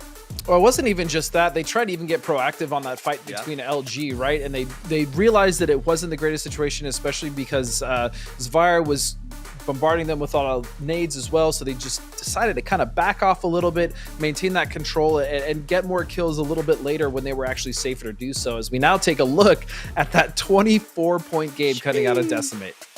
And LG with 13 kills, 14 kills for Decimate. Friendly Fire continue to put up some numbers. Fiyumba still trying to hold on to those reins. Let's take a look at the overall leaderboard. LG grinds even higher at 131. I think most players or teams have stopped looking at LG and just accepting their run. Fiyumba doing the same. Sonics back in the mix for top 4 after a couple of good matches. STK tied with them on the climb, and now DCM, who started this match not in the conversation, very clearly is. Yeah, this leaderboard is getting really tight, Steve, especially looking at that 4th place spot. And remember, if it's going to be Sonics that actually surpass 3rd place, which it's looking like they might, then 4th place would then be the qualifying spot or that qualifying cutoff, which means that STK and DCM are right on 00 Nation's heels. I mean, this puts into perspective. We've been talking about where's the cutoff, and we always sort of like have this arbitrary location. It'd probably be M762 or ZV if we were looking right now. Sure. But DCM reminds us of why we love PUBG Esports so much, Godspeed. They were in the chase, and then they put up 24 points, okay? That means that if you consider any team could do that, then the chance to get back into this goes all the way down to even Tilt Town. If they come out with a 24 blaster on the last game of the day, they're back in the hunt for those top 3 spots because it has been so congested. It has been congested as well, and I think this last game is actually going to be pretty massive, especially for building that confidence for these teams, especially one of the teams on the cusp that just kind of punched their ticket towards that 3rd place or 4th place position. Big momentum heading into tomorrow could be pretty damn crucial, especially if it's, again, one of these repeat teams like Friendly Fire, who's been on the climb, Decimate, or even 00 Nation, who's had a hell of a good day today. So yeah, I think ending strong here would be huge for one of those teams. And on the same token, we've seen Rats and Zvire, who are a little bit of a different style of play. The teams we just talked about before that are all slamming, looking for those fights, trying to get those points. Zvire and Rats seem to be playing a little more passive. Zvire had like this massive area in Impala that they had claimed off to say, hey, let's just make sure we get some points. And the teams on reserve, quote unquote, seem to be sliding as the teams that came to hunt are climbing. But there's a risk associated with that because we're also seeing teams that came to hunt today, Godspeed, that have not been putting it together. They're not getting those kills and are actually sliding to a point where it may be untenable to get back into this. Yeah, and that's really why I think even for some of the teams that have slid to the other half of the leaderboard, it's very crucial for them to get this kind of, not even necessarily a big game, but just to have at least like a 10-point finish to one of these games, whether it's kills and placements or just one or the other. So I think that'll be very important heading into the final game of the day. It's important. They need to have a big finish, and it's time for us to have a big finish. One more match tonight. It's time to head back to the dusty dunes of Miramar one more time with Godspeed and Matchup.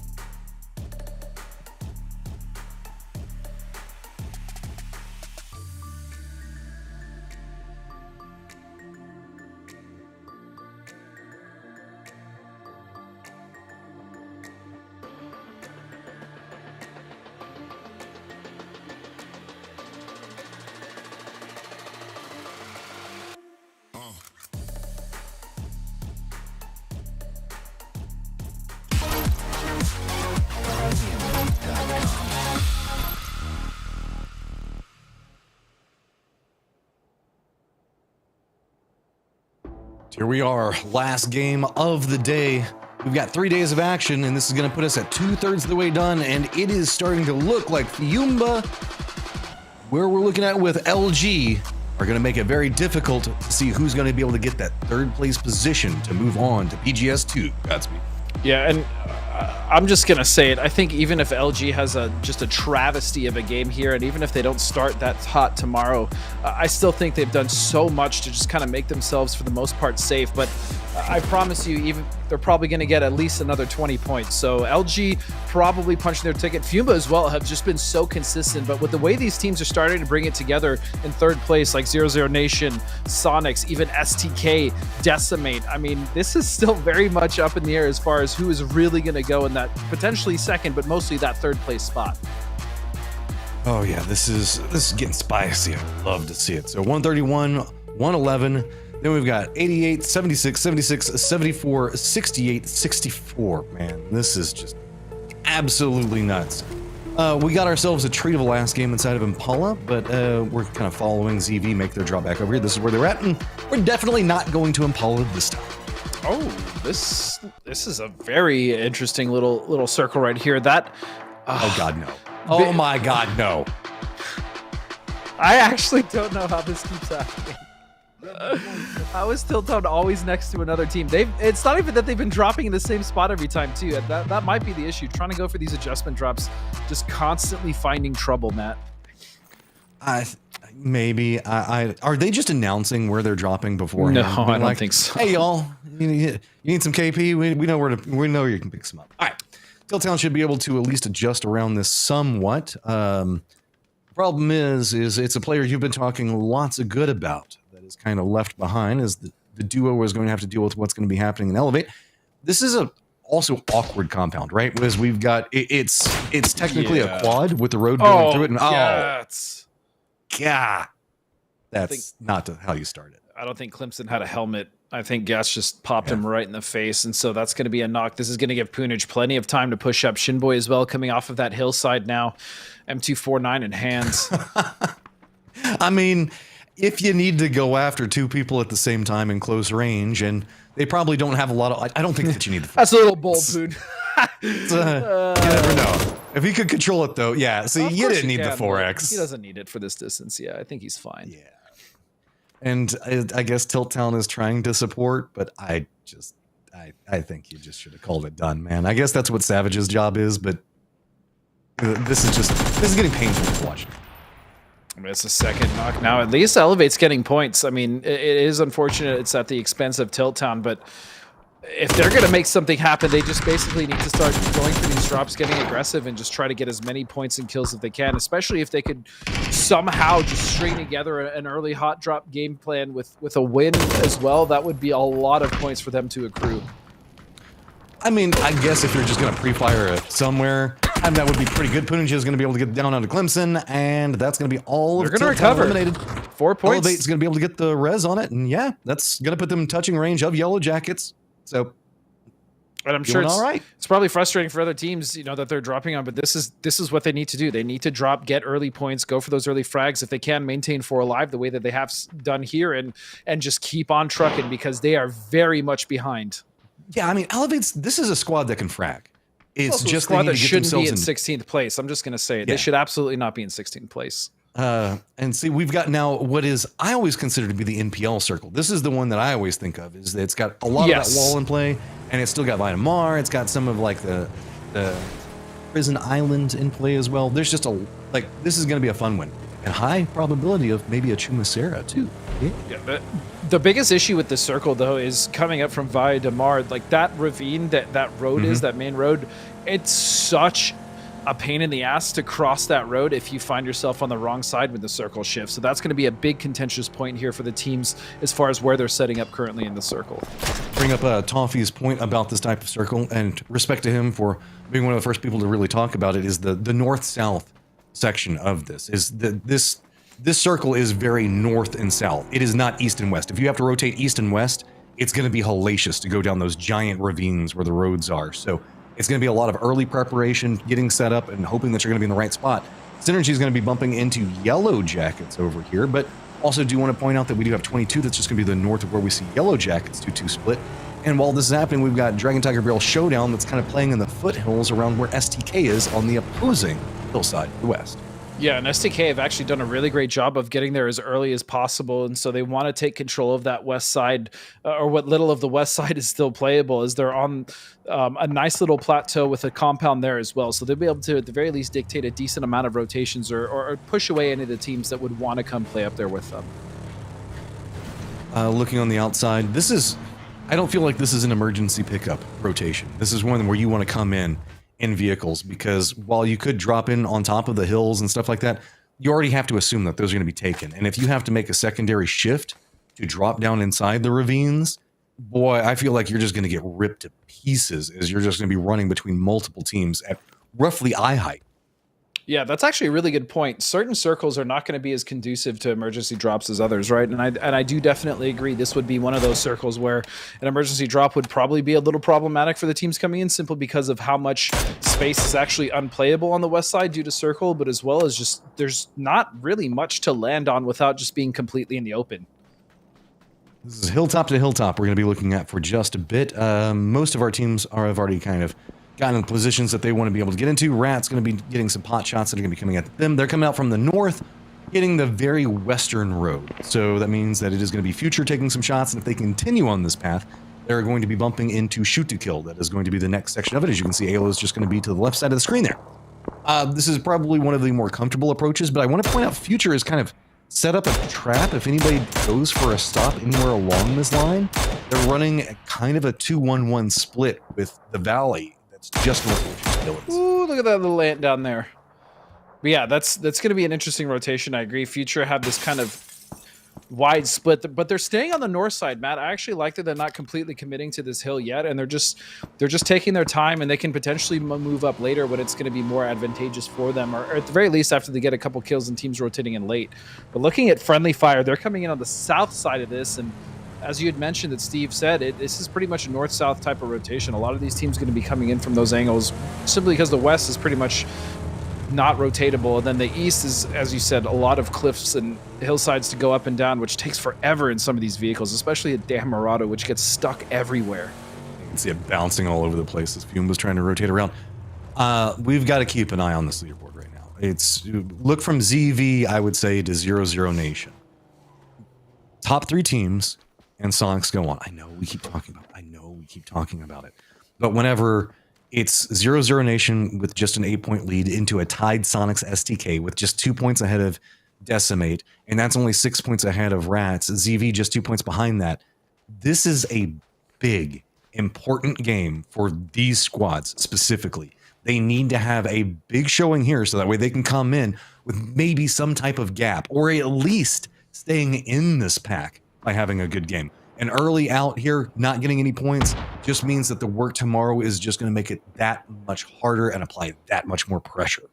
Well, again, what Steve and I were talking about, it's nice to have that momentum going into the final day, especially when you've come back from a deficit that was really unfavorable. So I think Decimate has done an amazing job of kind of putting themselves back in the conversation. Actually, not even just back in the conversation. They're literally on the cusp, only 14 points behind 00 Nation. And so if 00 Nation slips up, if anything, the pressure is on them to continue this consistency that they've had. And oh man, 00 Nation and consistency. That's an entirely different topic, as Despoon gonna find himself taking some damage from Roth. Gotta be careful, as Sharpshot's just gonna come up and be like, nah, man, that ain't just. Yeah, that was really unfortunate timing. But again, Friendly Fire just finding their footing here later in the half of this, the second half of this event, I should say, with most of the games in day 2 being done and well into the halfway point, is we only have this plus 6 more tomorrow, but they have done a really great job of riding this ship. Remember, Rats started off in a pretty prime position and contending for it, and it's been hard. They were in haven't third, been able right? to find I think it. at the start of the day or something. Yeah, something. Third like or fourth, they were in that range. Yep. And they have. It's been a slow slide, right? It's not necessarily like they've had bad performances. It's just they haven't been able to have a big game yet. This is a squad that still hasn't, I think, found a win, and is still trying to find a way to compete for that third place position. The problem for the Rats is that they are finding themselves in these endgame positions. That shift is, I mean, that's not surprising, but this just, this is giving me anxiety just thinking about it again. This is a very rough circle to play, specifically because of that road, that massive ravine that separates these two plateaus, and so a lot of these boys are going to be put in some uncomfortable situations. More importantly, some uncomfortable fights that probably going to happen a lot earlier than they wanted them to. Don't do it, ZV. I see you on the map feed, chilling over there, thinking about maybe doing an emergency pickup. You're showing no rush of trying to make it into the circle. That terrifies me. Dragon Tiger Barrel Showdown did have to move from the top side of the ravine. We talked about that they were looking up into STK. They're not playing the low side, which has its benefits. Means the fact that you really kind of get a chill down here as long as the circle favors you and you don't have to move. Life's pretty okay. Problem with it is it's real hard to pick up kills. Yeah. The other problem is that Ayla was the only one down there, and he got isolated. He's straight up going to get flushed. The rest of SDK was on the hilltop. So that's a bit of a fortunate mistake from Alo, just giving his life. Still 3 members from SDK, though. They can absolutely have a hell of a game here. And that's just what we're going to be looking at. It's going to be a lot of hilltop to hilltop firefights. It's the benefit of kind of being in the low ground is nobody can really walk up to the edge of the hill and look down to shoot you because it's really risky, right? We've got Yellow Jackets, 22 holding high and low ground. STK, Grantland is, Okay, let's see where they're going. They're going to be coming in over 22, who's running a 2-2 split. I think that they might have been able to eye a compound that is going to be open, and the church stole this one. They stole it. Yeah, That's basically wild. got into church, but this is, I mean, this is still a bit of a troublesome situation because although they're in right now, if that gets cut out, rotating out of church sucks. And no vehicles. No vehicles. That is the downside that we haven't really had a chance to talk about a lot, is if you emergency pick up into a position the circle shifts away, you came in with nothing. SDK, here comes SDK! They were scouting this. What do you want to bet that they were thinking that they could maybe come into this one and they're going to get held out? Penta is going to get the shot on Ali RB, but Birdie Curdy's going to go down. Penta's going to get spotted. Rainbow's not going to let that one go. And STK down to 1 member. And I'm just, I mean, they probably scouted, when they were looking at it, it was free, right? Yeah, Zvire literally just landed here, so that timing is just very unfortunate for STK from the start of the round, losing Alo to now just rotating into a team that dropped off the emergency pickup. That's just going to be, it's going to be a rough game for STK here in the last game of the day. So with that knock on to 22, 22 is going to have to regroup into the low ground, hanging out just to the south of where we saw Dragon Tiger, blah. It finally got me. Dragon Tiger Barrel Showdown. Yeah, he's been pretty consistent with them so far, but it finally did. I've had a few flubs as well. It's like I get it, and then it just punches me in the face sometimes. As a Dragon Tiger should, so. That is true, right? Dragon Tiger Bear. Roll. Yeah. Showdown. It's a showdown. Of course. Yellow Jackets. I mean, it's not even a fair showdown. The dragon wins, right? Does it? Maybe. Who knows? Well, what's a tiger going to do to a dragon? I mean, you never know. Especially if dragon is grounded. And look at that shift. My goodness. That's going to cut out so much of the West. Friendly Fire, Rats, Elevate, Future, Synergy 22. All these teams need to now find space in a circle that is pretty much occupied. Remember that we don't like to move east and west on the circle? Guess what? Everybody in the west now has to move to the east, and it's going to suck. With this, Rats are going to try to creep their way in. Keep in mind they did have the Future that was pretty close to them. Adam is hanging down the low ground. They're going to go ahead and finish off this flush, pick that up. No big deal. Yellow Jackets are going to be taking some harassing shots, if you're going to hear that going off onto Dragon Tiger Barrel Showdown. Ladrilla is actually free. I wouldn't call it good, but it is free, and if you need some cover, it's got it, and that's pretty much all Dragon Tiger Barrel Showdown's after. It's okay for now. The biggest issue that usually arises when teams play at La Driera is going to be the hilltop to their west, but that's actually out.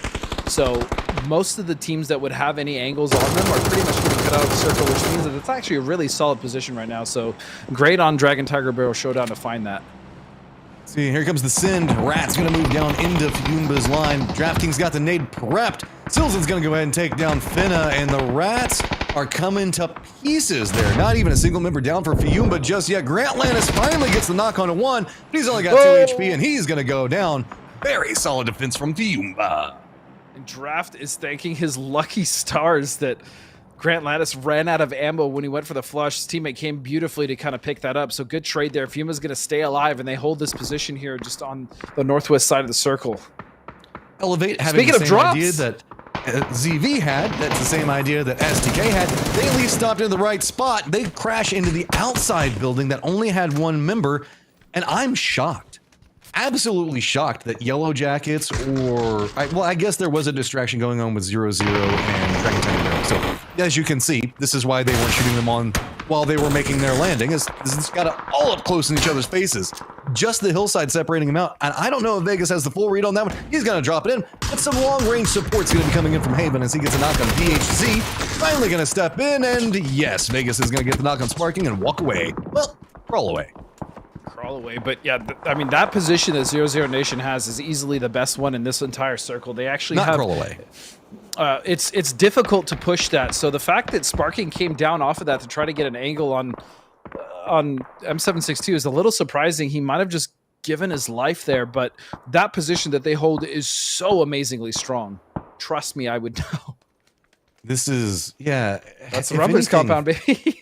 This is a big sacrifice coming out from 00 Nation, who had center control position, a high ground point to play from.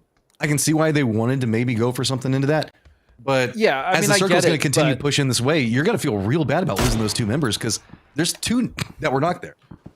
Yeah, no, actually, they didn't recover one. Yeah, I don't know. I really just wish they would have. I mean, I love that they're trying to be proactive, get out there and find those kills, but they just had such a strong position to hold with 4. Yeah, circle is just going to continue to center up, right? And you can see 22 trying to make their rotation, and that's going to be about how it goes, man. This is very limited. We've left out a lot of the buildings. Drill is going to have Dragon Checker Bell Showdown. A couple of people might opt in crashing into that. Fume is going to have to make a move. See Decimate making their rotation, but they do have some hills that they can kind of play on the opposite side of where we saw 0-0. I do think that while this is happening, 0-0 did send one of their members over, and Gizera that might be able to get the res on Sparking. I think they're going to get the res on Sparking, which would be pretty huge. Holding that compound with just 2 is very difficult, especially if you're holding it against the south or the east side, as there's massive ridges that teams can use to kind of or utilize to get up and get an angle on that compound. But look at Rusty now, just all by his little lonesome. He's got first aids here, so he should be able to at least survive this. He will. But he is going to be right behind Fiumba, and he has to time this perfectly to make sure that he's not spotted. That's a long walk, though. Fiumba is just going to be right on the precipice of where the new zone is, and he's going to have to follow them. They've got their vehicles. I also want to give a shout out to Adam, who is still alive somehow and hunkered down. So respect where respect's due. For now. There is a firing line that has been set up between Elevate and ZV, so woe be to anybody that tries to move in that low ground on that side. Also, we do have Sonics and LG that have gotten kind of set up over on the eastern points. So it's more about kind of what's going on in these slow-moving factors in the south that are trying to make sure that they neutralize any vision on their approaches. And speaking of approaches, Friendly Fire is actually another team, Matt, that would kind of get dangerously close there to Adam, as they are now utilizing that southwestern edge. And even Fiumba on the other side of that, just to the northwest. And this is starting to become a very uncomfortable circle for a lot of these teams. Once this shifts, I imagine this will probably shift, or even just center up or go a little north. It's going to cut out a lot of that playable area just to the south and the southwest. And look at this, Adam now in a fight. Yeah, this ain't good. 3 members for Friendly Fire now know exactly where he is, but it doesn't matter. Once he had to leave that compound, somebody was going to see him from the opposite side. So Friendly Fire are going to find themselves with that compound, assume the fact that the person that they just saw killed. Elevate also now looking like they're trying to take the church, and it's a bold move, Cotton. I always feel like trying to aggress inside the church. We always talk about how hard it is to get the longhouses. Churches, boy, it's just a death trap. Churches can definitely be obnoxious as well, but at least you have a little bit more room to work with. Rebo's going to find Goonage there as a second knock. Rebo is going super here. It's them shields, man. They're blocking out so many of the entrances, stalling just enough. It means the fact that people are falling at head height. Elevate makes the push in, but he's starting to regret it. Gats at least manages to make footfall inside of it. Going for some shots at Cluzera, and you can see that Throwable coming up right back behind Gats. He knows he has to move around, but there's no cover to be had. He's going to go down. ZV still holding it together, but that was enough time for a res. Here comes Ethan, now finally finding it. It's going to be Elevate picking up the kills, and they're starting to aggress into Yellow Jackets' positioning. That was Speaking of, guess who's here? Yeah, Yellow Jackets now starting to come in, but that was beautifully done by Zvire to kind of hold that line against Elevate, who did also have a good approach there, but man, Rebo went huge with those 2 knocks, and then utilizing the utility there to kind of push Gats into an uncomfortable situation. Very well played by Zvire. Yellow Jackets now going to be the new contenders and see how that one goes. LG going to have to make a move. They're going to have to deal with Shap for last remaining member, I think, for future. Snakers has managed to get very close to the compound that 00's Nation is playing on. You can see that's going to be the 3-stack back behind, just trying to provide some support. No knocks coming out, but remember, Sonics are just opposing hillside to the south. And Synergy are going to be just ahead of that as Snakers now revealing themselves, doesn't get the knock, and 00 Nation realizes they have some friends that are real close. Yeah, 00 Nation have done obviously a great job of getting this compound, but like I said, it's very easy to push up this spot from the east or even the south, and so they're going to hunker down. They're going to be a little bit careful here as LG now has a pretty much free approach, as they're going to be able to line of sight Sonics as well as they move up to this position. Yeah, Snaker is coming up and being aggressive. While he didn't get the knock that he wanted, did mean the fact that 00 Nation had to retreat, provided an open pathing for the rest of his team. Sonics now looks like they're starting to stack up their vehicles, and they're going to have to make a send-it moment right next to either Synergy, or if they go to the north, that's going to be LG still pushing up this hillside, not moving into 00 Nation's compound yet. I don't think that either one of those options are going to be too terribly good. No, probably not. I'm just really, I'm trained into how LG is going to approach this and how 00 Nation is going to defend it. They've actually opted to go for that big 2-story building, and I know why. It's because the ridges around here actually complement so much to the team pushing the compound. And Sonics has actually moved out of position where they can even gatekeep that. So LG is pretty much free to do whatever they want on the outside of this position, as Sonics now finding themselves in a fight with SG. Got some smokes down in that line to try to block out Binya and his sight line that he has prepped up. Mime was staying back behind to try to defend, but Blue Zone going to be right on his heels as he's coming into this one. Mime is going to go down to the Blue Zone. Very hard to navigate. LG has spotted out what's happening here, is now taking some shots into what's going to be going on. Don't manage to pick up the kill inside of that one, but now with the shots coming out from the rest of SG onto Sonics, that's allowed a reposition from Binya, but now Yellow Jackets coming in back behind, thinking maybe they can pick up some kills, going to go for the shots into Synergy, and that's going to provide an alleviate moment for Sonics as the new circle is going to pop, and it is actually going to favor this eastern front. Yeah, they really needed to get a knock there. Not getting it pretty much put them at a disadvantage. At the very least, they did find Benya, but Kane, now Batunga's just the last two members, and he's going to go for that res. Meanwhile, LG doing a lot to harass the Sonics. Yeah, and now Sonics have had to put their positioning and line up to the north, and that looks like what they're going for. God, Tiggleton is coming up big with Shrimsy. 2 members now down. Tiggleton, the last one up, as we have seen Shrimsy go down inside this one. Looking back up that hill, 2 members of LG, and he knows the fact that this is going to be a very hard fight. Go ahead, wrap up the nade. Puma is going to go down right now, opening up an opportunity, and that is going to be Kickstart taking a massive nade. Down Half-Life, goes for the spray, does get the knock. Tig finding this one, working his way up the hill, making sure to secure the hill, knows where Rello is already going to be at, but that's going to be a big chunk of damage that's going to hit on the Tig. He's going to go for the nade, doesn't have it, gonna go down. Nade's going to bounce out, not going to take down Rello, does get some damage, but guess what? 00 Nation's going to try to capitalize and see if they can get something out of it. Going to be spraying back down into it while Synergy is contending in with the new front of ZV moving out. That was a hell of an attempt from Tig. Very impressive. Almost got all the members of Sonics down, including getting those flushes. So he got the points for his team at the very least, landing at 4th place, 80 points. As now Zvire has made their push coming off of the position to the south. So this has been a hell of a game, and Synergy, for all intents and purposes, have done an amazing job of defending that little position, the little cover that they actually had. Yeah, this is turned into a very peculiar fight.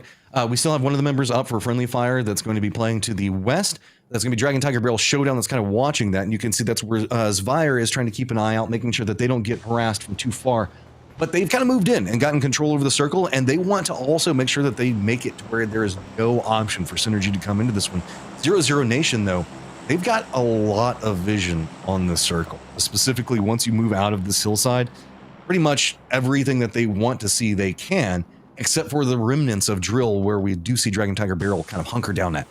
There is a slight problem for 00 Nation, though, Matt, and that's simply going to be the fact that there is a massive bowl right to their west. So if they do move into the center circle, they're actually going to lose a lot of that, a lot of the sight lines that they have. And right now, they're just making sure that no one else is on their north edge so that they can slowly start to move in towards the south. It's going to be a big game for ZV, but they have got to contend with what's going to be coming up back behind them. Dragon Tiger Barrel Showdown are going to be eyeing this direction. Page has managed to move into the circle as well, and that could be much to the chagrin of Dragon Tiger Barrel Showdown. So, going to see the line as ZV, and pretty much it looks like this is starting to be a lineup for the south, right? It's 00 Nation to the north, and Actually, Dragon Tiger Barrel is kind of separating out, and it looks like they just want to get control over the circle.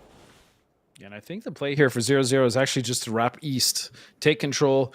They are going to have to deal with Synergy, which is going to be pretty tough, but it's actually going to be Zvire taking up the majority of control on this. If they can just get someone to that ridge that M762 is currently on, they would actually be able to pretty much take complete control of this circle. They wanted to, but they do have to be careful of the angles that, 0-0 Nation still do have. Yeah, this is a very interesting finish here. We look at it, 0-0 Nation needs every point that they can get to try to get some distance away from the other people that are chasing them in the pack. Because Sonic's already going, and then look at the drop-off down to STK. A big finish here would be massive. ZV wants the points to try to start being able to compete up against the likes of STK, 0-0 Nation. We have Dragon Tiger Barrel that are hoping that this is going to be a phenomenal game for them, but right back behind them on the leaderboard, who is it? Friendly Fire. And where's Paige right next to? Oh yeah, that's Dragon Tiger Barrel Showdown. So he wants to do a backstab to deny any points that he can for them. And there's a lot of storylines that are leading into this as SG just wants to get anything they can. Friendly Fire is going to get eliminated, opens it up, and we're now in our top 4. 0-0 Nation eyeing that eastern line. Don't forget about Synergy. They could absolutely have a big game here and get at least another 10, 15 points maybe and put themselves at 60, so just under 9th place. I mean, this is very huge as Pippa's going to eat that nade. ZV started to move up now and put some damage. They realize they get that knock, but 0-0 Nation as well, a team that's very dangerous right now with their position. Uzera has moved forward. He's very close to where we see Dragon Tiger Barrel Showdown. It looks like he's going to be trying to fend up. While this is going on, Ribbo is also going to be taking some shots, and he has to be careful because 0-0 Nation has their attention. So it's multiple teams now with ZV in their sightlines. Look at the kill lineups coming out from him. Ribbo is going to connect onto Greg's shot and should be able to get the flush in. He is so close, but while that's going on, Uzera did go down. Danny now looking out, trying to figure out what's going on around him. Big exchange as it is going to be Synergy finding some successes inside this, using the opportunity that ZV has provided for them. The fact that Rebo even found that angle was pretty nasty on Greg's shot, and Cowboy and Honey Badger were not able to cover him at all, and so they're going to lose him for free. Rebo's still going to be able to get the revive as Synergy, as you said, sitting on the south side, 7 kills, starting to really wake up here, but they have to take the fight to 0-0 Nation now if they really want to take control of the East. Tempo was starting to shift heavily into Synergy. They're getting control over good sections of the circle. They have to be careful because every single time they do reveal themselves, it's a big sight line. Honey Badger pumped in a lot of work into that, and it's going to be VHG that managed to get the knock as well. Dragon Tiger Barrel Showdown moving in, and they are going to get control over this new circle. Right up in the center of it, 0-0 Nation has to contend with Synergy that is oh so close to them, while ZV is still moving in that low ground right along a Synergy pathing. Pippa is now down and is going to get flushed, and he has been a massive, big workhorse for everything that Synergy's been trying to put together. And this circle, again, is so awkward because that center is basically just a giant bull. But look at this. Dragon Tiger Barrel Showdown have done such a good job of holding the top of that point to the west and that hill to make sure that they've maintained a majority of the control up till this point. So they've been doing a lot of work. But as you said, it's really down to this fight between 0-0 Nation and SG, as ZV also find themselves just on the edge trying to third-party this fight. Yeah, I mean, the two duos and ZV... Oh, never mind. They're not third-partying. They're just proning, trying to survive. They're just proning. They want nothing to do. They want a firefight to happen, and then they want a fourth party of this, and that's the name of the game. With every team now being in the lower 50% of the circle, it's looking like Cowboy has the circle control, but with that nade, Binya does get the knock on a Sparking, but VHC, yet again, finding a good angle, getting the knock in. Binya's going to come up, trying to see if he can get some more out of it, but VHC's going to take a lot of damage. Finally, 0-0 Nation is out of this one. Danny is down right now as well, so Synergy going to get control over the East. Nade's now starting to go down ZV's direction. I really appreciate, too, how Sparking tried to crawl in front of VHC as he was healing, but just it was an effort in vain. But Clow is going to be burning, and he's actually going to survive that. He should be able to heal through. No, Honey Badger, they're going to have to figure out how they want to do this. They know that they're going to have a ZV that's going to be bisecting right in between the two of them, and Synergy's just going to flood down that hillside, right? So now it's going to be on Honey Badger to contend up against ZV and Cowboy all by his lonesome to deal with Synergy, and 3-man stack coming up over that hillside. The only benefit that could be happening for Dragon Tiger Barrel Showdown is maybe both of these teams have to move at the same time since they're both right up against the wall. Well, I know why Honey Badgers is staying on that west plateau. He's just providing as much information and cover fire potentially that he can for his boy Cowboy, but he actually does need to really think about moving that early. He's providing just enough but his back is against the Blues, so he's actually just leaving this game in the hands of Cowboy. These teams are fighting for the 7, 8, and 9 kills between them. They have been fighting tooth and nail to get into this stage, coming in weakened. It's going to be Honey Badger that leans down, does get the knock onto 1, but he takes a chunk of damage down to just 8. Cluzone's going to be coming in back behind him. He's going to go down Cluzera, but now it's going to be Synergy with Danny taking the shots. It's going to be 3 members of Synergy looking down into the 2 solos, and it's just going to be mopping it up right now. Synergy now moving up into 10 kills. It looks like their focus is down to the south, and that is a small benefit for Cowboy, who is playing much closer to that northern side. Uzera, though, has the zone back behind him, and he's going to have to move, and Synergy knows it. They're keeping one person lined up into it. Is he even going to try to go over the fight? Nade's going to connect, and that was just a clean push coming out from Synergy as they're going to start assaulting that middle of the pack. I really want to give my hats off to Synergy as well for surviving so long on that southern edge and just fighting multiple teams, including trying to fend off potential Sonics for a little bit. LG was pushing that way, 0-0 Nation obviously, so man, what a whole, and then against as well, what was it, the 4-man squad of Zvire at one point, so amazing stuff to Synergy.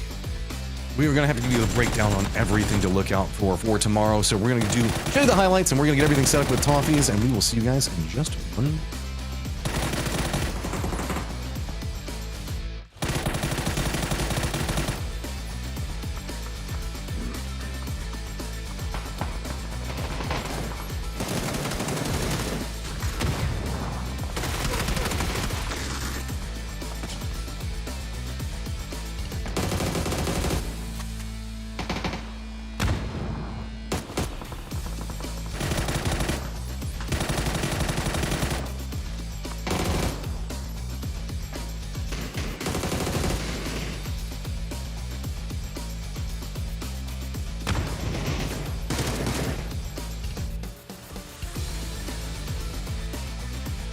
Welcome back. The final game is done, and they worked together for Synergy to pull out themselves an 11-kill win. It needed to be done as the chase for the middle pack sort of gets stopped here. We have 6 more games to play, and if you're not in the hunt, I don't know what's left for you. Synergy, Matt, this is a team that in order to prepare for this event, they believed so much in their potential, they flew their team to Guadalajara so they could be closer to a server point, they could play on the same ping, they could be in the same room, and we're finally seeing some light there at the end of that tunnel. Yeah, let's be honest, this has been a very hard series, though. With as many teams as we've been seeing go back and forth, it's still very compacted in there, but I was expecting to see more out of Synergy, but I feel like we're saying that about so many of these teams. This is just a very tough competition, and I've got to give respect to them. It is good to finally see Synergy walk away with a win, and specifically on that, holding back 0-0 and doing it in a dominant fashion. They absolutely did, and it's good to see those points. To me, one of the biggest takeaways after that game, though, Matt, and actually we'll continue with this, is this Latin American dominance, just today in general, as well as across this 2 days of play, has been impressive. Synergy had been quiet to this point. Now they've got this. We do see M762 making another big move. We talked about them playing aggressive as a different style in the last game. Counterpost against Zvire, who's doing the slow game and is also making that work. And the yo-yo that is 0-0 Nation, they had their 2 games, so now it's time to sit back, you know.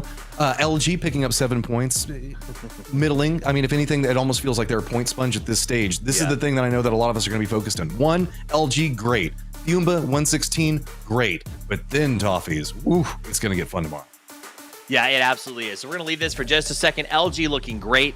Top 3 positions plus Sonics gets to go to PGS 2. That means that in 6 games left to play, all of those teams there, I would say even down to maybe M762 could chase down 0-0 Nation. Sonics is climbing, but they don't really matter where they end up in this. It's about who gets those top spots. If 0-0 Nation lets off the gas at all, the gap is closable. We saw that today with DCM. They were not in the conversation, Matt, but off of the back of 124-point banger, which is possible with all of the new items and the new map.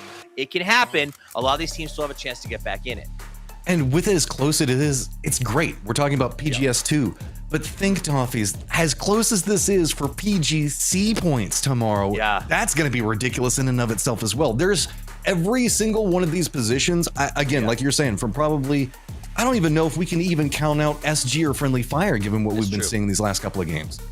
Yeah, you're right. And I think that brings up a really good point, Matcham. There's no prize pool for this stage of the event. This is determined who goes to play for $2 million in Riyadh, which is a lot of money. Yeah. Let us not scoff at that. But the PGC points for the qualifiers specifically do end how they're distributed tomorrow. And the fact that so many teams are from 4th all the way down to 9th within striking distance of each other. Last time PGC was determined by a 15-point spread. That means that all of these teams are coming in tomorrow with an awful lot to play for. Yeah, and especially if you're a team like Zvire or something else like that, you need to climb that leaderboard. With the way that they've been playing, it's respect-worthy, but this is their break for PGC, so you got to get a big point total in this one run, right? And so there's going to be a lot of pressure on teams like that to say, okay, yeah, maybe we might not get 3rd, but we sure as hell need at least 4th. Yeah, and I think the biggest team, the team that walked away from that last game that's going to be really frustrated is STK. They were in that hunt. They were on track to get up into, I think, that mix for top 4. And they just, unfortunate timing with Zvire landing in that spot right before they got there. But on the other hand, sad for them, Zvire turned that into an incredible performance.